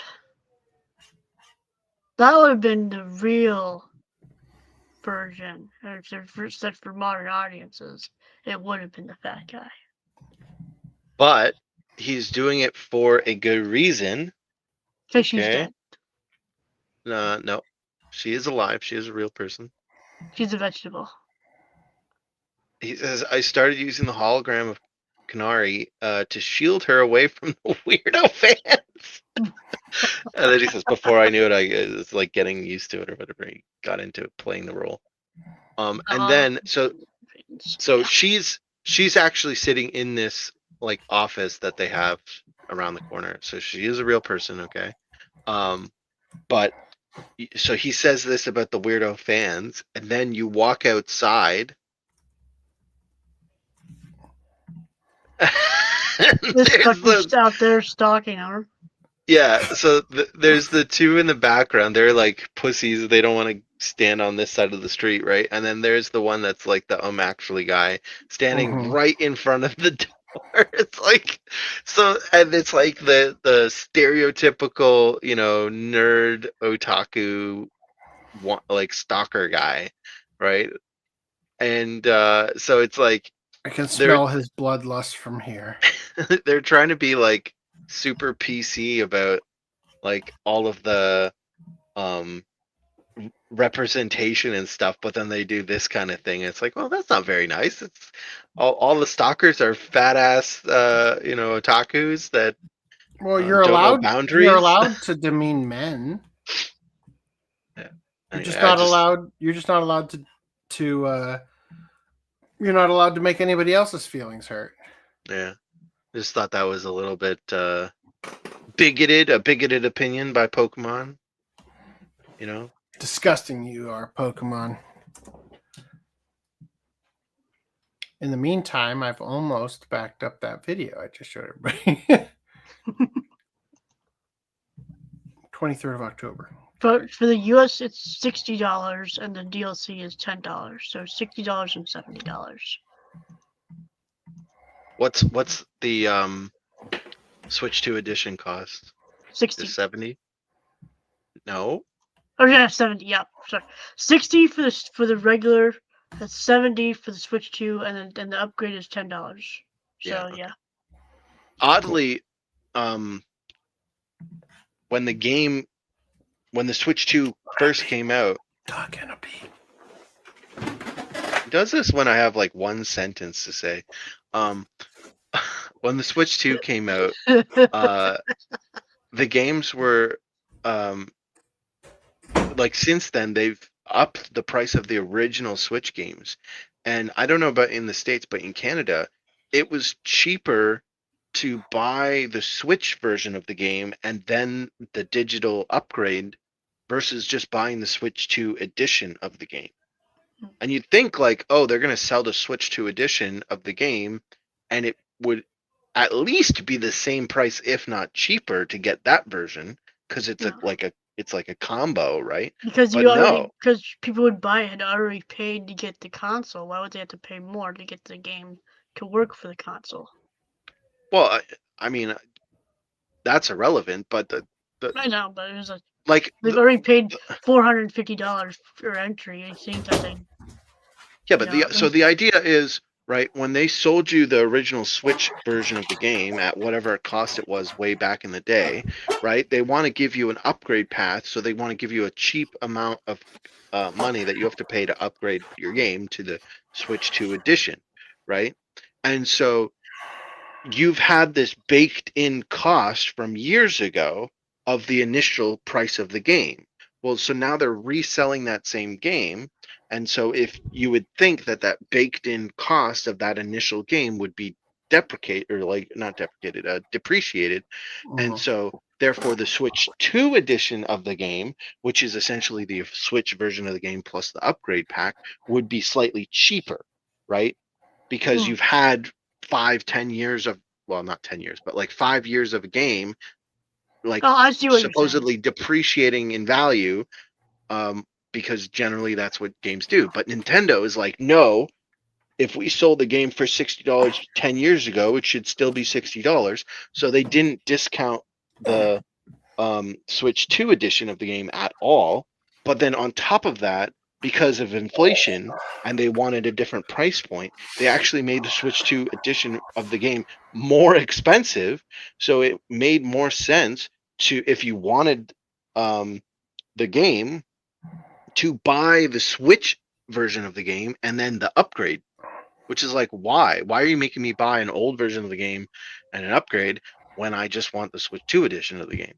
But then what they did to fix that, you'd think, oh, okay, well, we'll lower the price of the Switch 2 edition. No, they went back and retroactively increased all of the Switch versions of costs for every Switch game. They said, we're going to do a blanket increase of like $5 for all Switch original, like Switch 1 games that they're selling new, to make up for the fact that the Switch 2 edition games are more expensive. Anyway. So it is a little. They're trying to go, oh, it's not that much more expensive. Bitch, you Yeah, raised the price on the original. They're playing some funny business, but. Yeah. So I have come to the realization once again that I am a fucking retard. And I must do this again.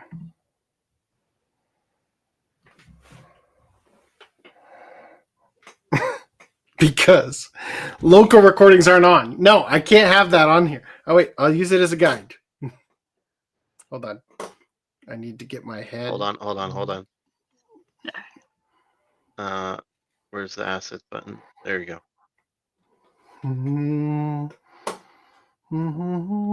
Right there. I need to get lower, like I'm ducking. Wait. There, that's it. That's the one. All right, got it. Thank you. Future me will cringe, but also be thankful that I did that. You're welcome, future AC. That's a problem for future me. All right, and future me will solve that tomorrow. Future me ain't gonna solve that tomorrow, but I'll take a note of it when I get to that part of the podcast on my drive to work. Hold on, I'm just you took so long to get that thing that I've actually updated the doc with the stuff that was missing. Oh, I'm sorry. No, that's great. Like I'm happy about that. I love that. I love that I was able to do that. You think Early we can Switch finish games. the podcast in 20 minutes? In 20 minutes, maybe. Early Switch games were Wii U games. Why buy new hardware just to pay more for the same games? Yeah. Well, I mean, the thing with the Wii U was that a lot of not a lot of people bought it, so they were like kind of justified in trying to resell all the games to Switch customers because there was a lot higher install base, whatever you call that. I for one am glad they did that because I probably never would have played Breath of the Wild if they didn't. Yeah. Well, I mean, Breath of the Wild was they simultaneously released them. Oh, okay. Oh yeah, that's right. Yeah, you're right. I'm sorry, I was wrong. All right, here we go. Add to stage. Ex-co-director of Blue Archive and staff referred to prosecutors for alleged data theft. Dun, dun. All those dick pics you tried to send to your in-game character, thefted. A major scandal has erupted following reports that former co-director Byung Lim Park and other ex-staff at Dynamis One were sent to prosecutors for allegedly stealing development data from Nexon and its Blue Archive franchise. A reminder that even big-budget mobile games aren't immune from internal treachery. Okay. South Korean police recently referred Blue Archive's former co-director Byung Lim Park and several other former Nexon employees, now part of startup Dynamis One, to prosecutors. So am I understanding that they stole data from a game to then utilize it in another studio's game? Is that what that sounds like to you? Sort of. I mean, so far it's just saying stolen, so it could be for anything, but most likely. I'm guessing that they stole user data in order to market their new game to the players of the old game. Yeah, that could be it too. So next employees now started up Dynamis One to prosecutors. According to a report by Yonhap News Agency, they are suspected of violating unfair competition laws after allegedly absconding with development assets from an unreleased Nexon project. Oh, so in September 2024, Dynamis One announced its first title, Project KV, but quickly canceled it amid accusations of plagiarizing Blue Archive's art, setting, and design. A police raid on Dynamis One's offices in February 2025 followed, with Nexon claiming it had obtained evidence showing staffers systematically leaked development data while still at the company and planned to damage Blue Archive and its future projects to gain an advantage. Damn. Dynamis once denied the allegations at the time. Dynamis One denied the allegations at the time, but with the case now officially sent to prosecutors, the implications are serious. Studio insiders note this scandal could affect Blue Archive's roadmap, reveal vulnerabilities in Nexon's IP protection system, and raise alarm for staff mobility in Korean-Japanese game dev circles. Oh, wow. I still don't know what happened or care. But the police raid is pretty wild. All right. There we go. Let's find out how various Japanese game developers feel about game design. Devil May Cry creator thinks that the user experience is more important to video games than pretty graphics.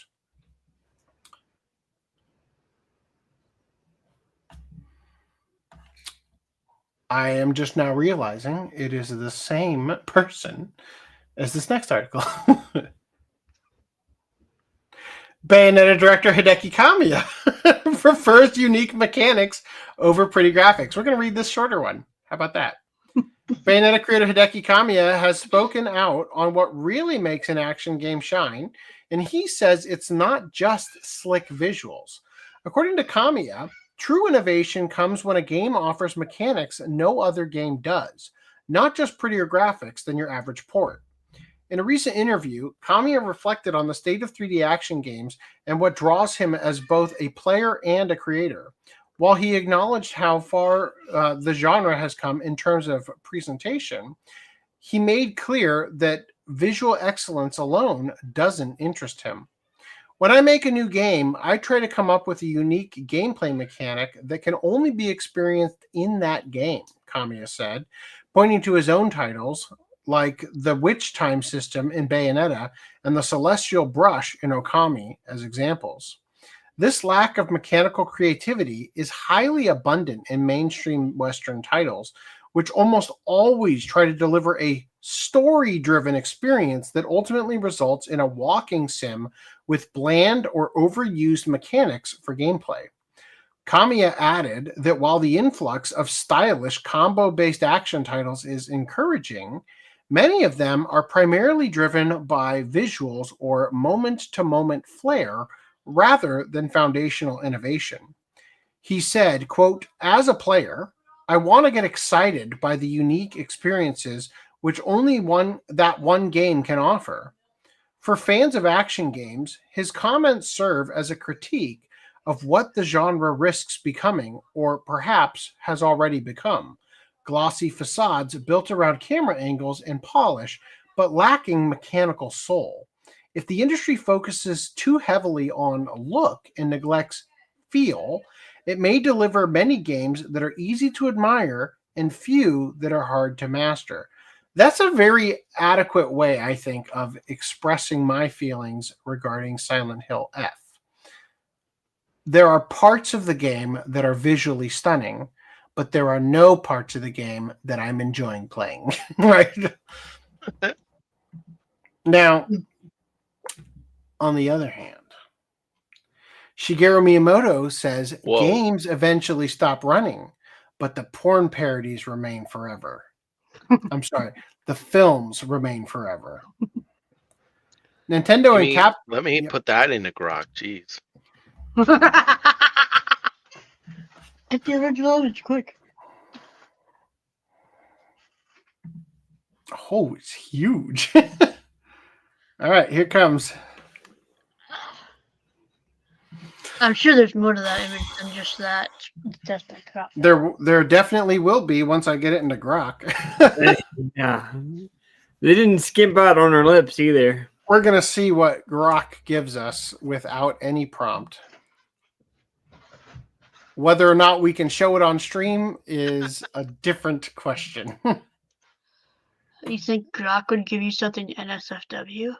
You may want to close this tab. I do think so, actually, yes. All right, here comes. I wonder what it's going to do for, like, the steam coming out of her mouth. I was playing with some more images that I was uploading and that were, like, art. How do I say this? Like, they were textured. Like, they had, like artistic texture of like paint and stuff. Sure. And like eyes. There were some AI images that where the eye wasn't like there was no pupil. You know, it was just kind of like the cell shaded kind of like look to it. Anyway, and grok kind of just like genericized it a little bit and lost a lot of the texture and that kind of stuff. The animation was still pretty good, but grok improved this one. Her ass is so shiny. You got to her ass, eh? You can see it in the background, and it is sparkling up a storm. Here it is, everyone. As I said, the porn parodies are forever. Green line. Are you uploading? Oh my! Nice. I wanted the lower sparkles too, back there. Yeah, those sparkles. Like she got the superstar on that ass. I'm ready for your pounding. All right. Anyway, back to back to the topic at hand.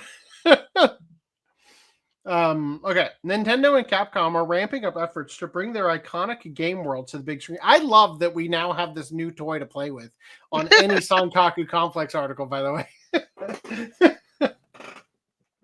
Nintendo plans to release the Super Mario Galaxy movie in April 2026, followed by a live-action adaptation of The Legend of Zelda in May 2027.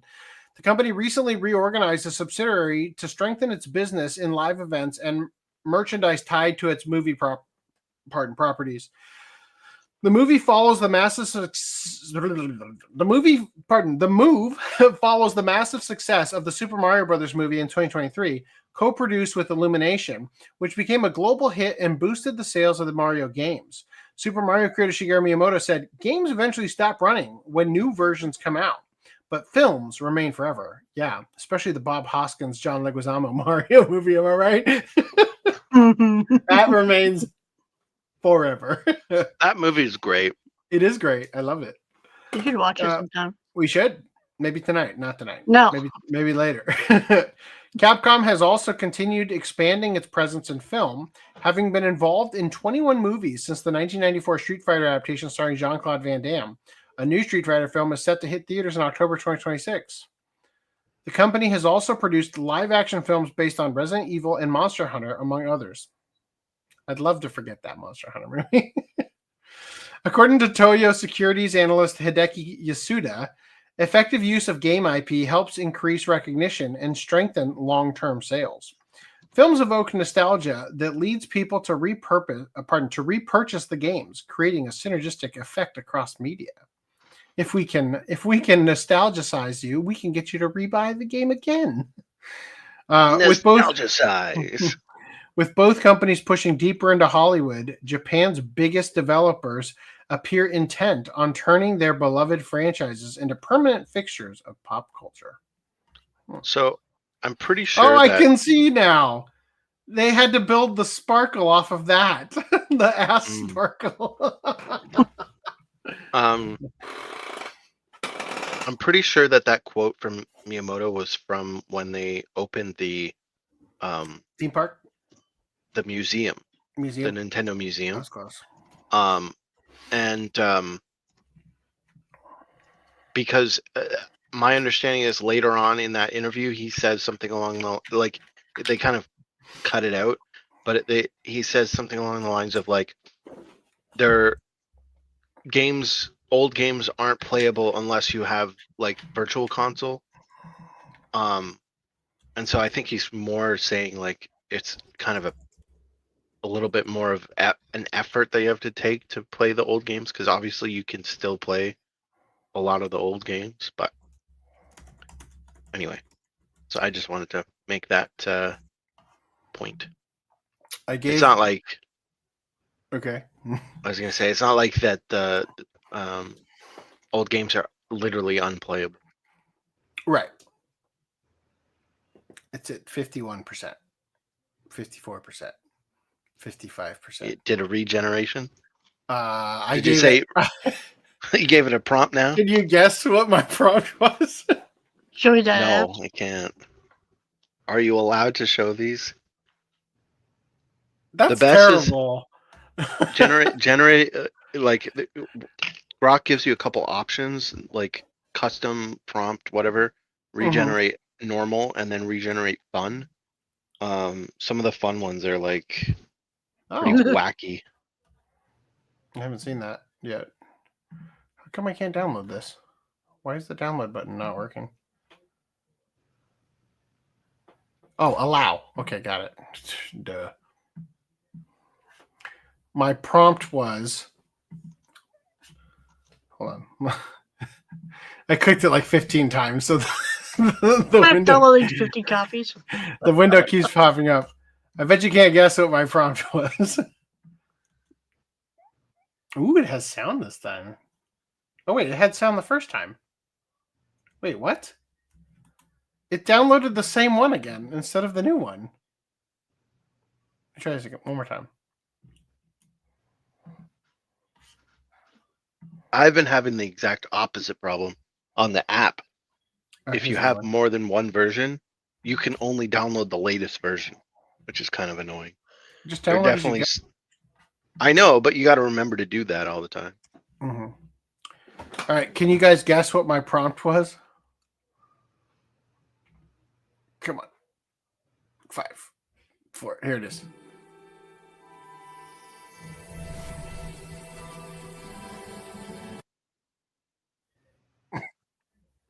Something about a beach ball? Peach makes the mushroom bigger. Oh no. It would be. Damn. All right, we can move on. Here we go. There it is. All right, where are my stuff? Oh, I got it. Let me continue. I'm supposed to download. I'm supposed to buy Sound Euphonium while we're here. Oh yeah. Okay. So I don't know if it's last podcast or the podcast before. We showed Oshinoko Season 1 limited edition is going out in January. Mm-hmm. And so Sentai has released the rest of their January slate. So we've got Jesus Christ, Sentai. Chain Soldier Season 1 Collector's Edition Steelbook. That price on the other one. The other one? What, the Oshinoko? No, the Oshinoko Steelbook you're about to get to. Okay. Jesus. Releasing Elfen Lied again. Under the Sentai brand this time. I have the ADV Well, Blu-ray. ADV had the one in 2013. Sentai released the last one, which Yeah. came out like a couple years They ago. literally kept the company afloat, specifically, I believe, because this show could not be transferred to Sentai at the time. That's so weird. They kept ADV alive just long enough for them to release this on Blu-ray. And now something has happened. That was back in 2013. Yeah. And then they released it like once or twice since then before this one. I mean, I have the other one, so I'll keep that. Yeah, the 2013 cover can't be beat. This looks like ass. The gold background from Yeah, the and I don't even know if they'll have the butts on the spine like they did with the other one. Yeah. Großen Panzer Das Finale Part 4 movie thing, whatever. That's coming out. And then finally getting Oshinoko Season 2. Yep. So we can cry about, a lack of Season 3. It's going to be on Crunchyroll's side. I think I've heard word that because Crunchyroll now has like a more of a major stake in Katakawa, I think, is why Oshinoko went to Crunchyroll instead of Sentai. I don't know if that's correct, or I might be misremembering something. But didn't Sentai partner with another studio too? Like, didn't they they're gonna get like a studio's like entire catalog? It's sorry. I don't know what you're talking about, Greenline. I was just gonna say it was a while ago, so but they partnered with they partnered with the studio so that we'll try to find it. But like I remember that they partnered with a studio at some point. Yeah. It was after the merger. Reze said Crunchyroll partnered with Katakawa. They got more of a major stake in Katakawa. Yeah, except you're remembering correctly, but it's with Sony, like, to be technical, right? Yeah, Sony, the parent company of Crunchyroll, is what got that. Is what he's trying to say. So is that okay? Yeah, that's a pre-order. Okay, sorry. And ignore me. I'm being an idiot. Wow, Steelbook. Yours is so reasonably priced. Because I got the 15% off Ultimate Fan discount. Yep. So yeah. So the Großen Panzer Das Finale Part 4, is that the final movie, or there's 6 of them? I think there's supposed to be 6, if I'm remembering correctly. So also, this, just like the first Steelbook, has an extra bonus disc as well. So, yeah. How the fuck did this happen? But you're on your card. I'm not gonna dox that. Yeah, I went from it costing me $200. Then I added like 4 other things, and it didn't even reach $300. God, Sentai, you're killing me. Yeah, do you have any duplicates in there? I don't. Like, look at no, they're all one. You're all put this in chat copy. Is once it put the tax in it kicked my ass. Remember to have them shipped separately, so that the ones that are in stock can ship to you right That's away. what I was thinking of. Will that give me my free shipping still? Yeah. You're over the threshold by far. Yeah. I know it's wishful thinking on my part, but I really wish, and like this is like fan, wet dream territory here, but I really wish Sentai would just stop trying to get what's new and start picking up like older titles like, I don't know, Claymore and like shit that Crunchyroll like straight up gave up on. Yeah. That Claymore is now no longer even on Crunchyroll to stream. Yeah. That's what I would do if I was Sentai. I would pick up every time. First of all, pick up every title that you used to have under ADV, and then pick up Don't try and Funimation's become titles. Well, discotheque. it Get like costs the newer stuff that's out. yeah, it costs you money to license things. So if they're not selling, don't do it. But then they're just like, let's re-release this for the nth time. Yeah. How is the only Crunchyroll the only company able to thrive anymore? I don't know. Fucking Sony. It sucks, but They're that's what buying I would everything do up. if I was Sentai. Like I would buy the older stuff. They got Buy they got right stuff now. They're making money on that end. Well, no, because they discontinued it. They bought right stuff just to fucking nuke it. Like, well, They but they're kept the still, facility. but they're still like all the profits that right stuff is used to have, and it's just running basically like. oh, you mean normal. like Nozomi stuff, or do you mean? Yeah, like the actual right stuff warehouse and shipping and the store, effectively. So any profits from them selling Blu-rays now is from right What? stuff. I don't know. Why don't you go look upstairs? Sentai. This is a hint from Green Line. Like Talk about this yourselves. will be- I'm gonna find my wife. This will be free. What they should get is like something like Tenchi Muyo. I feel like people would kill for a good like Tenchi Muyo set.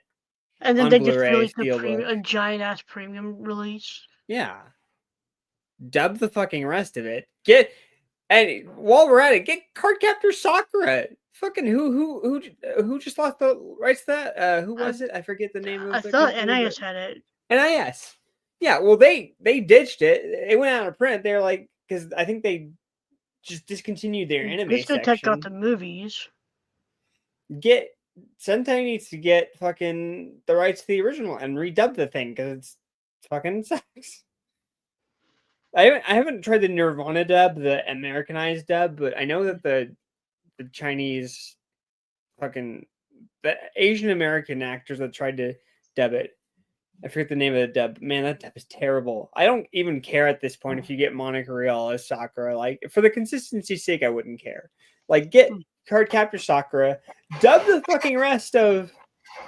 I know. You're like, ew, how could you? But like, that'll go in with the fern, the fir tree. Sorry, the fir tree. Never mind. Well, no, the tree that we've been using the entire time. Yeah. I was gonna.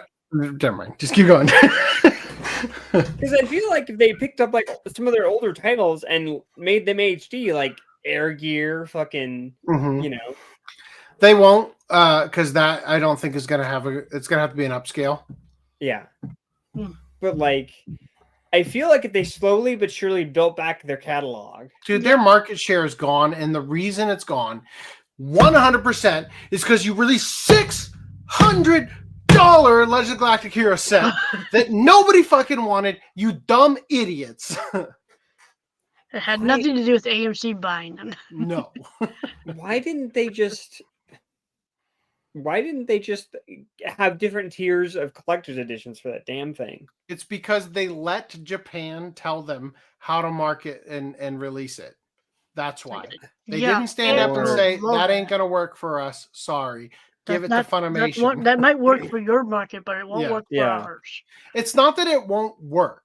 It's that the potential for earnings was capped at $800,000. I think I said 600. It was 800, right? It was $800 sets. It's you capped it at 1,000. Could only possibly earn $800,000. That doesn't include the cost of production to the set, right? It's not profit. It's gross income, and that some of that has to go back to you. It's retarded. And then all of it was to try to get people to go to their streaming platform because the buying part was cost prohibitive. So to watch it, you got to get yourself a High Dive subscription. They're fucking idiots. I feel like, and I know it's everybody who wanted to see that already pirated it. You dumb shit. You didn't even dub it. Right, they could have done that. I know that's expensive, but there's some stuff that they just haven't dubbed, like fucking Gushing Over Magical Girls. It's like you release a steelbook, a limited collector's item for for shows that typically do well, but you didn't dub it. Good enough So for bizarre. Steelbook, not You enough for haven't dub. finished, and I guarantee you they could finish fucking Familiar of Zero, the dub for that. You have 3 seasons. You can dub the rest of that. People would rebuy that just for the dub of it. There's so many things that they could go back and just. Well, they keep re-releasing things, sub only again, sub only again, sub only Yeah, again, it's sub like- only again. You know what Dub they? the You know the fucking- one time they didn't do that is when they released To Love Ru dubbed after they just released the goddamn complete series box set. Yeah, sub only. Yeah, They deserve everything that's coming to them. no, because we want competition. So I do Sony want doesn't, like- competition. So I hope Anime Go buys them. right? Oh man, Let's be That would honest. actually- We would all be okay with that. We would all be okay with that. Yeah, Yeah, and they go that's- buy Sentai. Fuck, dude. Shit, dude. I wonder if we could crowdsource that. Like, I don't know, man. I don't with think that- AMC money, like I thought they would have allocated some money AMC to money. How much money does AMC have? I Their don't put theaters are in the enough to- toilet. Like, Well, from we the already network, they have- talked about this. Streaming companies showed up. It should be. I'm owned by AMC, but I also have my own streaming company. I can't lose. How are you losing on both fronts? Like, all right. If you guys want to support the OCA podcast, you can shop at stealthloop.com. Yeah, you put you back up on the screen. There you go. Yep. When you go to see Chainsaw Man, make sure you're wearing your 76.1 Chainsaw Man merch. Or you can shop at stealthloop.com/. I did wear my OCA podcast shirt. OCApodcast.com/store. I did wear the podcast shirt to Oh. Chainsaw Man. Nice. I wear it a lot too. But nobody could see it because I was wearing a hoodie. Fucking idiot. You want me to sell it in a hoodie? Dumbass. It was chilly outside, okay? Representing. All right. I Maybe wore you should make a my hoodie. I wore my fight cats as Trump from the assassination attempt shirt. Can we do hoodies? Yeah, we can. We should put the OCA podcast one, the podcast one on a hoodie. Sure. How Okay. In other merch news, Hello Kitty and Juji Ito's Tomie cross over in scarily adorable goods. Is she like a sex bomb or what the fuck, man? There's something like creepy about it. Why? I don't know. Anyway, moving past that.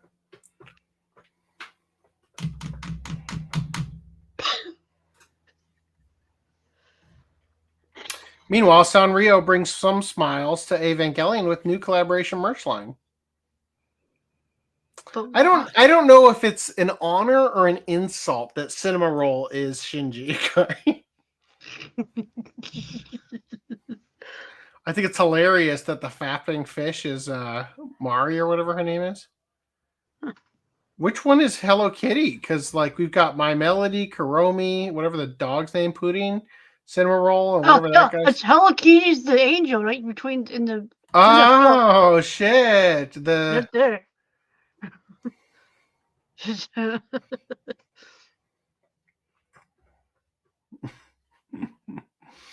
Oh, there you go.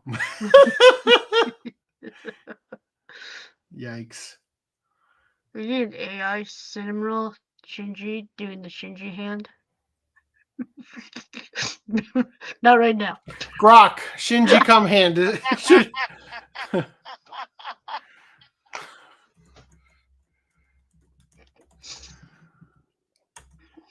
Right now.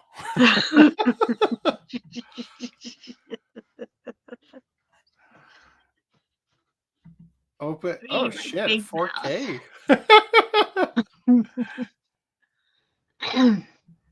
All right, save image as. Even though I'm sure I have this image elsewhere, but for the one I need to get on Grok quickly, let's. How do I upload a new thing? I guess I have to click on Imagine again and click on that. I got it. Okay, cool. All right, Here comes. Watch my child walk in the door right at this moment.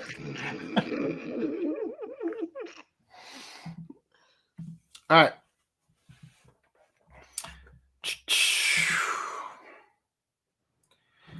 You ready for this? Randy. We could put these into Grok. I was actually already ahead of you, although not with the sexy figures. I put a figure of Nami from One Piece into Grok. How did it turn out? It turned out okay. The Shinji hand turned out horrific. I should have uploaded the one I did where I photoshopped out the nipple.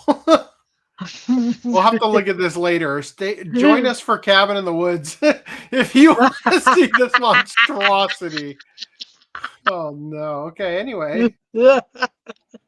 Azure Lane's New Orleans gets an extravagant bunny girl figure. Green Line, are you here? Bitch, I was always here. Nice. I looked He's back at the making his screen own and was Shinji like, what? No. He's doing his own reenactment. Looks like a 1/6 scale or something now. Or 1/7. Did they say what? Wow, it looks like a size she whole was? different girl from the back. Yeah, right? I would have sworn her hair was up. It is up. What the fuck? It is. Oh, it's a different hairpiece. It's It's a different different headpiece. hairpiece. Whoa! Oh, this one's better. This is a whole different outfit. Look, she doesn't have the whoozy whatsy thing on. I like What the a plastic versatile outfit. All right. It's a 1/7 scale, it says. Okay. And then there it is. Goddess of Victory Nikkei noise figure ready to hit the high notes.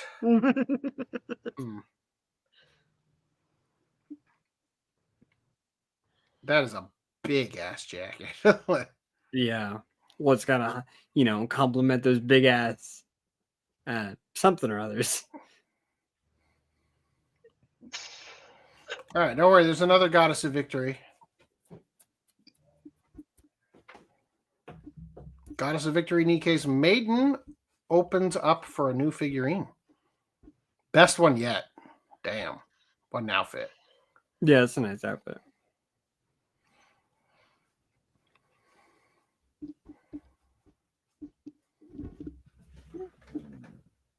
She have a barcode on her tongue? Ugh. I thought it was a razor blade at first. It might be. I need to I could Cumin enhance. Zoom in enhance once again. I think it is a barcode. Look at Yeah. that. Yes. Damn, what precision with that paint job. Scan here for Yeah, I was gonna say. the payment processor. Dang, look at that thigh gap. Is that a cheek? What am I seeing? Huh. Wow.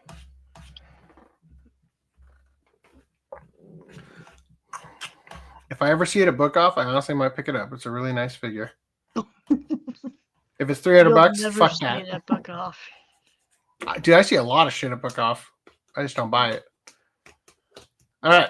Ghibli Museum clock is now yours to take home with you. This looks dumb as fuck. Why?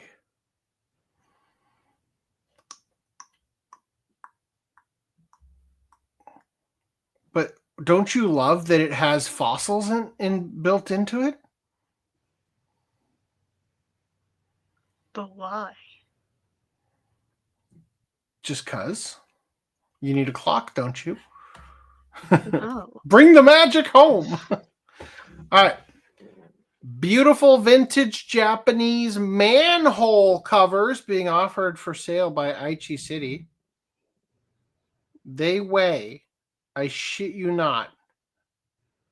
Or is it? It's like fucking I couldn't even lift one. 88 pounds, I think. Yeah.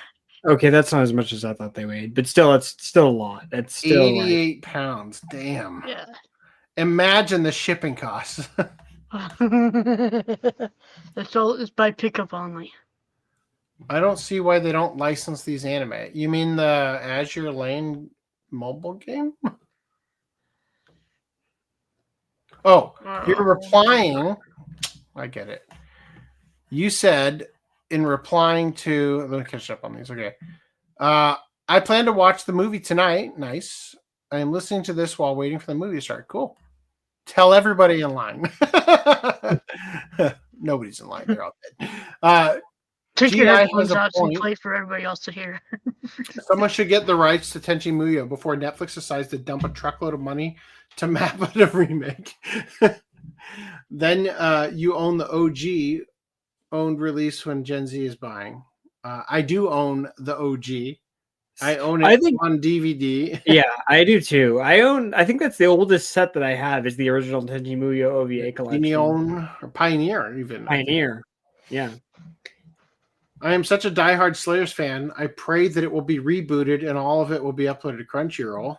Huge loss when that entire franchise was not imported from Funimation over to Crunchyroll. Oh, was it not? Yeah, that's another series that Sentai could get is Slayers. Slayers has a spirit that lampoons all the isekai right now. Oh, damn. Yeah. Should Yeah, watch no, it. they need to get Slayers.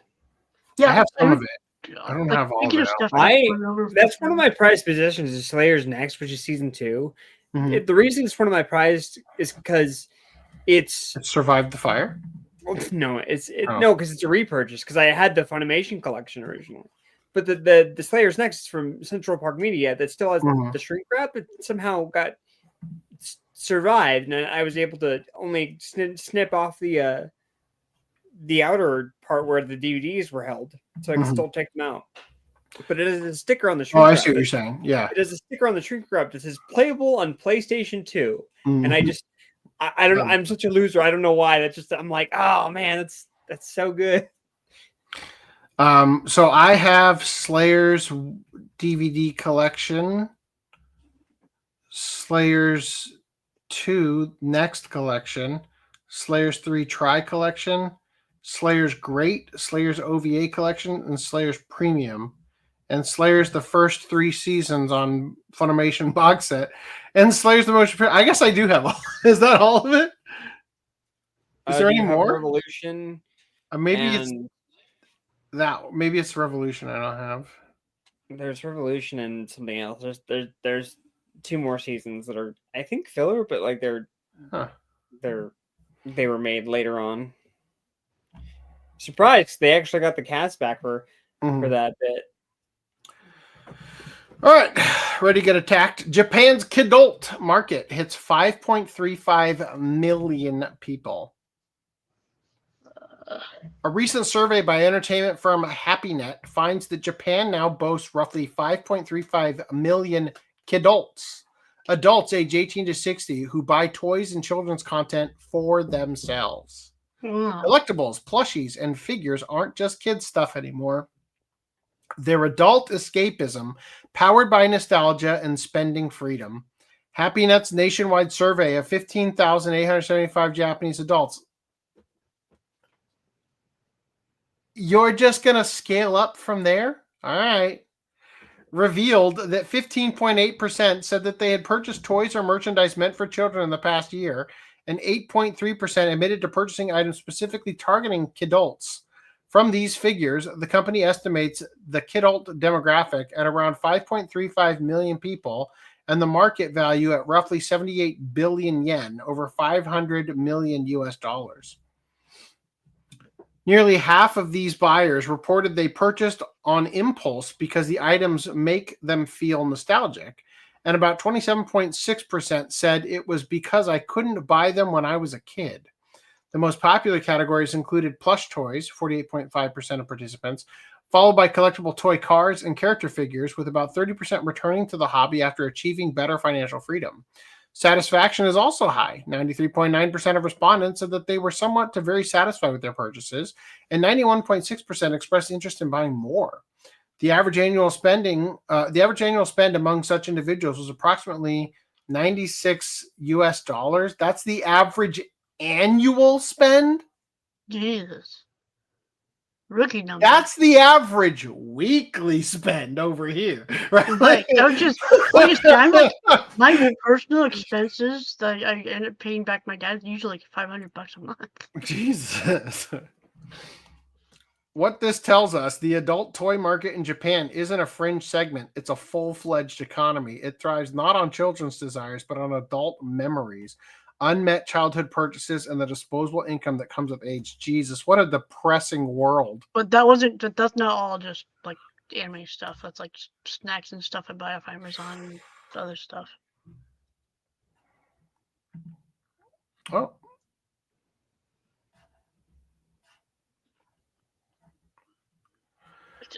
Hold on, this is back to Slayers. The movies and OVAs are gorgeous. Revolution and Evolution are the two others. Oh, yeah, I must be. Yeah, those are the 2008 reboots. Yeah, I don't even have those.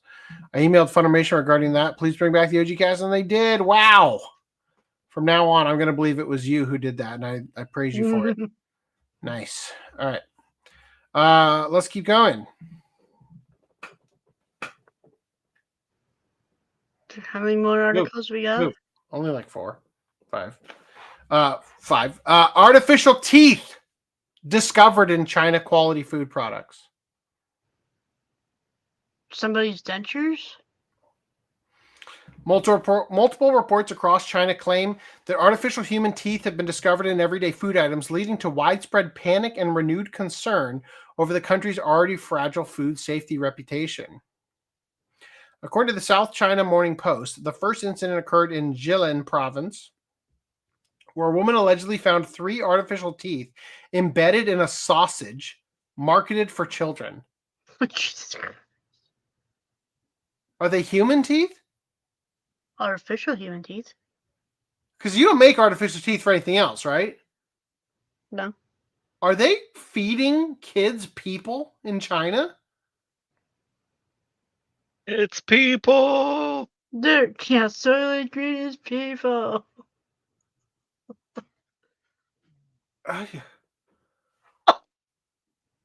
Jesus. On the very same day, diners at a popular dim sum chain in Dongwon, China, Dongwon City in Guangdong. Dongguan in Guangdong province, wow. Said they discovered 2 human teeth while eating their food. Only a week later, on October 14th, a customer in Shanghai claimed to have found 1 artificial tooth with a metal screw inside a walnut cake purchased from a major supermarket. The store denied the possibility of such contamination occurring during production, but still offered the customer 1,000 yuan, or 21,300 yen in compensation. That means nothing to me in the U.S. Like a little less than $200. The bizarre string of incidents has triggered shock and unease among Chinese consumers, with speculation that factory workers may have accidentally lost dental implants during food preparation. Others online voiced more macabre fears. One viral comment read, "I just hope this isn't a sign that they're mixing human flesh into food." You eat dogs. Big Dong song? What?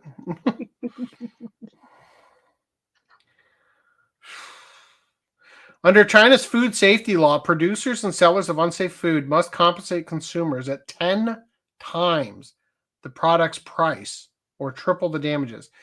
Wow, what a great incentive for scammers to be like, drop in some pubes.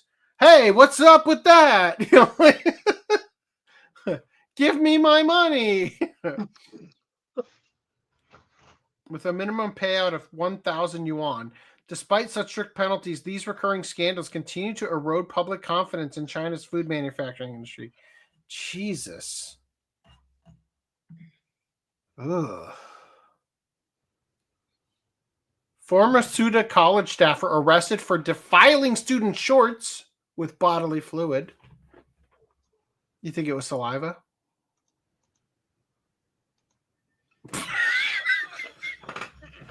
Well played. Oh, Grok. Grok, have I got an image for you? Let me just download this Shinji cake batter hand over here. Oh my god. All right. Oh no. All right, that's in website resources. And his name is not J. Jonah Jameson Tits. Forgot we did that. That's in the JT petition. Nope. That's not in there. Hold on. Where the fuck? What would I have called that? Maybe cringe? Cringe.org? What?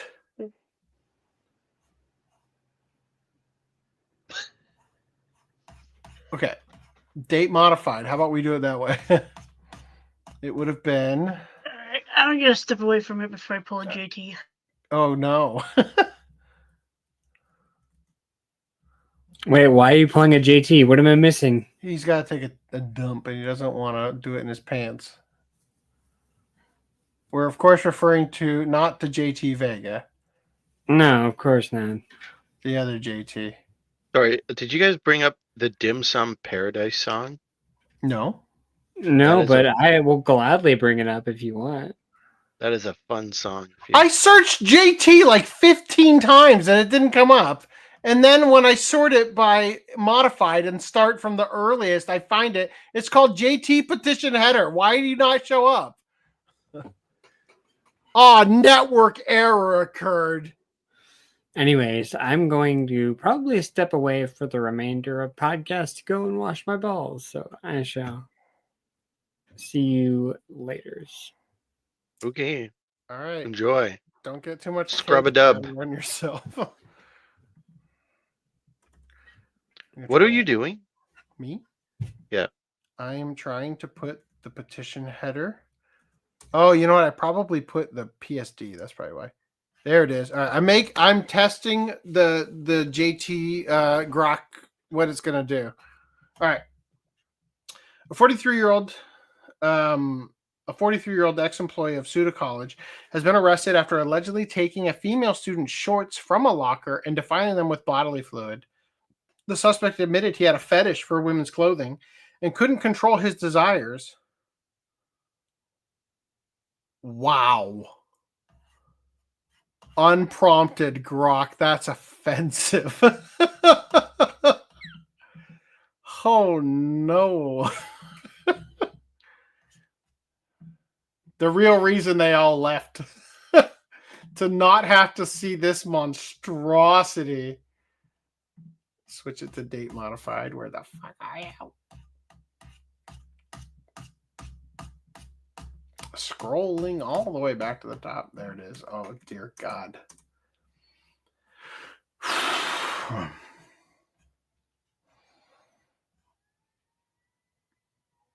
Suspect committee. Oh, here it is. You ready for this?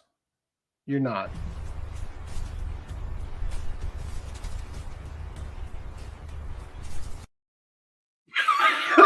Why? Oh, Jesus. Oh, God. Oh, no. Okay. The suspect admitted he had a fetish for women's clothing and couldn't control his desires, and authorities are investigating whether more victims exist. Police in Tokyo have arrested Yusuke Tanabe, age 43, formerly employed at Suda College, on suspicion of property damage and defilement after allegations that he removed a female student's shorts from an unlocked locker in the women's dormitory area and sprayed them with bodily fluid. The incident reportedly came to light after a post appeared on an online forum claiming someone had performed the act. The university's internal report and subsequent police inquiry led to identifying Tanabe as a suspect. Do you think they had to, like, DNA match the jizz? I'm sorry, the bodily fluids. During questioning, Tanabe reportedly confessed, saying, quote, "I have a fetish for women's clothing and couldn't control my desires." Investigators believe there may be additional victims, as the behavior could conceal a pattern.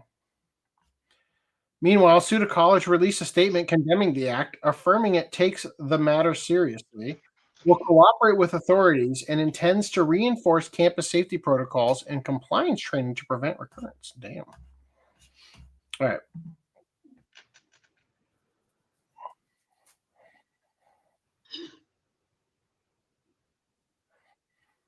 Jiggle Doctor axed. Top Doctor growled at colleague in a sexually suggestive way, then jiggled her breasts, struck off. Jiggled. Is that like a like, I don't. I was just doing a mastectomy. A doctor who groped 2 junior colleagues has been struck off. Dr. Stephen Roberts abused his position of power when he growled at one woman after noticing her new uniform. That's what I meant. The tribunal heard that during a shift, Dr. Roberts told a coworker that he didn't know where to look after noticing she was wearing a new uniform. It was heard that he then made a dirty-minded growl before using his hands to make her breasts jiggle for 20 seconds. Do you think it felt like 20 seconds? Or do you think it was like the security camera shows 20 seconds? Dr. Roberts was also found to have grabbed another coworker's waist and did not let go, even though she tried to push herself away and asked him what he was doing. The woman said the incident left her feeling panicked and distracted and too sick to eat during her night shift. Dr. Roberts did apologize for his actions and said he did not think he grabbed her.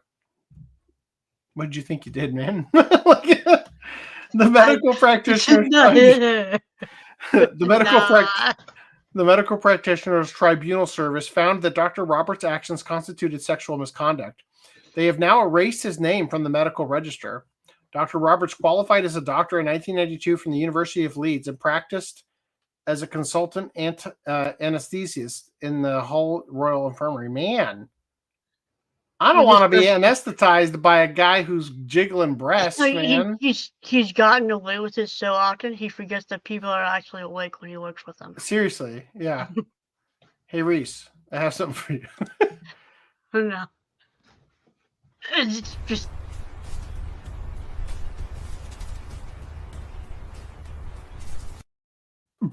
That's... What prompt did you give it to do that?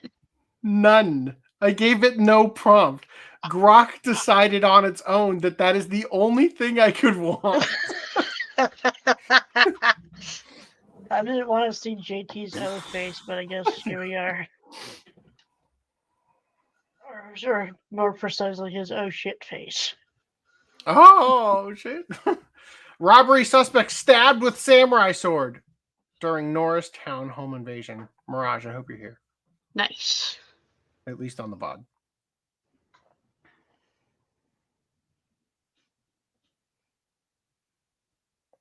All right.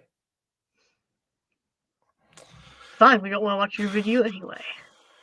A robbery suspect was hospitalized Tuesday morning after being stabbed with a samurai sword during a home invasion in Norristown, Montgomery County. Police say the suspect, identified as a 35-year-old Marcus Armstrong, attempted to rob a man at gunpoint outside.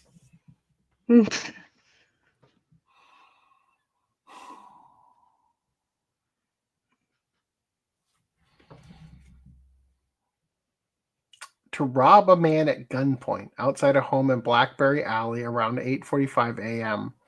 A female victim managed to escape inside the residence, where Armstrong allegedly forced his way in and encountered her roommate, who was armed with a samurai sword. The roommate defended himself. He had the samurai sword and took a swipe at the suspect, said Detective Josh Samuels of the Norristown Police Department. It was a pretty chaotic scene this morning, I would say for sure.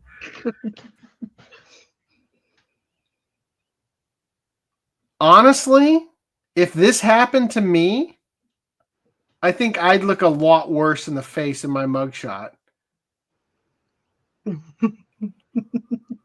He brought a gun to a knife fight. Yeah, like he he brought a gun to a katana fight and lost. Right? Like, unless the next sentence is he returned fire and blew his ass out. That sounded weird. Blew the guy away? Okay. Blew his ass away. That's the word I was looking for. What was the line the Reze's character says in Nobody 2? Don't bring a gun to a katana duel or something like that. Armstrong fled the scene and was later found bleeding heavily on Cherry Street, where neighbors witnessed police taking him into custody.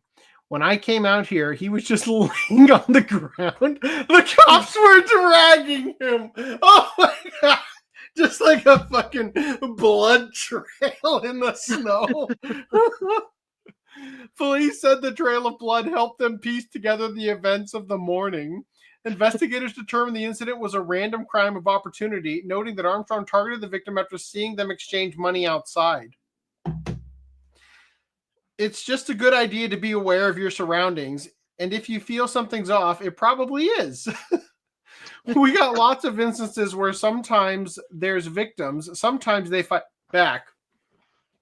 We never advise it, but this time someone fought back, and the fact that they used a samurai sword, I can't tell you the last time we've even seen one. Another neighbor expressed concern for Armstrong's condition. I was just worried, trying to get him some help. It was upsetting. Fuck you. Armstrong was the robber. Armstrong's the robber. Fuck you. Yeah, what the fuck, dude? Police let confirmed. him rob your house. Let him rob your house. Police confirmed that Armstrong's weapon was a fake gun. He now faces burglary and robbery charges. All victims involved are reported to be unharmed, except for Armstrong, who remains hospitalized as the investigation continues. That's Jesus. Find out.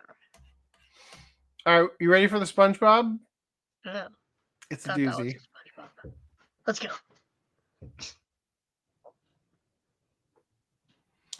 Toddler's horror death while being pushed on the swing for 44 hours by his own mom. What the? That's fake. From the Daily Star? A gravely unwell mom pushed her own child on a swing for 44 hours nonstop, leading to his heartbreaking death. Romachia Sims was 24 when her schizophrenia drove her to a fatal breaking point. She continued pushing the lifeless body of her son.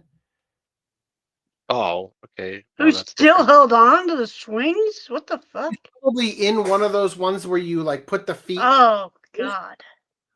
Gier Donnell Lee, Don, I don't fucking know, the kid, who had died from dehydration and hypothermia, backwards and forwards on the swing for more than 2 days. Hold on. Toddler's horror death. So the pushing him on the swing didn't kill him? But not letting him off the string, go home, get some water, get out of the heat. No, I don't understand. Like, did he die of those things while in the swing? Apparently. Or did he die and then schizophrenia mom put him in the swing and kept pushing him for 44 straight hours after his death? I imagine he went out on the swing. Officers discovered Gier was still breathing when initially placed on the swing 2 days prior to his death. How do you discover that? They responded to La Plata Park in South Maryland in 2015 after a passerby reported the disturbing scene to authorities, reports the Mirror. The Charles County Sheriff's Office revealed inquiries showed Sims had been continuously pushing him on the swing since they entered the park 44 hours beforehand, around 11:15 a.m. on May 2nd.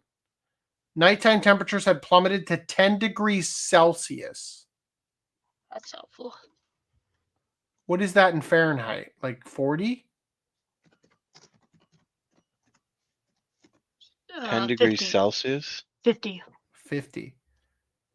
Spokesperson Diane Richardson. Richardson. Yeah, well, obviously not freezing. Spokesperson Diane Richardson confirmed a post-mortem examination found the youngster died from dehydration and hypothermia, with the death classified as a homicide. Sims had a documented history of mental health issues and had previously experienced a psychological crisis, prompting her mother to appeal for compassion. Von Tasha Sims shared a photo of Jair on Facebook, announcing plans to establish a charity in his memory to highlight the desperate needs of those who are mentally ill. There is a need that must be filled, she wrote. We embrace those that may have cancer, sickle cell anemia, high blood pressure, even those that may suffer from substance abuse. It does take a village to raise a child, and yes, we are our brothers and sisters' keepers. Each and every life has meaning and a purpose. Those that suffer from mental illness may life a very lonely and unproductive life if they don't receive the resources, support and love that is needed. It could be a mother, father, sister, brother, a child, a family member, or yourself. Mental illness touches every family in this country. Let's not shun them or look down upon them because it could be you. In 2016, Sims was not jailed and was instead required to take prescribed medication and attend psychiatric sessions as part of an agreement sanctioned by a Maryland judge, court records show. Honestly, it just sounds to me like we should bring the insane asylums back. I was just saying, who took away the asylum asylums? Wasn't that Obama? The 25-year-old faced charges including involuntary manslaughter, first-degree child abuse, and child neglect resulting in death. A court-appointed forensic psychologist informed a Charles County judge that Sims was battling schizophrenia and therefore could not be held criminally liable for the youngster's death. Prosecutors accepted an Alford plea where the defendant doesn't confess guilt but accepts sufficient evidence exists for a conviction. Okay, what an unsatisfying ending. Damn. Do you think the kid said he wanted to go home or I'm hungry or anything? Yeah. Jeez. Well, that was brutal.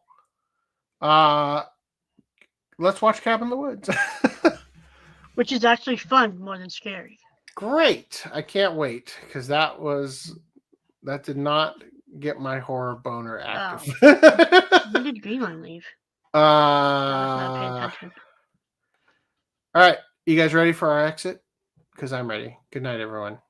Good wait, night. no, comments. I knew that. All right. I don't know about the Big Dong song or whatever you guys are talking about. The referring to the Dongwon song, whatever the tongue twister name of the town. It was a group of diehard fans, Slayer's fans of the Slayers? 2000s are diehard. I was like, of the ass. Oh wait, what? Hello, Nunchuck Ninja. Join the Discord. Nunchuck Ninja. Join the Discord and watch Cabin in the Woods with us. The father could not be reached for comments. That's a good way to end it. All right, everybody. Here we go.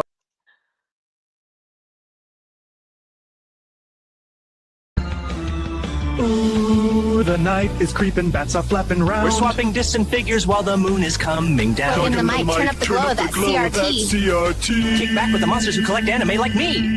It's the OCA podcast.